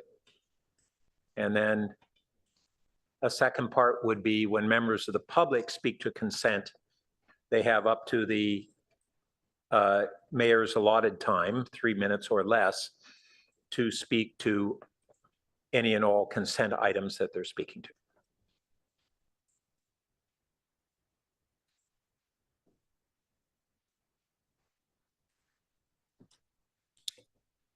Do we have a second? Second. Okay. To speak to your motion?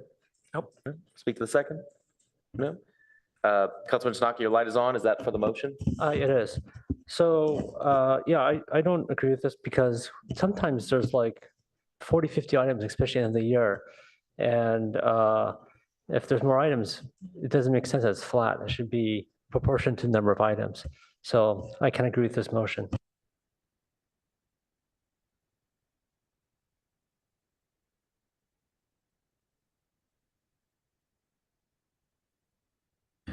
Yeah, I support, I think, a theme of changes that we need to make because in time management and making sure that we're moving along in a timely way to be able to get through our very large agendas.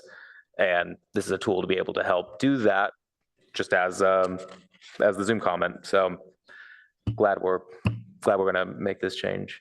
So Madam Clerk, when you are ready, call the vote.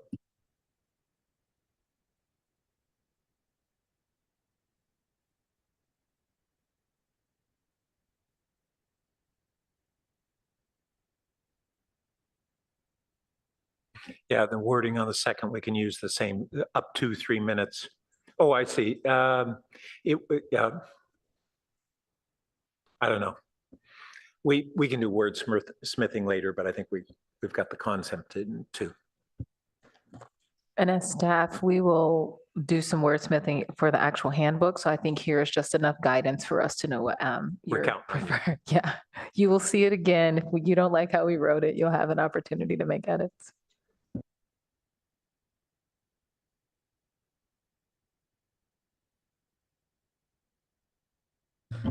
Councilmember Burt, Yes. Mayor Stone, Yes. Councilmember Ku, Yes. Councilmember Lithcott Haynes, Yes. Councilmember Tanaka, No. Vice Mayor Lowing, Yes. Councilmember Vinker. Yes. Motion carries 6-1. Great. Thank you. Councilmember Burt. Next. Yeah. So the next one, I think, is something that we've been essentially implicitly endorsing as a council, but we have no policy on, which is whether the council should refrain from taking positions on international affairs that are outside the purview of the council. And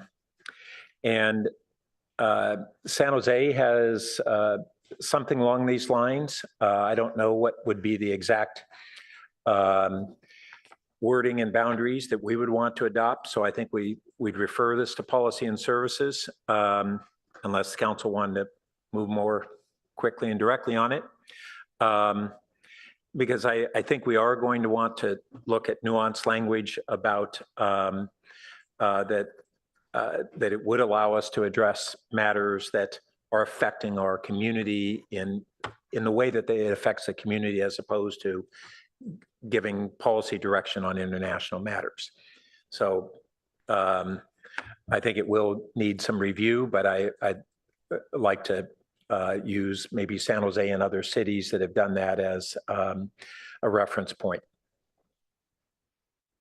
Yeah, and if it would help, because I was thinking the same thing, and I think San Jose is a good reference point. I sent to the clerk earlier today the San Jose language. It's 2 pages, and so if the clerk can pass it around, it's pretty straightforward. I do think there might be some changes. I mean, maybe some explicit language to show this doesn't impact sister city relationships in any way.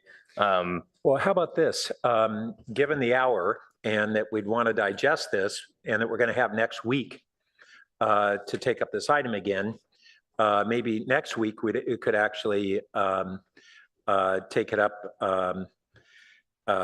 in detail if we don't want to refer it to P&S. Yeah. Okay. I think that's a good idea. All right.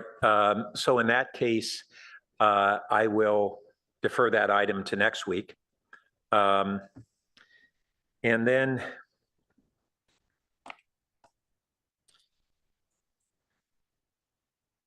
small one that is a cleanup, I think, on protocols. We have a protocol to address colleagues at council meetings by title and last name. But historically, that is not applied to board, committee meetings. Committee. What hour is it? Yeah. To committee meetings. And yet that's been a practice. And I think that I don't know where to pinpoint the, page 37 anyway. I think the current language speaks to council meetings and leaves it unspecified for committees, and we ought to just clear it up so we don't have awkwardness of either people thinking they're obliged or thinking a chairman's out of line for addressing people by first name. A general consensus with head nods? Okay. Do you want to make a motion? So to clarify, section 1.4B1 to reflect that the formal title of addressing colleagues is applicable for council meetings, and committee meetings can be conducted less formally. Any second? Second. Okay. seconded by Councilmember Lithcott Hames. No more comment. Nope, okay. Anyone else on this item? Councilmember Vinker? It's more just a question. I think it's, so are you going to say may but need not? I mean, that leaves some confusion. I agree with you. It should be clear, but some people might, prefer the, Yeah, I don't want to be stipulated. It can be that they may. okay, Yes. I was just curious. Thank you. That's good. And I was going to comment on your former one. I know it's being deferred to next week. So actually, I'll just hold my comment on that. The foreign policy thing. Okay. Seeing no more lights, clerk can call the vote. Vice Mayor Lowing? Yes. Actually, Madam Clerk, I think it's backwards. It's not that the formal title must be used in committee meetings, but that it need not be. Is that the intent? That's correct. Thanks for reading it. And I was the seconder. And I appreciate the Madam shout out, but Councilmember Lithcott Hames, yeah. Thank you.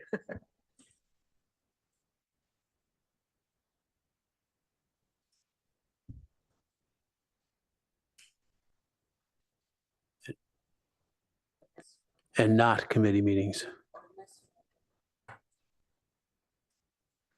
Yeah, or less formal. Perhaps, and may be less formal.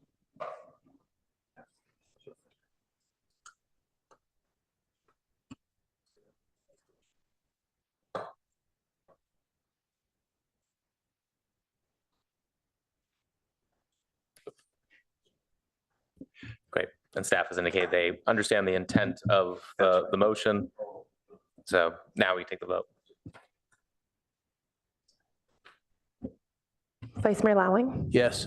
Councilmember Ku? Yes. Councilmember Burt? Yes. Councilmember Tanaka? Yes. Mayor Stone? Yes. Councilmember Vinker? Yes. Councilmember Lithcott Hames? Yes. Motion carries unanimously. Councilmember Burt, how many more do you have? As many as you want. So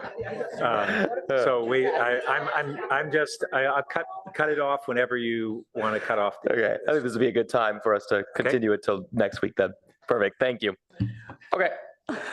Thank you. Thank you. And if anyone's studying further between this week and next week, I did want to note that in attachment A, the page numbers for the recommended changes are sometimes incorrect.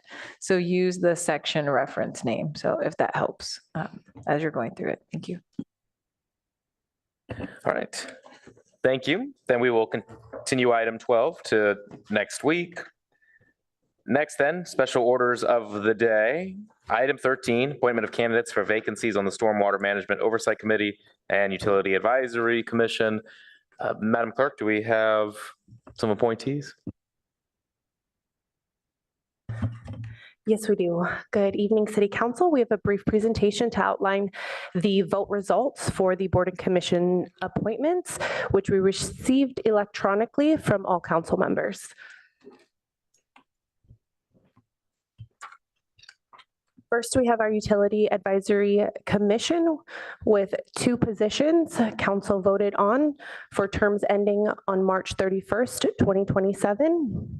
Ustav Gupta was appointed with 4 votes from council members Burt, Ku, Lowing, and Stone. No other candidate received a majority vote. A SurveyMonkey poll for a second round vote was emailed to the full council to fill out for 1 remaining vacancy, and the results are in. For the second position for the Utility Advisory Commission with a term ending on March 31st, 2027, Chris Tusher was appointed with 5 votes from council members Burt, Lowing, Lithcott Hames, Stone, and Vinker. For our Storm Water Management Oversight Committee. We have 3 vacant positions with terms ending on March 31st, 2028. Ambika Pajuri was appointed with 7 votes from all council members. Kevin Mayer was appointed with 6 votes from council members Koo, Lowing, Lithcott-Hames, Stone, Tanaka, and Vinker. Ronald O's was appointed with 6 votes from council members Burt, Koo, Lowing, Lithcott-Hames, Stone, and Vinker. Gregory Bennett was appointed to the vacated additional seat with 4 votes from council members Koo, Lowing, Stone, and Vinker. And that concludes the presentation on the appointments, and congratulations to all of our new committee members. Yes, thank you. And congratulations to the new appointees. And thank you for applying to those who are not chosen, but always next year as well. All right, now we're moving to our closed session conference with city attorney regarding existing litigation. The subject is Packard v. Ravi.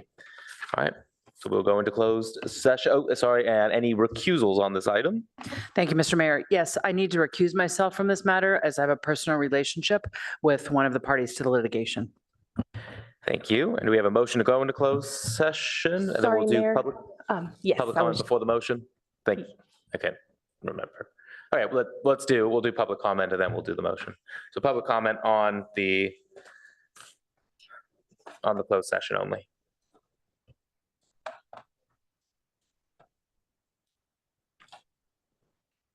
Our first speaker is Judy S.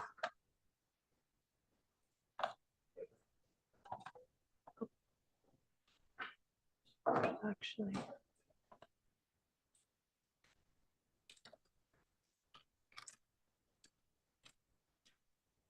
Judy S. is no longer on Zoom, and she is, oh, yes, she is. One moment.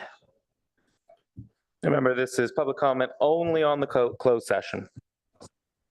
Okay, the closed session was not just about what you guys were talking about with circumventing free speech and blood-earned rights? Nope, only on the closed session. Okay, sorry. What you're doing is what tyrants have done from. Our next speaker is Brenton T.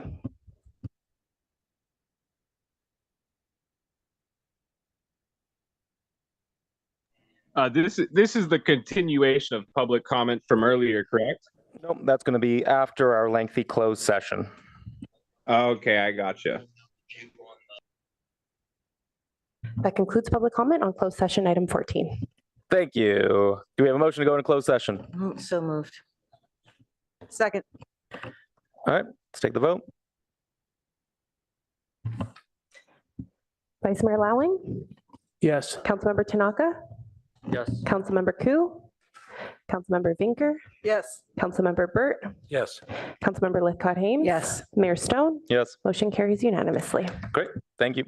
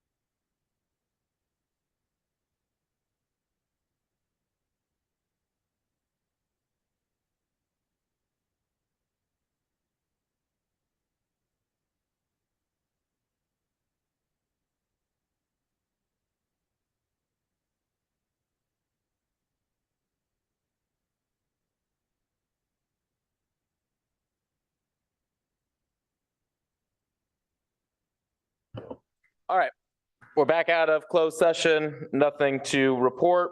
We'll now go back to our general public comment from earlier that we continued. And we've just got, where do we leave off with? We left off at Fred. Okay.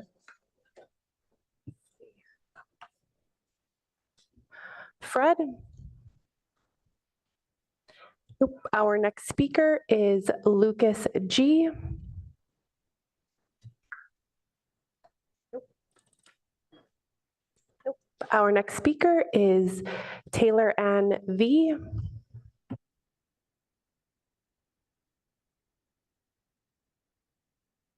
Our next speaker is Judy S.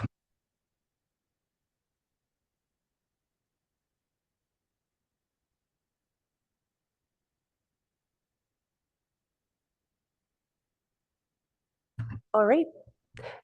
That concludes our public comment on items not on the agenda. All right, thank you. Then we're adjourned.